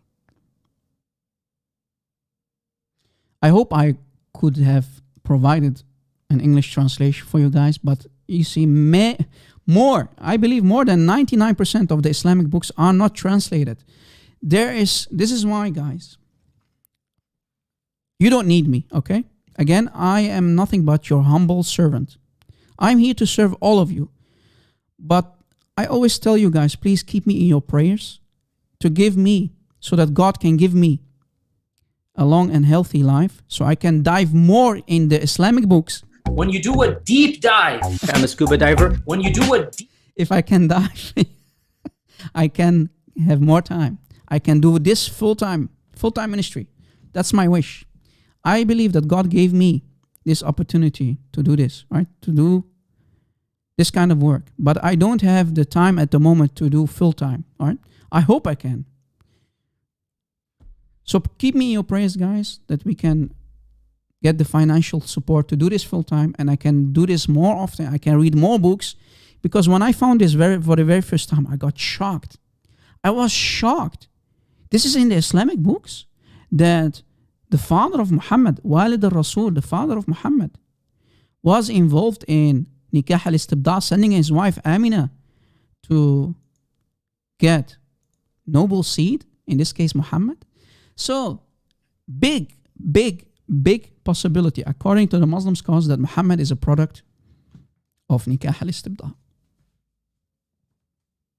Wow. So guys, please keep us in your prayers so we can do many amazing live shows, epic live shows like these in the future, to expose Islam even more than we do so. Because I believe there are so many damaging stuff in the Islamic books that we still need to find, because I need to read those books, but I need to have time to read those books. There are so many books, man, that we can use against the Prophet of Islam. So many books. So many books. Right? Muhammad, a product of istibda. Right? Could be that Amina was sleeping around with many men. It could be possible, right? That she was involved in nikah al-rah. That would be really amazing for Muhammad, brother. That Abdullah would have sent his wife Amina, to sleep around with many men, to have sexual intimate relationships with more than one man, with two or more men at the same time. Imagine. Wow. Worst case scenario, guys. This is worst case scenario. But if Muhammad is lucky, he would have been a product of nikah al-istibda. Now, guys, do you now understand why we always say the father of Muhammad is a John Doe? The father of Muhammad is a John Doe. Muslims cannot prove that the real father of Muhammad is Abdullah, because Abdullah died. Abdullah died, while supposedly Amina carried Muhammad in her belly for 4 years. Now it makes sense. When you read these books and you understand these books, it makes sense that Amina used to sleep around with different men. Right? You know, for your information, guys, any Muhammadan that you don't know his name, they call him Abdullah. That's why the father's name of Muhammad, his name is Abdullah, meaning the slave of Allah. Could be anyone, right? The slave of Allah. Could be Hassan or Hussein or this and that. It's a John Doe name. A John Doe. Anyone. Can be anyone. Right?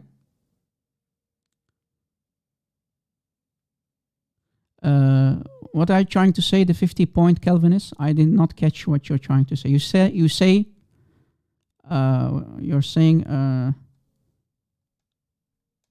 let's see. Some claim his father died 4 years earlier. Yes, that's the point. Yeah, that's the point. Yeah. That's the whole point.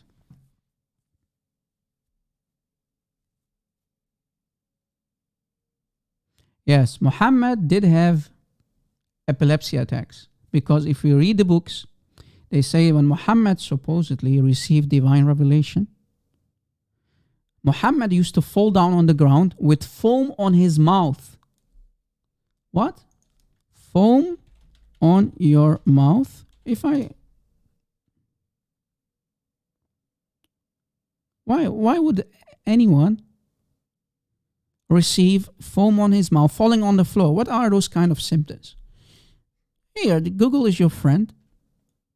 Foaming at the mouth is a physical symptom. It occurs when an excess of saliva mixes with air or gases to create a foam. Frothy saliva is a rare symptom. When you see it, you should be concerned and immediately contact a doctor or call 911 for medical assistance. What does that tell you? When Muhammad used to fall down on the ground, shaking, foam on his mouth.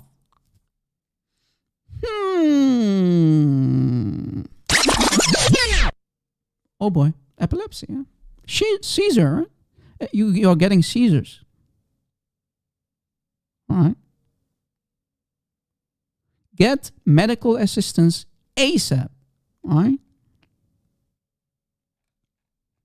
It's not good. And I believe Muhammad was really mentally disturbed, mentally ill, because he used to walk around in Medina, Mecca and Medina, for at least 6 months, at least, walking around like a crazy madman, thinking that he has sex with his wives. Well, that's a lie.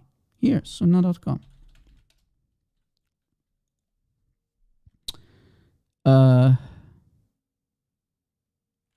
Black magic. Let's see if we can find the hadith. If you eat 7 ajwa, brother, if you eat 7 ajwa in the morning, you will be immune for poison and black magic. I wonder why Muhammad did not eat his 7 ajwa. Look, he who ate 7 ajwa dates in the morning, poison and black magic will not harm him on that day. Then we need to ask Allah why he did not send Jibreel that morning when Muhammad, black magic was cast on him. Black magic spell was cast on Muhammad. Why Muhammad forgot it to eat his 7 ajwa, man? Yeah, Muhammad, you idiot. Look at the genius Muhammad. He forgot to eat 7 ajwa in the morning. That's why black magic was worked on. Let's see. Maybe only magic? Prophet?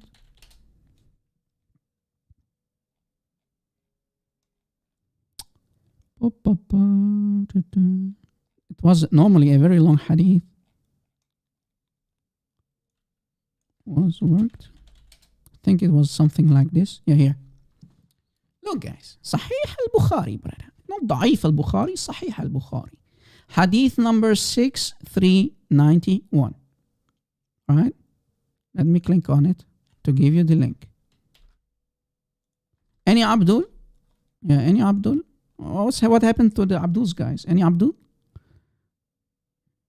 Maybe it's too embarrassing for the Prophet of Islam, brother. Narrated Aisha. Read with me, guys. Please focus. That Allah's messenger was affected by black magic. Oh boy. So much, guys, the black magic spell was so much that Muhammad used to think like a crazy madman that he had done something which in fact he did not do. Imagine Muhammad is walking in Medina and the streets of Medina and Mecca, acting like a crazy idiot because of a black magic spell that was cast on Muhammad. And he invoked his Lord for a remedy. Brother, why didn't you tell Muhammad about the 7 ajwa, 7 dates? He should have eaten that morning 7 dates so the black magic would not have affected Muhammad. Then one day he said, oh Aisha, look Muhammad, guys. Look at the Majnoon, guys. Jinn possessed Muhammad. Majnoon. Jinn possessed Muhammad. That's the Arabic word. Majnoon. Crazy madman. Do you know that Allah has advised me as to the problem I consulted him about? Aisha said, oh Allah's messenger, what's that? He said, 2 men came to me and one of them sat at my head and the other at my feet. And one of them asked his companion, what is wrong with Muhammad, man? what is wrong with Muhammad? What is wrong with this crazy man? The latter replied, he is under the effect of black magic. Oh boy, this is the Rasul. The former asked, who has worked magic on him, on our prophet, brother? The latter replied, Labid bin al-Asim did that. The former asked, with what did he work the black magic? The latter replied, look at this story, beautiful story. With a comb and the hair. So someone stole a hair from the comb of the Rasulullah. Wow. So they stole a tiny piece of hair of Muhammad, and which are stuck to the comb. So they stole a hair and the skin of the pollen of the date palm tree. The former asked, where is that? The latter replied, it's in Darwan. Darwan, okay. And then if we continue reading, you see it's a very long hadith. I'm looking, there's another one. What happened to that one? Well, it says that while Muhammad is sleeping around with his wife, or thinking that he's sleeping around with his wife. Let's see. There are multiple versions.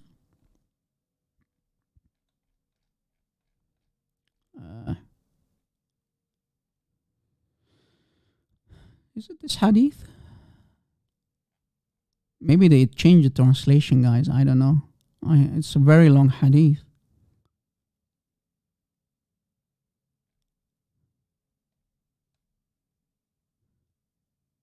Okay.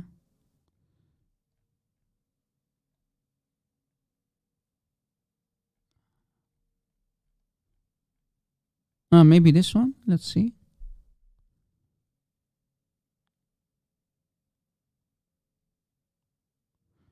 The Prophet had then the thing was taken out. I said, why do you not treat yourself with nashra?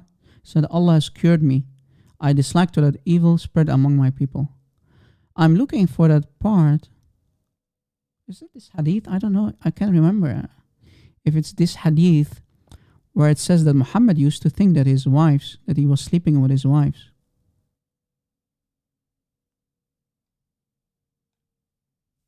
Am I looking at the wrong hadith, guys?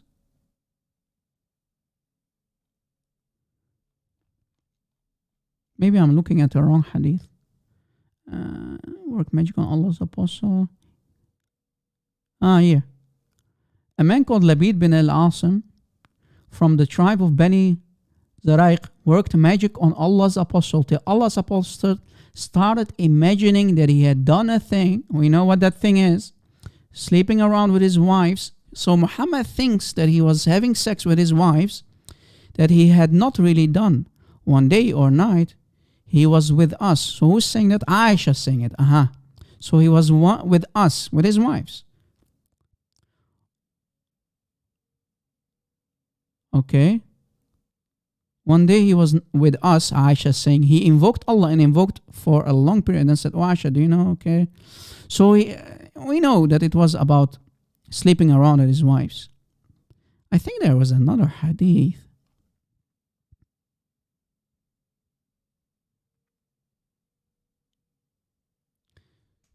Maybe they are not translating it correctly, but what else is new? But I think this is this hadith.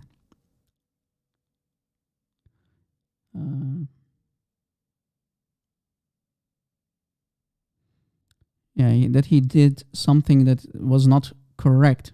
Here. Guys, I was looking for this one. Narrated Aisha, the Prophet continued. Okay, let me click on the link to give you the link, guys. This is the hadith.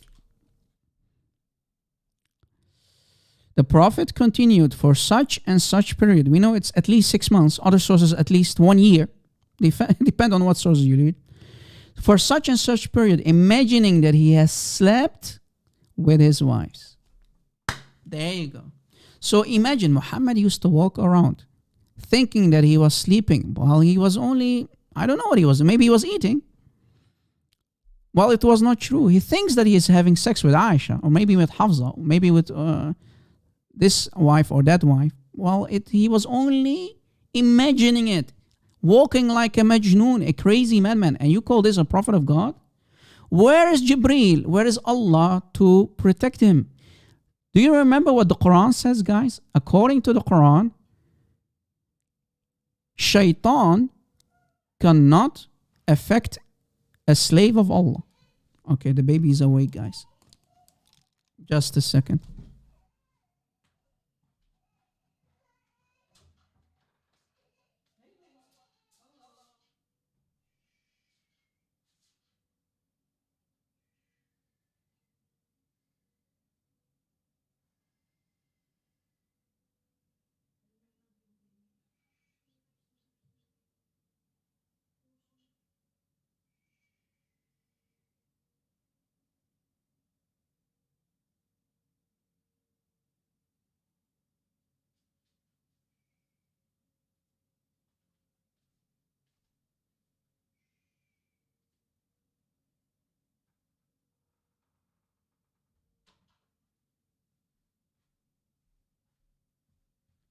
Let's see, guys, if he wakes up again. If he wakes up for another time, then we need to wrap it up.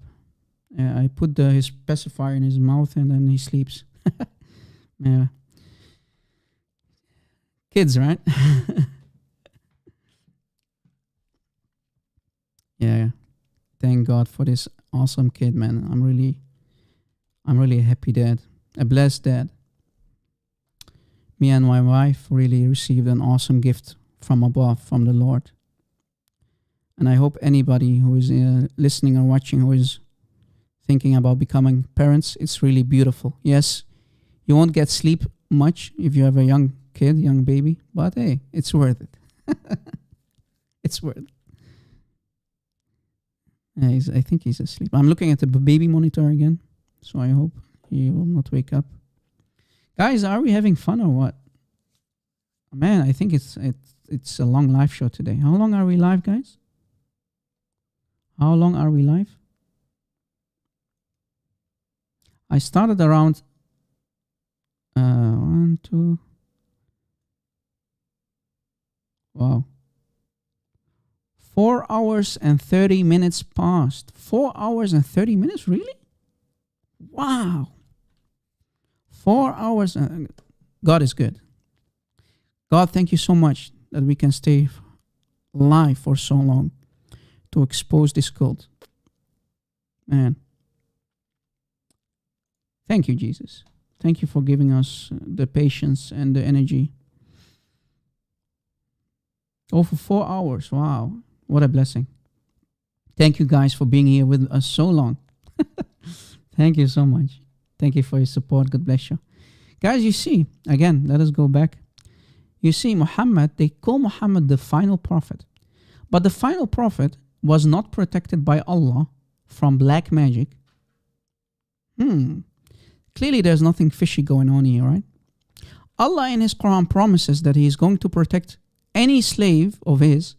But in the hadith, we see, in Sahih Bukhari, brother, we see over and over and over again that Aisha reports that Muhammad was a madman, walking around like a crazy mad man, a jinn-possessed, a demon-possessed man, only because one person, an enemy of Muhammad, stole a piece of hair from his comb and cast a black spell on him.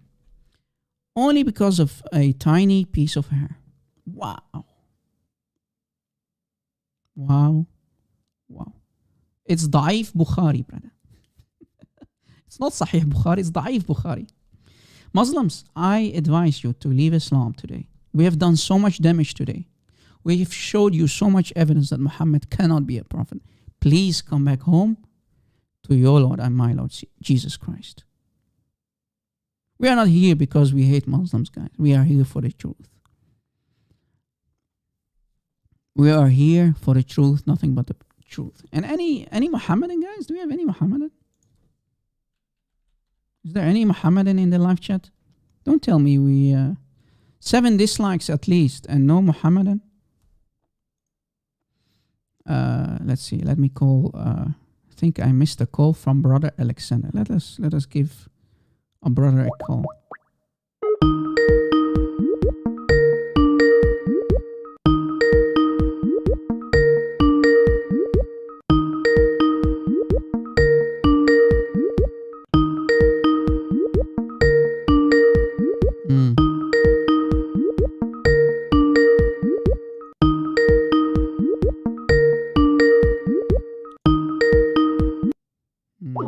Brother Alexander might have gone asleep or something. I don't know.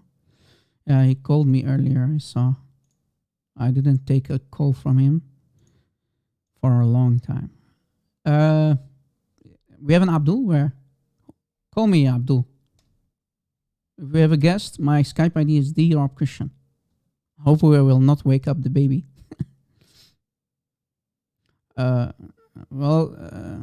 We need guests, yeah. Maybe if there's a Muhammadan who can defend Muhammad for us in the court of law. Today is a court of law, guys. An online court of law. Isa called me and I thought, hey, maybe he can redeem himself earlier. Right? So if you missed it, you can rewatch this very live show. And I thought maybe Isa, he would have called me to redeem himself. But he came and called, and he only wasted our time today. He didn't came to have a nice conversation again. Right?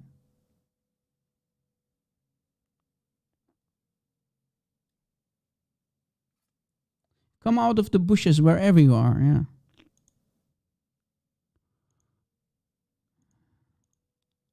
Nikah al-istibda'. Boy, oh boy. Muhammad, a product of Nikah al-istibda'. Any Muhammadan?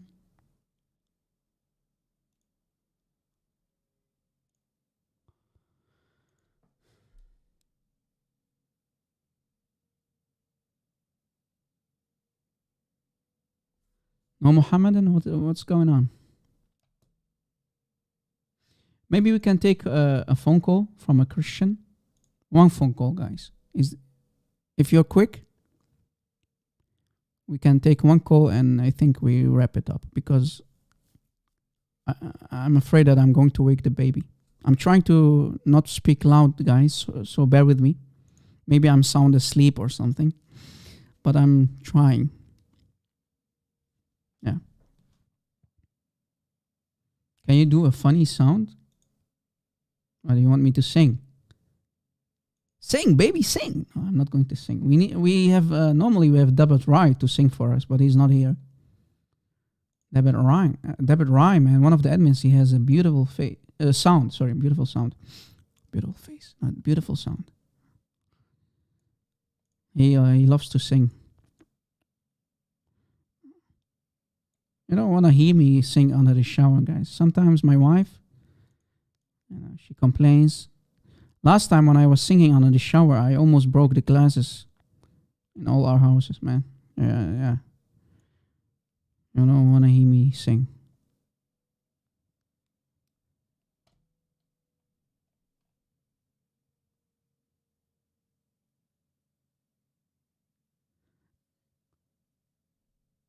Why Hendrik? Am I putting you asleep? I think I'm putting people asleep. I think enough for almost 5 hours. Yeah. I have nothing. I'm here with you. I finally have the time to go live with you guys, and you want me to stop the live stream? I mean, come on, we are. What is this? Is this not better than Netflix? I mean, you go to Netflix, you open Netflix, maybe Amazon Prime or whatever those streaming services are called these days. You waste your time with a movie, and then you think, okay, that was really a bad movie, especially in the COVID-19. What do you think? What kind of quality movies are you going to watch? Waste your time with some kind of nonsense movie. We're here, we're having fun. Noor al-Masih, you want to call, bro? Maybe Noor al-Masih wants to call. Do you have any Christian who wants to call, guys? Since we are out of Abduls. Brother, Islam is the fastest growing religion, but no Abdul dares to call Rob Christian. Why is that?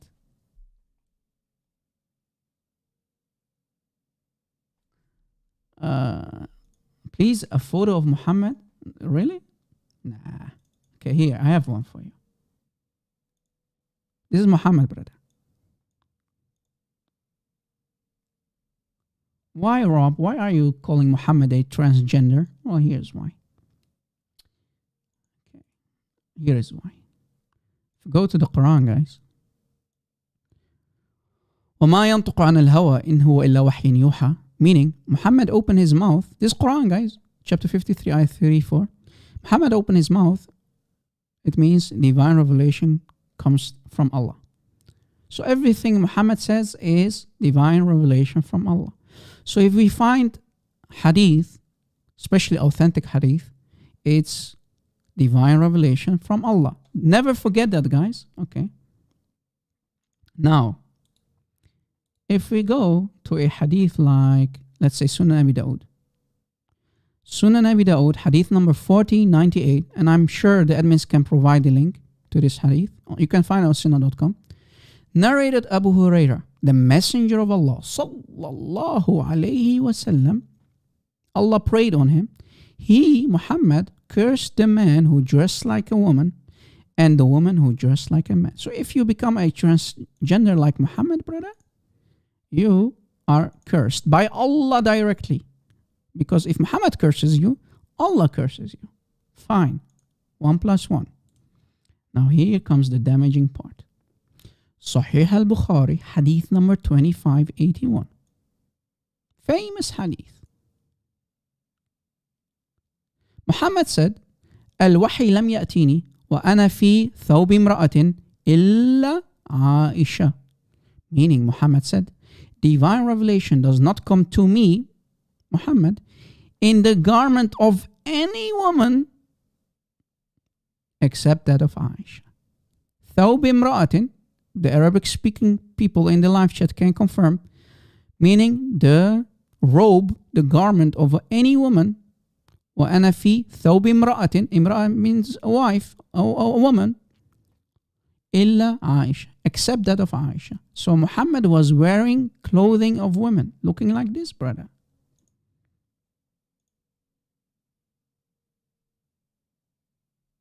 So Allah cursed Muhammad. What? Allah cursed Muhammad because Muhammad is walking like a transgender, wearing the clothes of his wife. Again, this is the hadith, guys. 1 + 1. Muhammad curses anyone who is a transgender, right? You wear clothing of women. Since you, Muhammad, you hypocrite Muhammad, you are walking around wearing the garment of Aisha, that means you are cursed, fake, fraud prophet. You see how easy it is to use Muhammad's own words against him in the court of law? This is why people like CP say, whenever Muhammad talks, he does poo-poo. Poo-poo comes out of his mouth. Thawb, yeah. Thawb means a robe, a garment, right? Thawb. Thawbi means of a woman. وأنا في ثوب امرأة إلا عائشة. Now, these fools, these liars, look what they did, guys. Can you, admins, Carolina sister, can you provide the link to that of Sahih al-Bukhari? This is Sahih al-Bukhari, so I can open it. Maybe I'm faster than you. Let's see. Let's see who's faster. You and me, Carolina. Go ahead, Carolina. Let's go. Let's see if I can find it.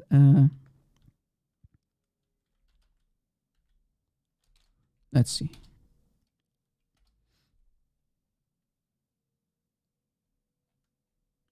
Let's see if I can find it for you guys. I want to show you the deception in Islam.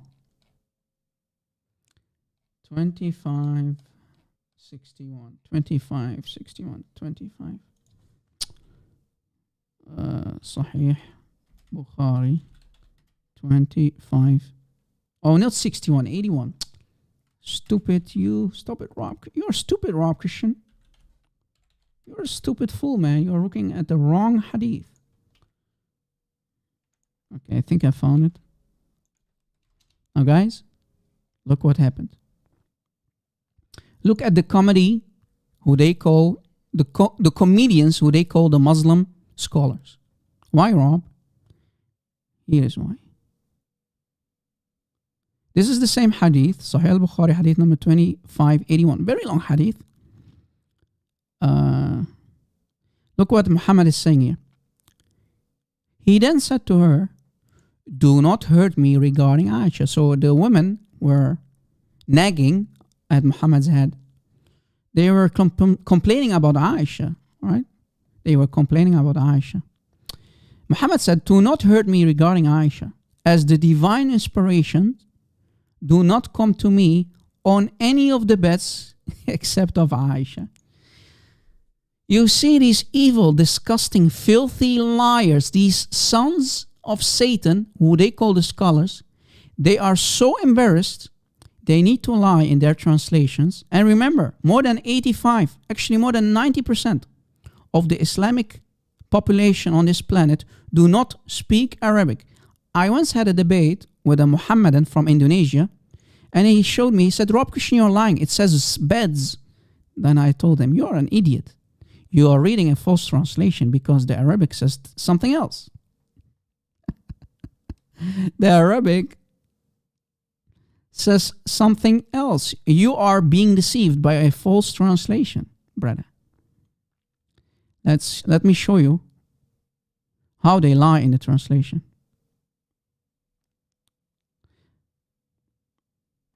فإن الوحي لم يأتيني وأنا في ثوب امرأة إلا عائشة. Here. Copy. Let's see what Google will say. Let's see if Google is infiltrated by the lies and taqiyya and deception of the Muslim scholars, guys. Here's the Arabic. وأنا في ثوب امرأة إلا عائشة. وأنا في ثوب امرأة إلى عائشة. Google, yeah, it comes out funny, but you know, it's a robot. Look at the translation. Does it say beds? What does it say? And I'm what? And I am in the dress of a woman except for Aisha. How did a dress, a thobe, a garment, how did it become beds? You filthy liars. How did it become beds? I want to understand. I want to understand.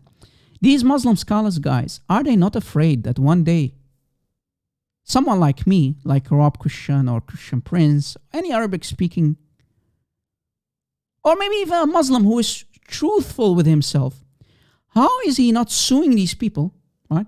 How are they not going to these scholars and grab them by their beard? You filthy evil son of Satan, how dare you to lie to the ummah like this? How are you so embarrassed about our transgender bisexual prophet that you need to change the clothing thobe into beds? Huh? Why are you lying, you filthy bastard? How did a thobe imra'atin, how did it become a bed?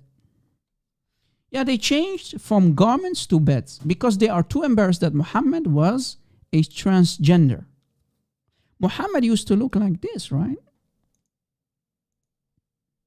Imagine, this is the thobe of Aisha. Remember, in Islam, Muhammad, according to Islam, Muhammad used to put kuhl on, right? Makeup. So, 1 + 1. Muhammad would have looked like this. But guys, maybe more white than this, okay? More white. Muhammad was very white. If you would look at your eyes, you will almost go blind, brother. So Muhammad was very bright, very, very, very white. And he had a garment on him, wearing makeup. I mean, what's left?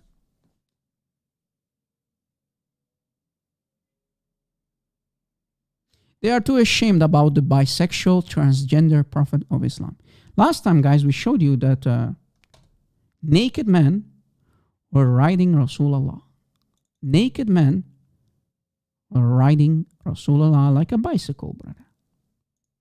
اركب اركب يا محبوب اركب اركب. Rasulullah عايز يتوب. Keep riding, brother. Keep riding. Because the Prophet of Islam, the Rasul of Islam wants to repent. اركب اركب يا محبوب. اركب اركب. Rasulullah عايز يتوب.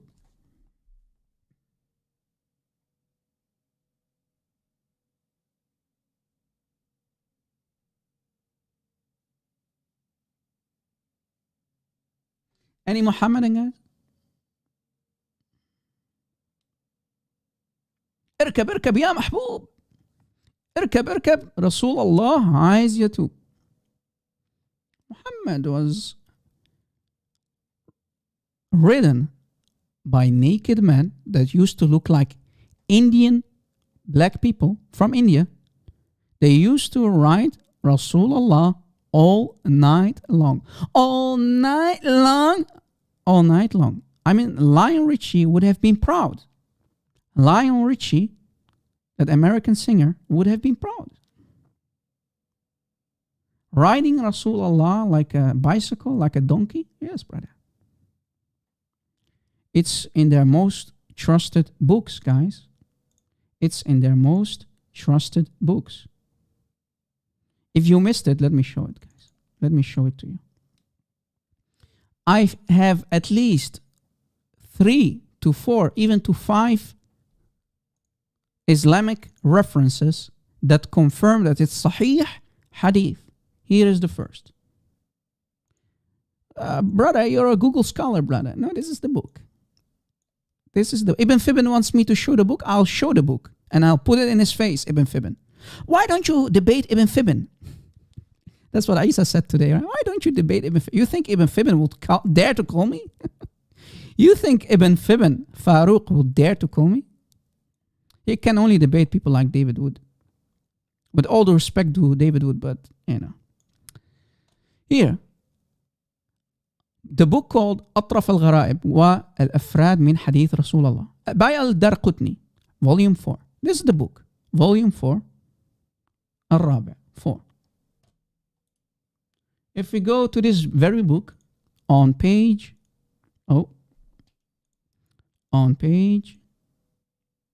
100, we see the hadith mentioned on this page 100. In Arabic, dots are 0, so 100, page 100.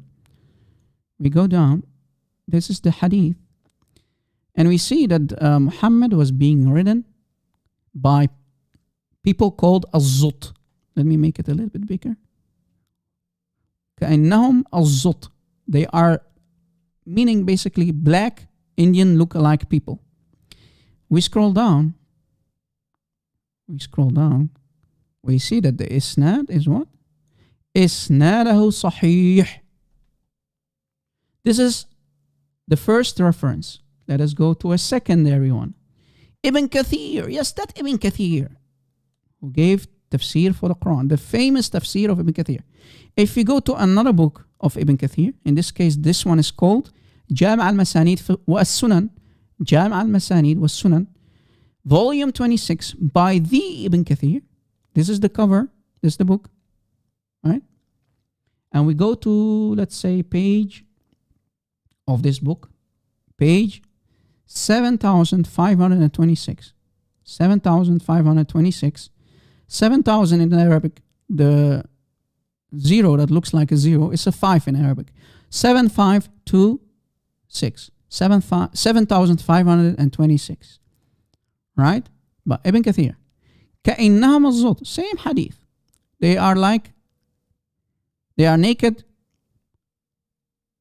black, Indian look-alike. كَإِنَّهَا مَزُّوط. الزُّوط means, we know what the zut. Arabic speaker knows what it means. Go down, look. وَإِسْنَادَهُ صَحِيح. The chain of narration is صحيح. Oh boy. This is the second source. Second reference. Third one. Rob, you have so many references for the same hadith. Yes, brother. Here is another one. مجمع الزوائد ومنبع الفوائد. Brother Rob Christian, you're a Google scholar. No, I'm not. I'm showing the books of your scholars in your faces, Muslims.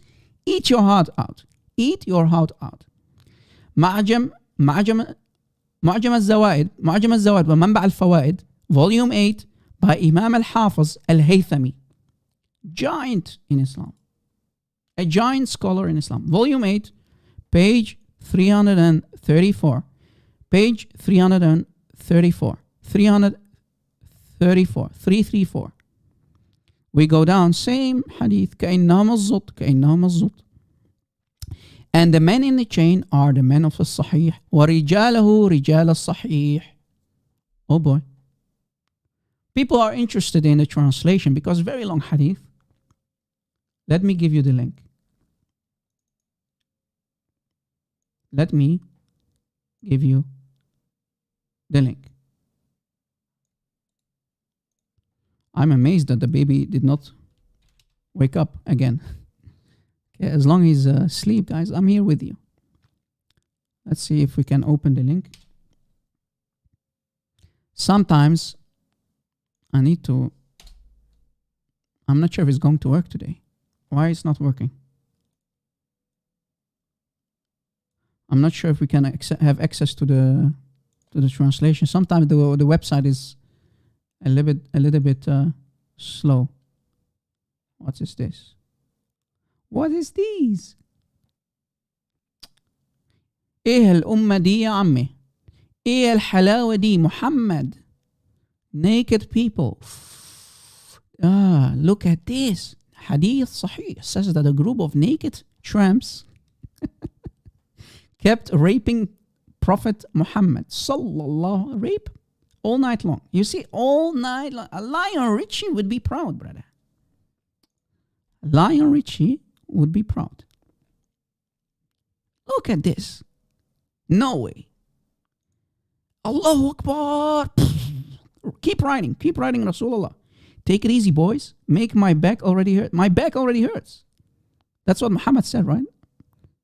He was hurt. Allahu Akbar. These are the Zult guys. Look, these are the naked Indian lookalike people. Hadith says that a group of naked tramps kept raping the Prophet all night long. Look at the title, man. The guy who translated this like this is a genius. What's his name? Magdius of Alexandria. I think he's an Egyptian Christian, a Coptic Christian, who translated the hadith into English. Naked people riding Rasulullah until sunrise. Let me give you the link, guys. يا نور المسيح. Look at these brother. ايه الأمة دي يا عمي؟ ايه الحلاوة دي؟ يا صلايمة يا صلعمي. Are you enjoying the show يا صلعمي? Guys, we call someone who is a black stone kisser in Arabic salami. Salami, black stone kisser. In Musnad Ahmad, we find the following hadith reported by such and such and such, so many people, right? From Abdullah ibn Mas'ud, the writer of the Quran himself, that guy. From Abdullah ibn Mas'ud, one of the writers of the Quran, one of the four main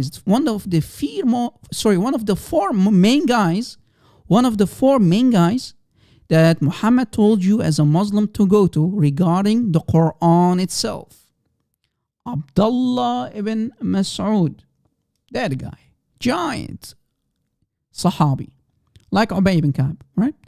Rasulullah wanted me to join him, so we went on our way until we came to a place called Kaza wa Kaza.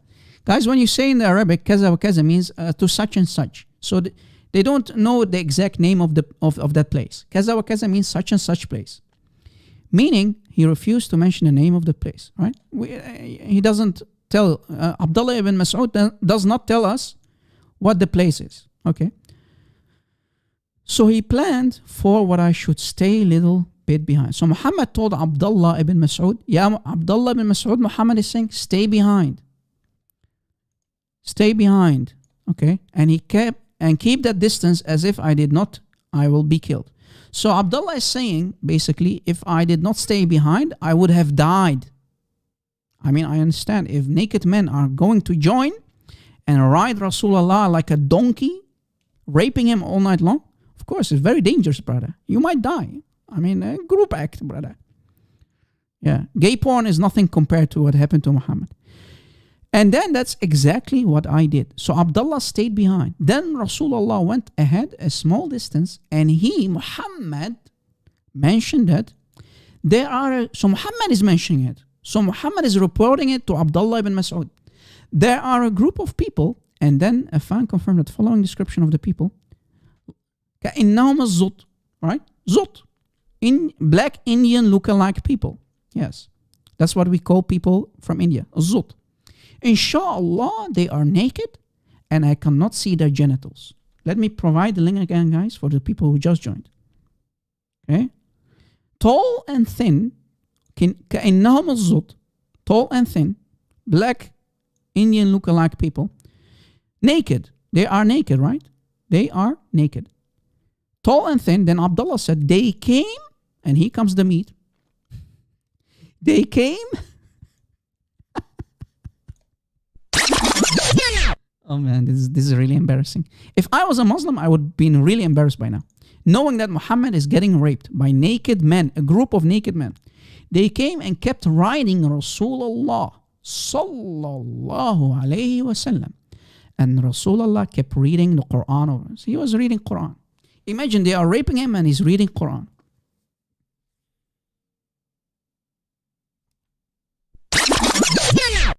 When you do a deep dive, I'm a scuba diver. when you do a deep dive, I'm a scuba diver. things get very, very awkward and difficult. When you do a deep dive, I'm a scuba diver. when you do a deep dive, I'm a scuba diver. things get very, very awkward. What the heck?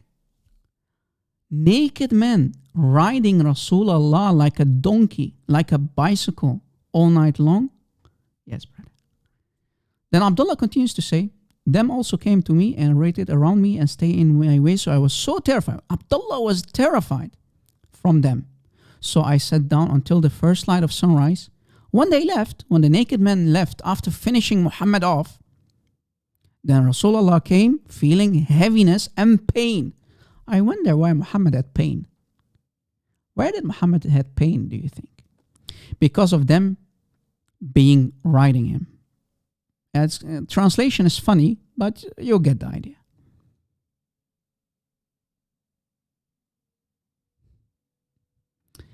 Yeah, the hadith is very long, but you see, we showed you that it's sahih, isnad. Did Rob Christian lie? No, of course not. We showed you from the 3 different sources, and you see it's reported everywhere. Everywhere. That's sahih. Isnad sahih. Look, in Arabic. إسناده صحيح. Right? إسناده صحيح. Naked people riding Rasulullah? Yes, brother. All night long? Yes, brother. Screaming Allahu Akbar? Maybe. Allahu Alam.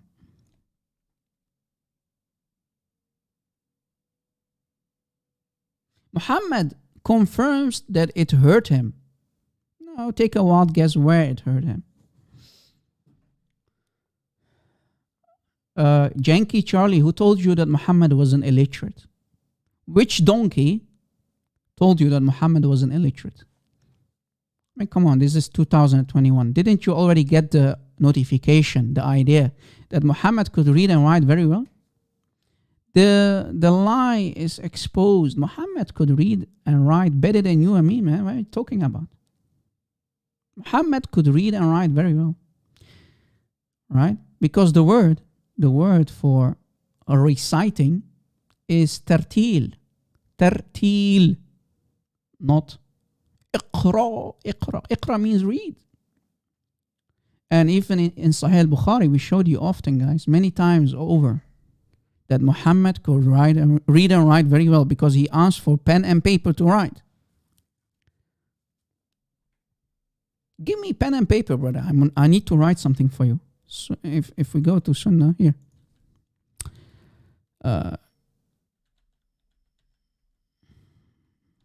you don't go astray. I think those words, if we type it out,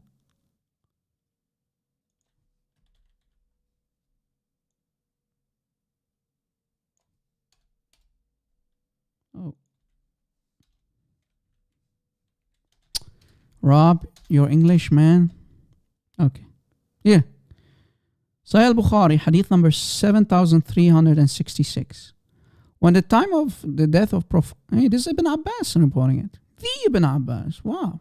When the time of the death of the Prophet approached, while there were some men in the house, among them was Umar bin al-Khattab. The Prophet said, come near me. Muhammad is talking, right? Come near me, ya Sahaba. O my companions, come near me. Let me write for you a writing, after which you will never go astray. You see it?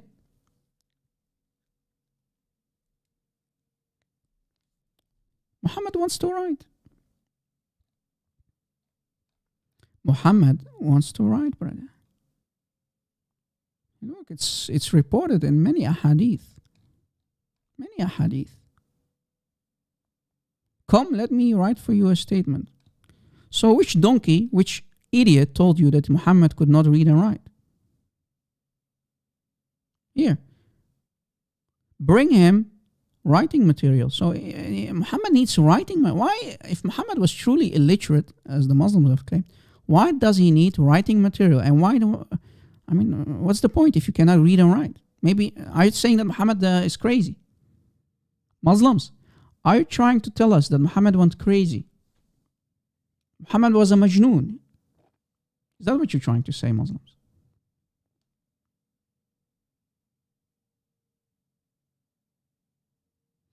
Yeah, God bless our friends and families in Indonesia.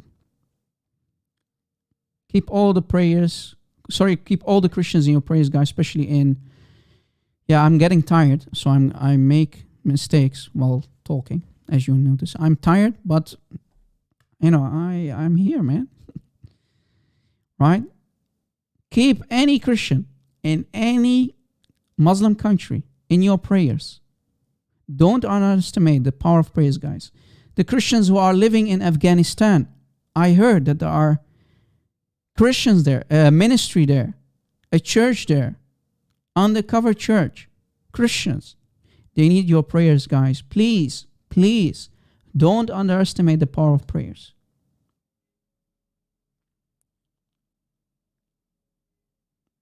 Imagine being a Christian now under the Taliban in Afghanistan. Must be really difficult. God bless you, 7 Seeds. How are you, my friend? Welcome. Is there any question in the live chat, guys? Yeah, guys, we are live for over 5 hours now. Really? Oh, yeah. I started exactly 5 hours. Wow. Wow. More than 5 hours.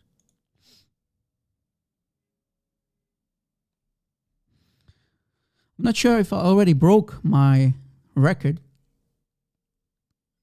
God is good, man. I'm not sure if I already broke my personal record because last time we did 5. So I'm not sure if... Wow. 5 hours live, yeah. Thank you, guys. God bless you. Thank you for your support. Thank you for your financial support, for being here with us. Thank you so much. God bless you and your loved ones. Yeah, guys, I mentioned this earlier today. Muhammad said, anyone who lives among the kafir, let's say you as a Muslim, you live here in the West, and you pay your taxes, let's say in the United States, maybe in the UK, whatever, in Sweden, you have to follow the kafir rules. According to Muhammad said, and I quote, I disown any Muslim who lives among kafirs. What does that mean? So according to Muhammad, if you're a Muslim today and you live in the United States, you live in the UK, like Ibn Fibn, like Fifi, Shushu, Mimi, Lili, all of them, they are nothing but munafiqun. They are nothing but hypocrites. So now finally, Afghanistan is about to implement Sharia law. Complete, 100% pure Sharia law. If you are truly a Muslim, you have no excuses left. The only thing you can do if you call yourself a true Muslim, you have to do hijrah. Hijrah means migration. You have to migrate to Afghanistan. You're out of excuses because according to your Prophet, he will disown you if you stay in a kafir country. Because Muslims always say, well, there is no Muslim country that implements Sharia law. Well, now you have one.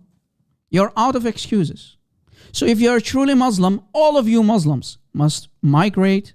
You must do hijrah to Afghanistan. Bye-bye, Abduls. If you truly are a Muslim, you have to migrate to Afghanistan. Bye-bye.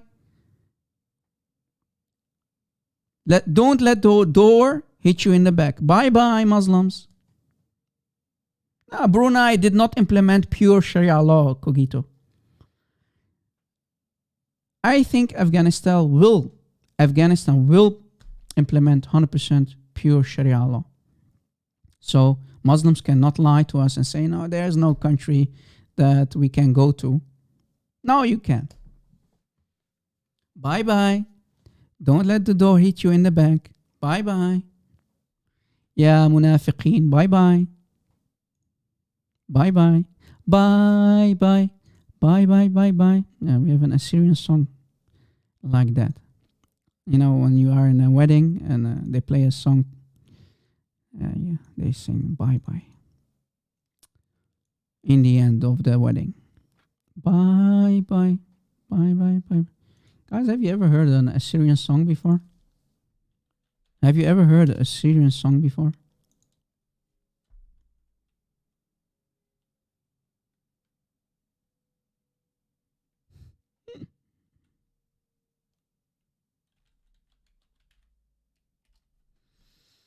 Have you ever heard a Syrian song before? Arab Christian, play a song. How we are interested how your music sounds like. Let's see if we can find one for you guys. Pa, pa, pa, pa, pa.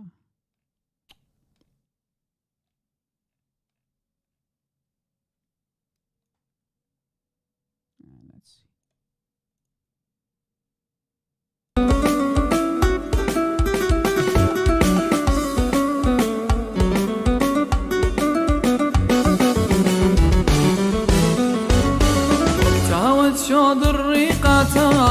ايوه لبي مسكينة دربنك واتنسى بابك وبتعود شوض الريقاتك كل جوابك أيوة. شولي عينات غرازي وقبلي مطلابك شولي تينا مضناينك قالي مرابك شولي عينات غرازي وقبلي مطلابك شولي تينا مضناينك قالي مرابك.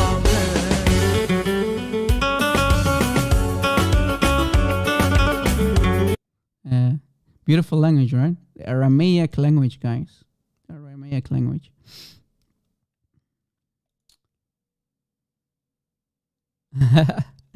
Nah, what does NSYNC has to do with this, man? What's wrong with you, man? This is Assyrian music, guys. Assyrian music. Do we have any Muhammadan? Yeah, I'm an Assyrian Christian, guys.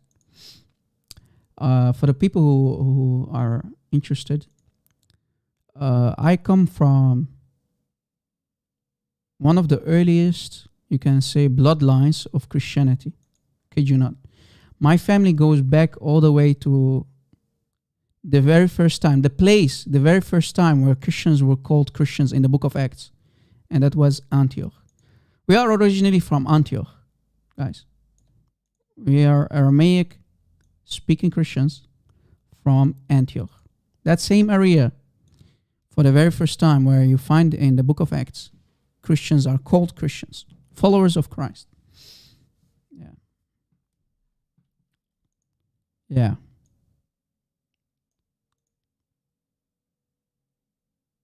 Assyrians, yes.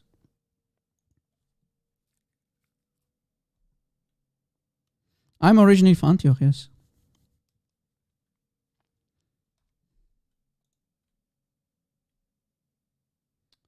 Of course we can pray like Jesus.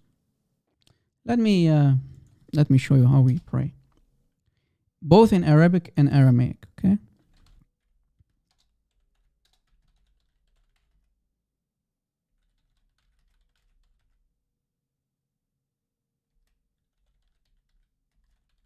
Let's see.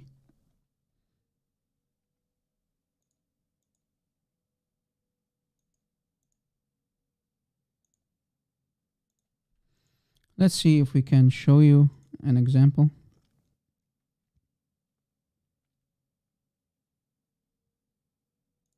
All right.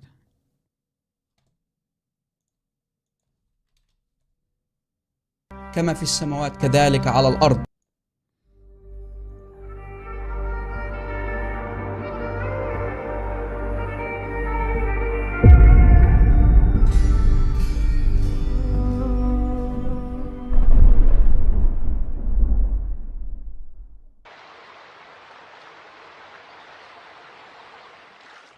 أبانا الذي في السماوات ليتقدس اسمك، ليأتي ملكوتك، لتكن مشيئتك كما في السماوات كذلك على الأرض. خبزنا كفافنا أعطنا اليوم، واغفر لنا خطايانا كما نغفر لمن يذنب إلينا، ولا تدخلنا في تجربة لكن نجنا من الشرير. آمين. This was the Arabic, now the Aramaic.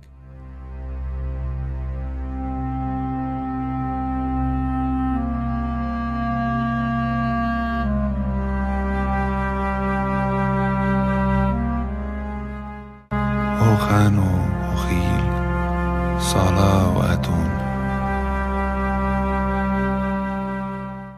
آبون بشمايو نثقلاش الشموخ تيثي ملكوثوخ نهوي سبيونوخ أي كانوا دبشمايو أوف برعو هبلا لحمو تسنقونان يومونو وشبقلان حوبين وحطوهين أي كانوا دوف حنان الشباقين الحايوبين لو تعلان نسيونو إيلو فاصولان من بيشو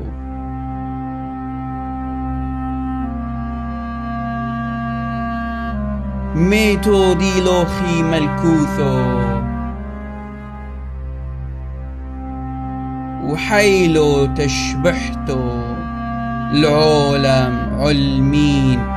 آمين.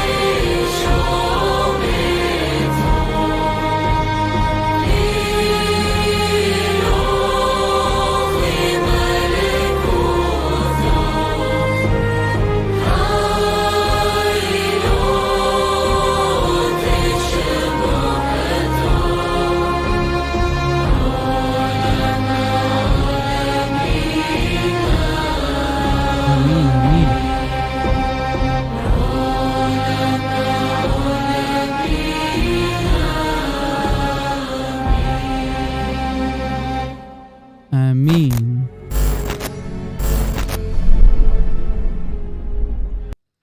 Ameen, Ameen, guys. That's the Lord's Prayer in both Arabic and Aramaic.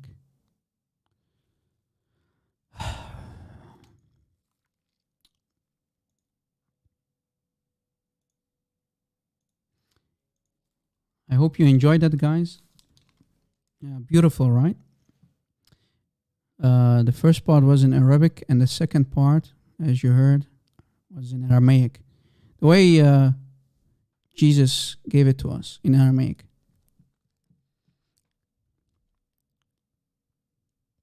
Imagine, guys, being there with the eyewitnesses, receiving for the very first time the Lord's Prayer. Lord, please teach us how to pray. Wow. Olam almin amin. Olam almin amin. Yeah. Guys, what do you think? Should we wrap this up or should we stay more? Should we stay here all night long? Yeah, today, guys, this was the original topic. Look how many topics we discussed today. I wish the admin who is going to provide the timestamps very, very much luck. A lot of luck, buddy. Yeah. What's the difference between Aramaic and Arabic? What's the difference between English and Chinese? Nona. What's the difference? Different languages.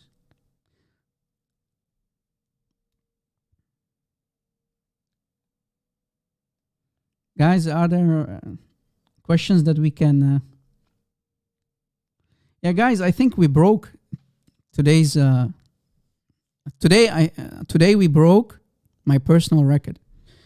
I think we broke it. Not sure, because last time was 5 hours.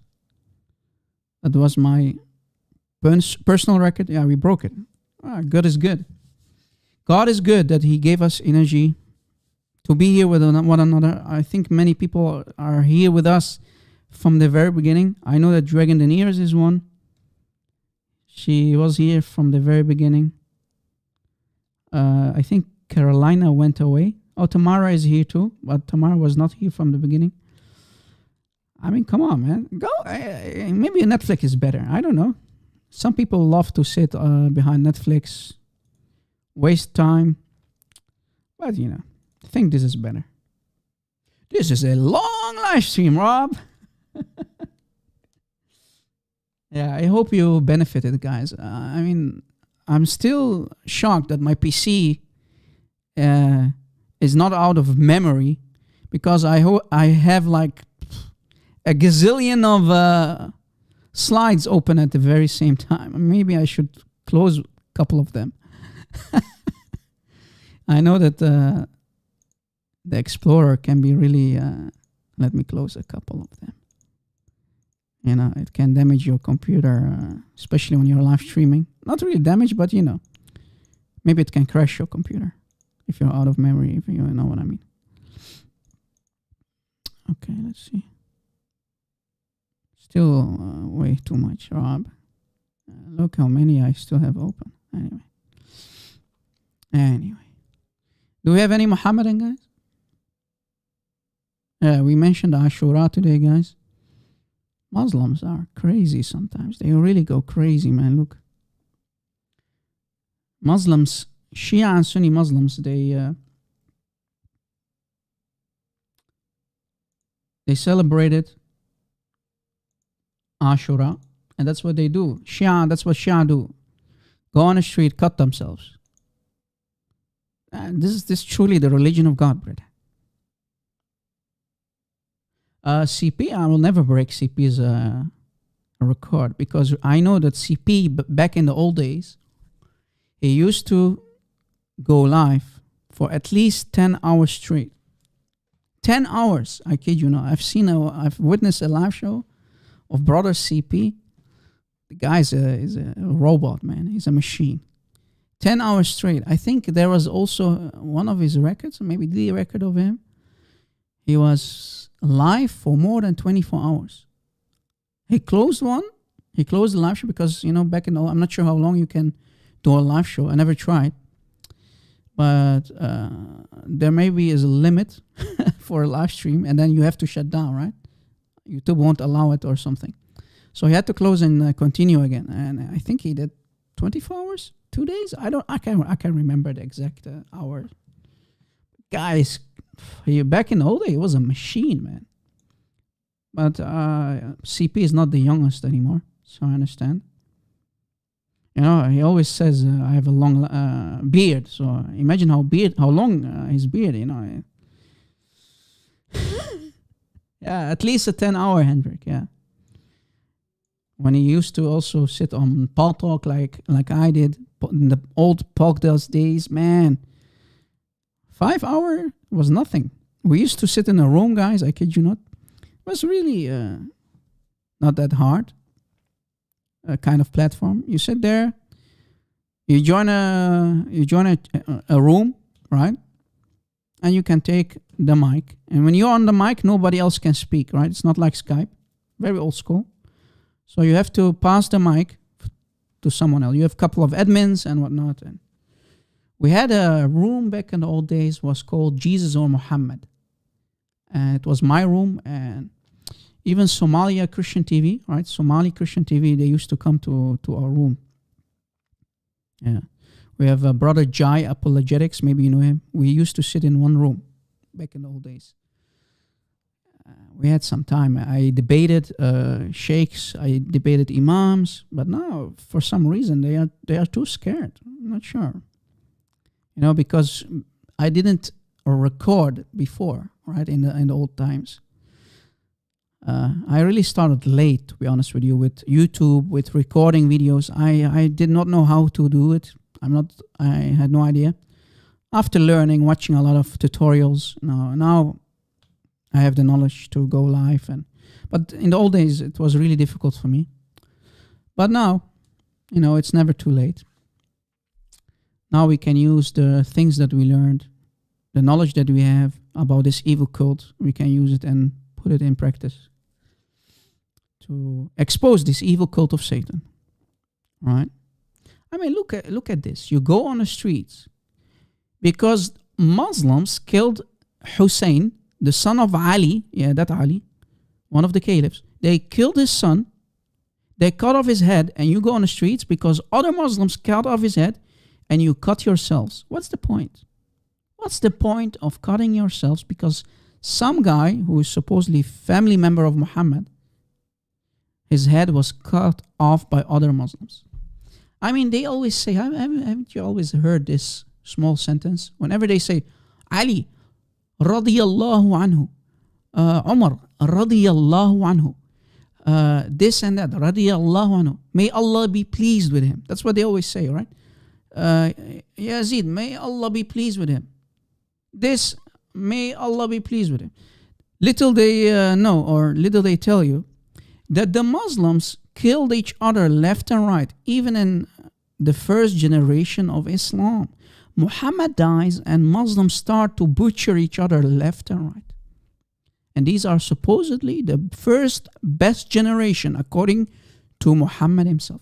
The first best generation of Muslims, they butchered each other left and right. They even killed family members of Muhammad, right? In the Battle of the Camel, guys, the Battle of the Camel between Ali and Aisha, and the Battle of Siffin, those two devastating battles, more than 100,000 Muslims died. Again, more than 100,000 Muslims died. And these are the first generation of Muslims. Yeah, and that's how basically Shia and Sunni came into existence, right? It's all about power. To who will the caliphate will go to? Right? It's all about power. It has always been about power, guys. Islam is nothing but a political ideology. Lust for power and sex. That's it. Yeah, Muslims versus Muslims, the best generation, they say. And they still say, radiyallahu anhu. Guys, the guy who supposedly compiled the Quran, they don't have evidence for that, but supposedly it was Uthman, right? That's what they said.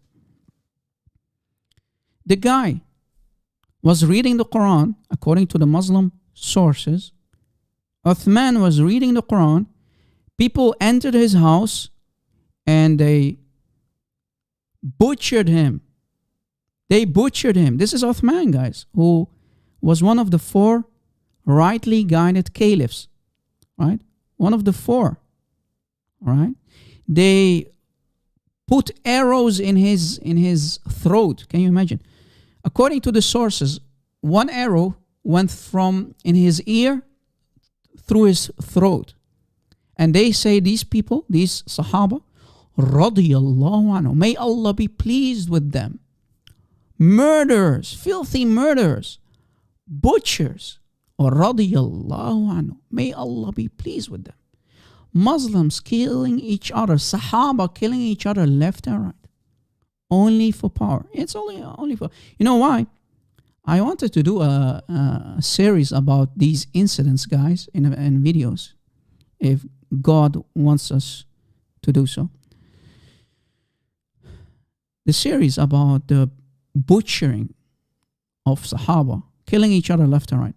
According to the Muslim sources, for example, Tariq al-Tabari and so on, Uthman was killed by Sahaba, by companions, right? They killed him.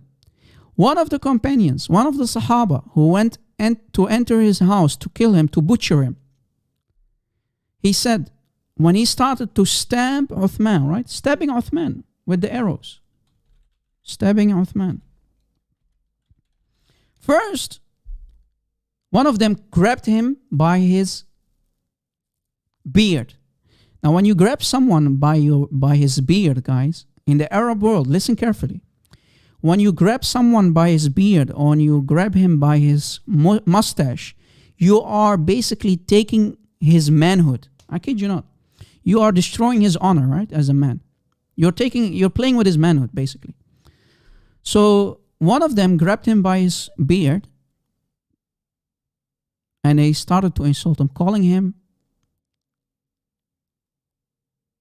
old guy, basically, right? Ya Na'thal, right? You are an old sheikh, you're old. He's insulting him.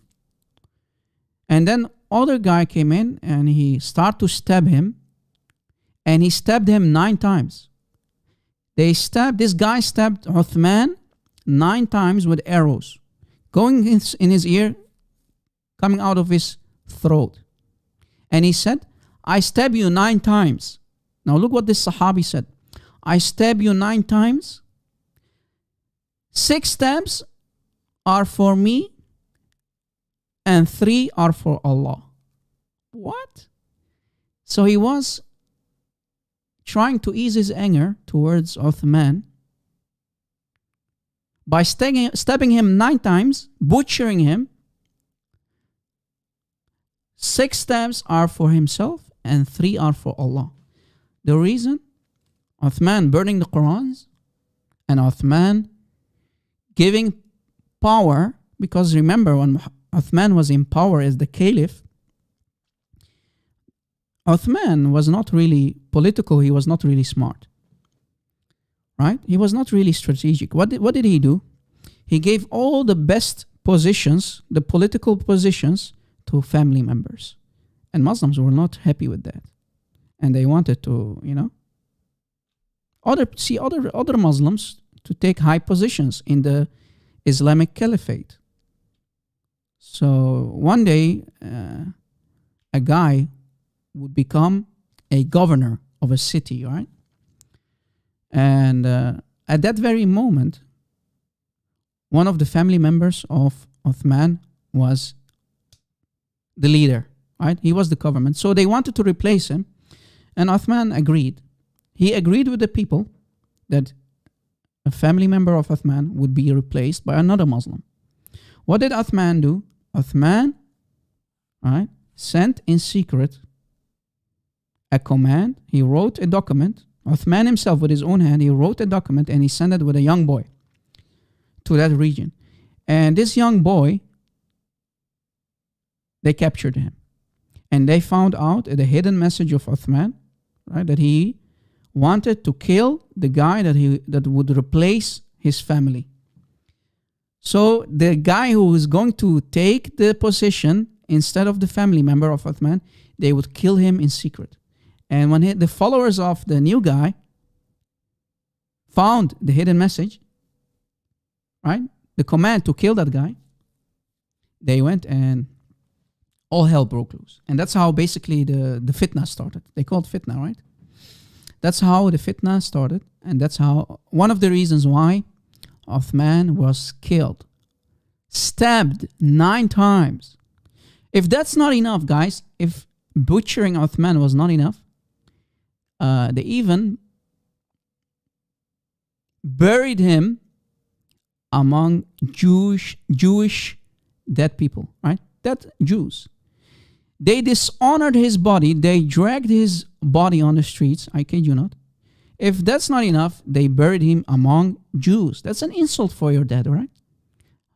Look how much hatred the Sahaba had for one another. And Muhammad called them the best generation. The best generation of butchers and murderers. Radiyallahu anhuma. May Allah be pleased with them. Really? What is the source that you are talking about? Tarikh al-Tabari, brother. For example, Tarikh al-Tabari. Let's see what sources. Yeah, Miskin. Call me. Let's see who's the Miskin. Let's see who's the Miskin. You or me? My Skype is open, brother.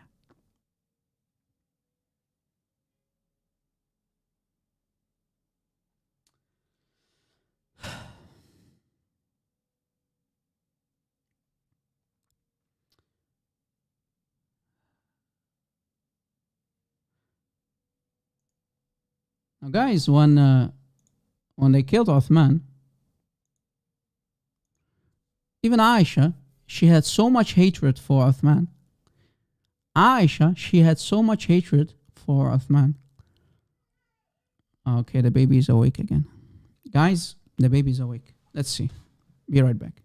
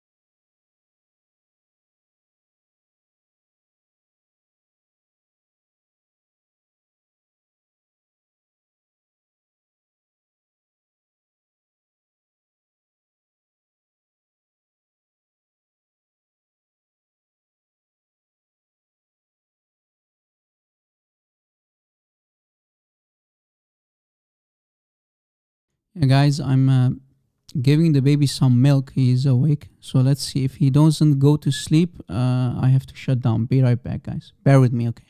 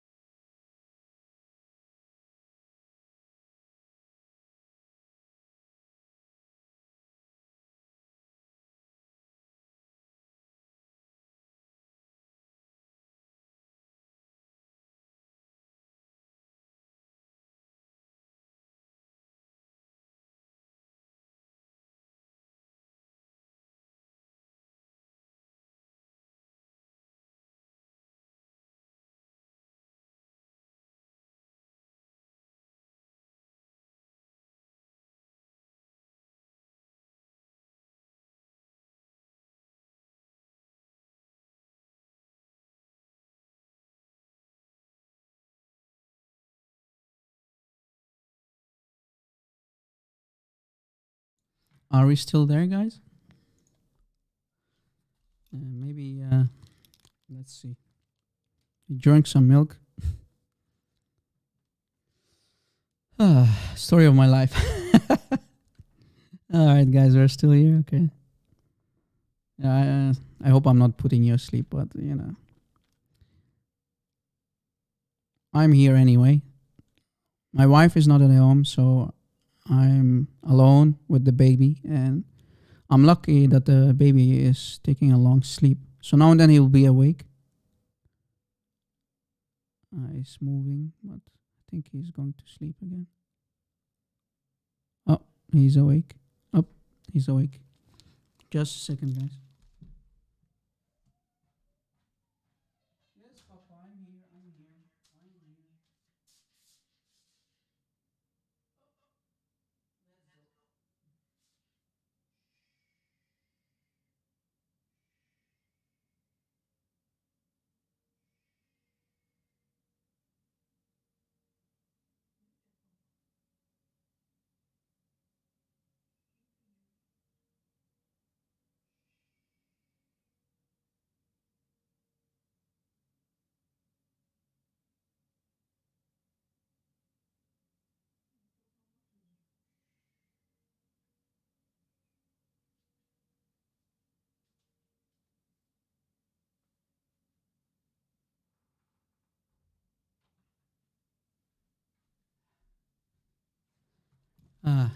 Okay. Guys, just a second. I'm looking at the baby monitor. Yeah, I think he's going to go asleep. He needed something to drink, you know. All right, the baby is okay. I think we're good to go. Are we good to go? He's moving. I'm not sure, guys, if we need to continue or not. I'm not sure if it's a smart idea.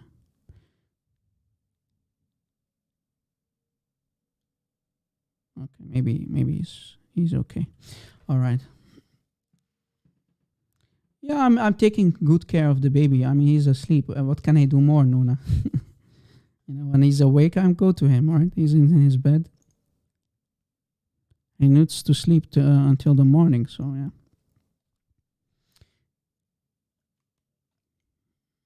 He's in the next room here beside me. So and I have my baby monitor here. It's working. If he's going to wake again, then it's over, guys. Okay, guys, he's awake. I have to wrap up. Thank you for being here, guys. I really need to wrap up. God bless you. Yeah, I think it's smart. See you another time again, guys. Bye-bye. Bye-bye. God bless.